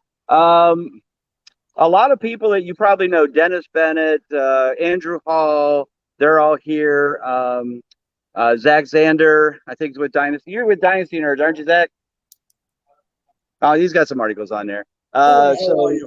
Will Tiggy from Better Fantasy is here. He came down from Cleveland. So, just a lot of great people. But I think the best part is that there's so many new guys this year that, got in for their first year because they could come to this live draft. And that's, that makes me super excited that we can get, introduce a lot of new people to the Scott Fishbowl and what it's all about and, raising money and, having a lot of fun. But, I love the idea that Scott did the locations this year, not only live, but a lot of people are drafting even online in the same city that they're all from. And so they're going to meet up. And that's what it's all about. You know, for the last 2.5 years, we've had to stay at home and stay away from others. And now the fact that we can kind of get together again and, you know, do this live just makes it that much more fun. And, you know, and it's such a great cause. And Sal, thank you for all that you do with this Pottathon. It's amazing. I know you raised a ton last year. I'm sure you're going to raise a ton this year. And God bless you for all your efforts as well. Hey, Bob, I need you to do me a favor. Can you find Kevin Payne? He's wearing blue SFB9 shirt. And here's why. Oh, well, that cuts it down to about 8 people. So here's why. Kevin Payne? Hold on, I got to find it. You don't have to get up and get him now. Here's why I say that. Oh, okay. I got him. He's in the 106 chat with me, and he was so excited to be a part of this that he wanted all 35 others to sign his shirt. So, Kevin, did you get them to sign your shirt?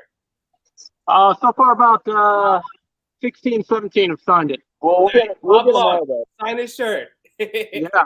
That might be the that might be the best Scott Fishbowl shirt. It's over there on the table. I'll go get it for. There's a red one over there if that'll work.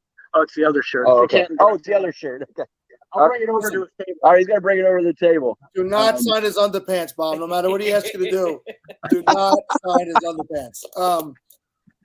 That might be the best Scott Fishbowl shirt ever created, and he's ruining it with all your signatures. The SFB9 one. Oh, he's got one of the Canton ones. Okay, he's got one of the Canton ones. I'm signing. All right. All right. Let's put it over there. All right. So I'm signing. We're going to official signing. There it is. There we go. Perfect. That makes a lot more sense. Nice. Oh, look at that fire shirt. Nice shirt. Nice Canton shirt. That is from shirts.com, John? That is ffpodshirts.storeenvy.com. There it is, storeenvy.com. Sweet. Buy the shirts, donate, contribute. Look at the link below, scottfishbowl.com/give. What's this guy's name? All right, we're there. Okay, we got it up.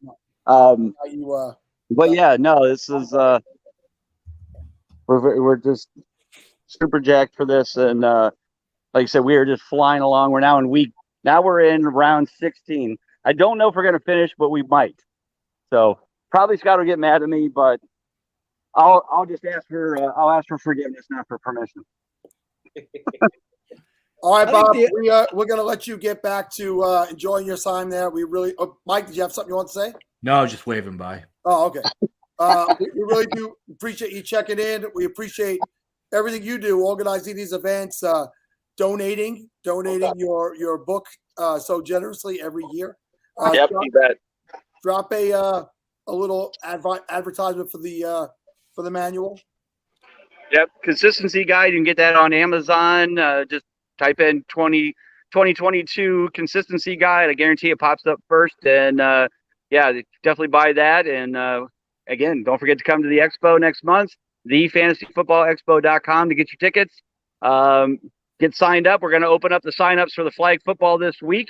So get your 8-person team put together, and we're going to have a good time with that as well. I'm stretching. I'm getting. You already have forgiveness, Bob. Scott says he's cool with you guys finishing off your draft. Awesome. Not like he had a choice, but yeah, thanks. All right, Bob. All right, guys. Thanks again for letting me chime in here, and we'll see you guys next month. Yeah, see you in a month, Bob. Yeah. All right, cool. So hopefully we're going to have somebody checking back in from Orlando. They're down there. We got them. Yep. We got them. You want to bring them in? JWB Fantasy Football is your #1 destination for everything fantasy football.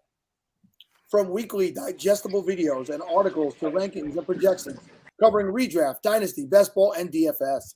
JWB Fantasy Football can be found on YouTube, all your listening platforms, and at jwbfantasyfootball.com. Visit now to watch the JWB Dynasty Digest, see our redraft rankings, download the JWB SFB12 scoring projections, and much more. Let JWB Fantasy Football give you the analysis you need to crush your competition. Oh, boy. This guest is also brought to you by the Lateral Show podcast, a sideways look at fantasy football.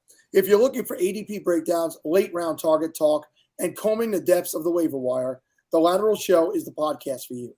Host Herms and Mick Lateral look where others don't to bring you the information you need to give you an edge in your league. The Lateral Show brings you humorous, entertaining, and actionable content year-round with expertise from draft season to the championship and throughout the offseason. The Lateral Show isn't here to tell you what to think, but to help you challenge how you think. Become the top dog in your league. Follow the show on Twitter at The Lateral FF, and be sure to subscribe wherever you find podcasts. All right. I'm almost unable to speak at this point.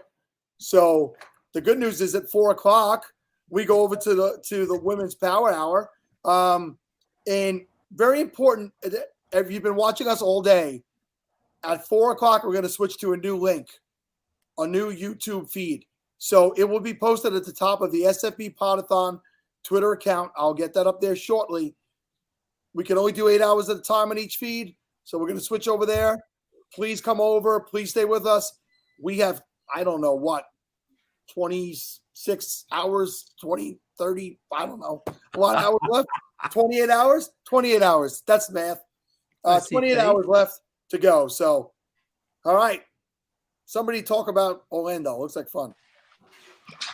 Well, I figured nobody actually wants to see me or talk to me. I just walk you around the whole room. Very true.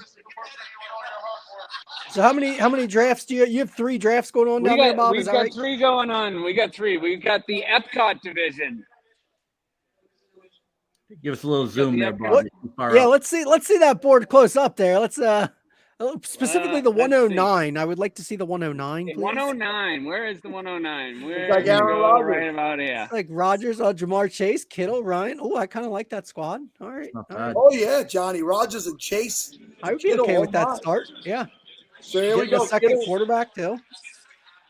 Kittle in the late 3rd round. So what we're seeing there is he dropped. That's a drop for Scott Fishbowl.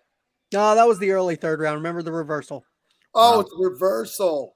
Derrick Henry, late second. I love that pick. We got another draft board around the other side here.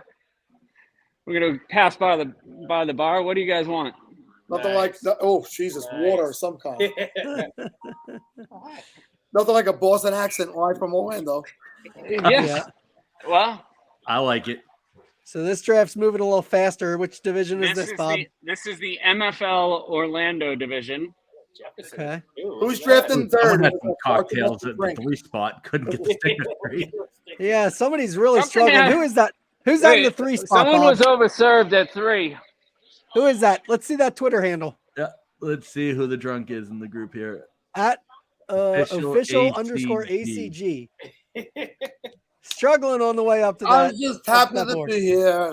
I mean, he started out all right. Yeah. Looks like the Pottathon. It went off the rails real quick.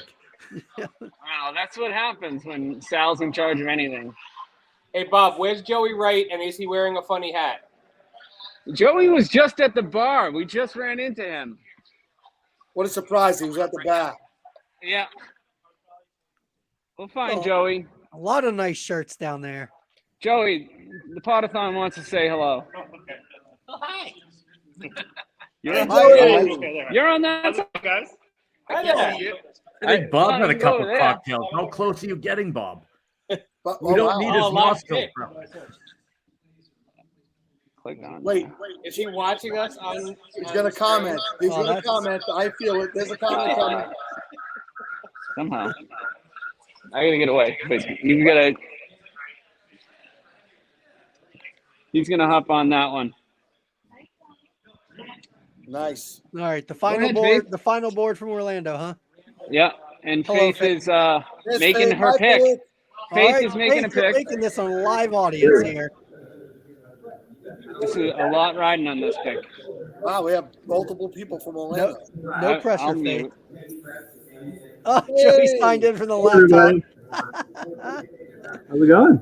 You were like first in the chat today. You were I the was. first person- Yep. Somebody put a tweet out, and I was like, "Oh, it's starting up," and I went in there, and there was a couple people in there. Let's but see who'd Faith. Nice. Damian Harris, Bob's guy. Solid. I'm 3 picks away, so. Yeah, let's see your pick live, Joey. Who are you taking? I'm hoping I'm gonna get Brandon Cooks. Did you say Brandon Cooks? I'm hoping. I don't know. Let's see. I'm sorry, I couldn't hear you. I wanted to say it loud to you. So the Pottathon going well? You're doing all 36 hours, right, Sal? No. I don't want to die.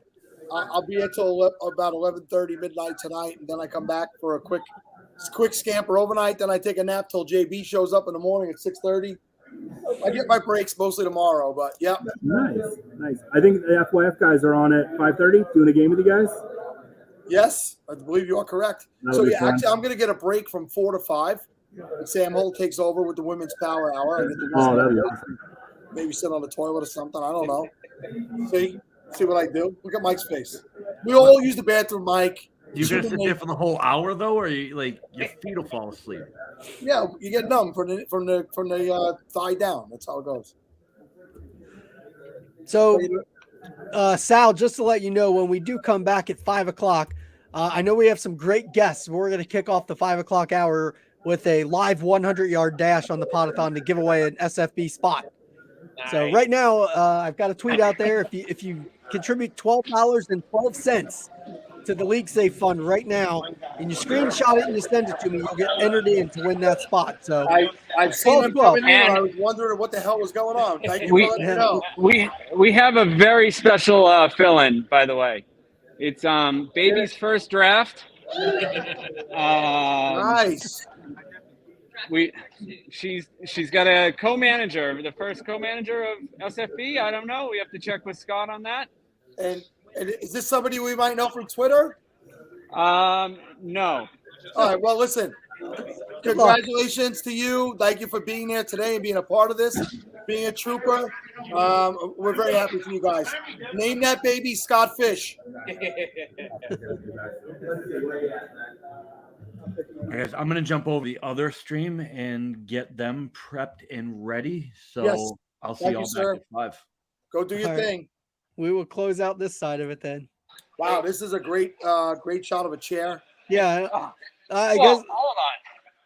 Not enough Steve chair. So, now the chair's just gone. Now we're not even getting the chair. Yeah, now it's just us. One of the things everybody is missing this year is the Pottathon chair, which became famous for being a much better contributor than Steve. And for those of you who are just joining us and are wondering, where is Steve, where is Kevin? According to Matthew Berry, who gives a damn? We don't need them. He's right. He's definitely right. So JB was nice enough to sit it with me last year. He's back sitting with me now. He helped me over these last couple of hours while my voice was starting to already crack and the computer was failing. And I had to get another computer hooked up quickly because the other one is clearly infected. And Johnny B, who's been here, helped me along the way. We all wore the same shirt today. Yeah. Nice. It's a nice shirt. It looks good on me. The timing couldn't have been better, Sal. I mean, we were having all the computer issues. We were able to kind of set up across the room, and we were able to keep it flowing. So I'm glad to be here. We are, I'm going to pan you guys around. It's a pretty big room that we're in. So we're over here, and we started over there. That's where I was this morning. And it wasn't working great over there. So we came over here and hooked up a new computer. While you're panning, shout out our boy Domenico again. Yeah, so I'm going to go back over there in a little bit. But where I shoot this from every year, or where I film it from every year, is a shared office for two of my friends. One is Seven Red Productions, sevenredproductions.com. They do all big event lighting. If you see these pictures behind me, these are all events that he's done. And when I say around the world, he's been around the world doing events. That's my closest friend in the world. And Domenico, he went to college with JB, and then years later, I became friends with him completely separately. Domenico owns Coach's Collectibles. Here's his card here. There's his information. If you've seen any of the autograph stuff in the background today, all that stuff belongs to Domenico and Coach's Collectibles, and all of it is 100% signed in person in front of him. It's all authenticated. It's all certified.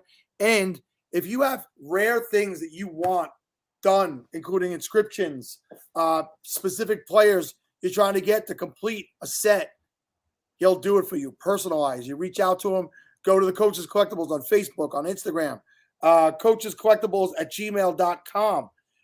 And it's actually Coaches Collectibles NY.com. Also, you will you'll be able to see some of the stuff that they have for sale and some of the stuff you could request. And he actually did that for me, Sal. He had a signing with Edgardo Alfonso, and as a diehard Mets fan growing up, Alfonso was my favorite player. And now I have an autographed helmet at my house that says "To JB" from Edgardo Alfonso. So stuff like that, it's awesome, and it's one of one.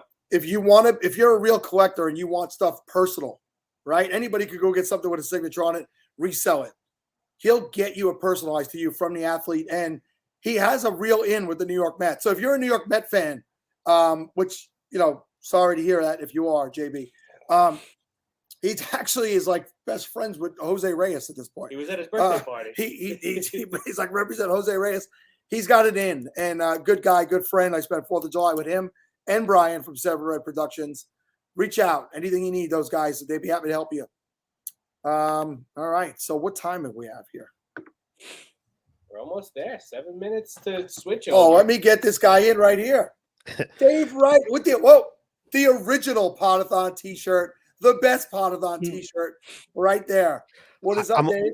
I'm also broadcasting from my basement, just like to honor Kevin. So that's what we're remodeling the other side. So I have to do from the basement over here. So I'm excited.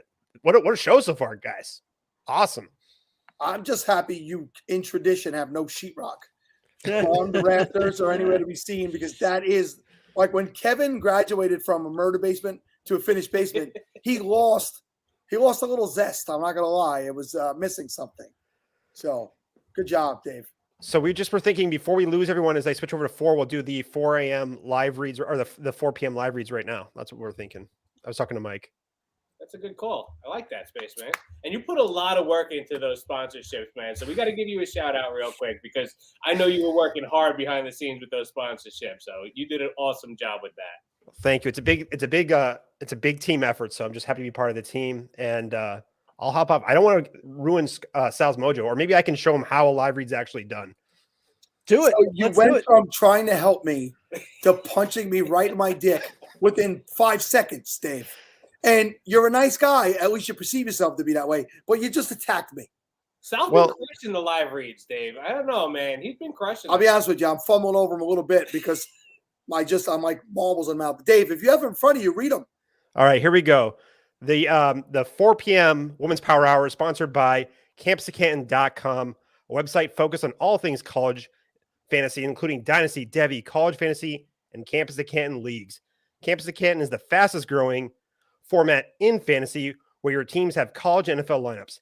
And as college players enter the NFL, they join your NFL roster. Visit campusofcanton.com as their team of experts bring you articles, podcasts, cutting-edge tools, exclusive ADP, industry-leading draft guides for Devy, college fantasy, freshman and supplemental drafts, and the deepest set of rankings anywhere. Check out campusofcanton.com. See, now I'm getting all nervous here. Not so easy, isn't it, Big Mouth? Not so easy, right? No, we're gonna go into form right here and say this guest is brought to you by the newly created website fantasy316.com. Fantasy316.com is an online directory for fantasy sports and gambling resources. Look for specific fantasy information or important betting advice without the spam or dead links. Fantasy 316 has you covered. The best sites and expertise in fantasy and gambling across all formats can be found at Fantasy 316. Be sure to follow founder at Austin Wrote That and at Fantasy 316 for the latest information in the betting and fantasy space. Visit fantasy316.com/SFB12 for exclusive Scott Fishbowl 12 coasters and the latest must-have sources in sports today. Nice. I'm going to post the link on Twitter of the next feed. So talk amongst yourselves for the next few minutes, John Bosch, JB, Dave. Well, Spaceman, you're Mr. Numbers. So what is your take on how we should be approaching SFB?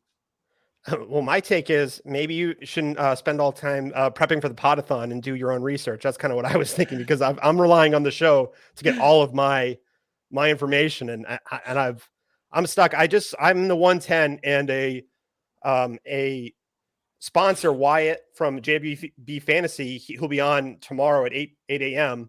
He got Kyler Murray at the 110, which I was shocked to see, and that's my dream, and I don't think it's going to happen. So I would like that at the 109. Yeah. So I'm going to be representing the Providence, the 110 in the Providence division. So okay, it's going to be tough. You got to go QB at 110. I feel like, because then you have the 111 and 112 could double tap QB and really lock you out. So it's a really tough position to be in. But if CMC's there, how do you pass him up? Yeah, that first pick it's a tough one. I think I'm probably going QB. I'm at the 109, so I'm right before you.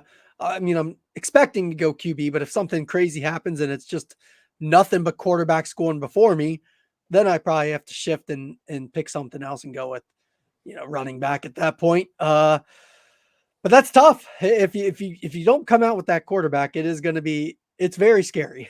I want to come out of my first 3 picks with probably 2 quarterbacks and a running back, maybe a wide receiver, maybe Kelsey. That's why all the mocks are great, but you never know. I mean, Dave, I was talking about it before. Like, I thought last year there was no shot Josh Allen was going to get to me at 7, and he sure did. So Kyler could get to you at 10. You never know what's going to happen in front of you. This is a wild ride.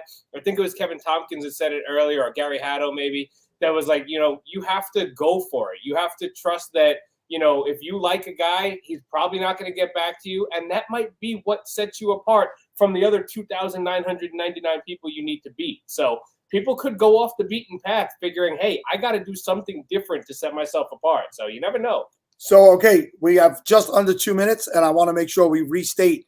You can watch this Pottathon at all of the same outlets you've been currently watching it, but it's going to switch over to a new feed. I am posting at the top of the SFB Podathon feed. SFB Podathon rolls on here live. Now, if you look for this, they're having fun with me by posting pictures of me from my Facebook or whatever. So remember when Matt Donnelly said I wasn't good looking earlier? I mean, look at his face. How could you not love this face? That might be right out of the Tinder profile right there. I'm not sure. I'll have to check. But anyway, we're going to log off here. And then we're going to have Sam Holt take over with a cast of wonderful ladies from around the fantasy community. And then I'll be back at 5 o'clock. So, Johnny, thank you. And JB, thank you. And we'll see you all soon. Hey, thanks. See you at 5, Sal.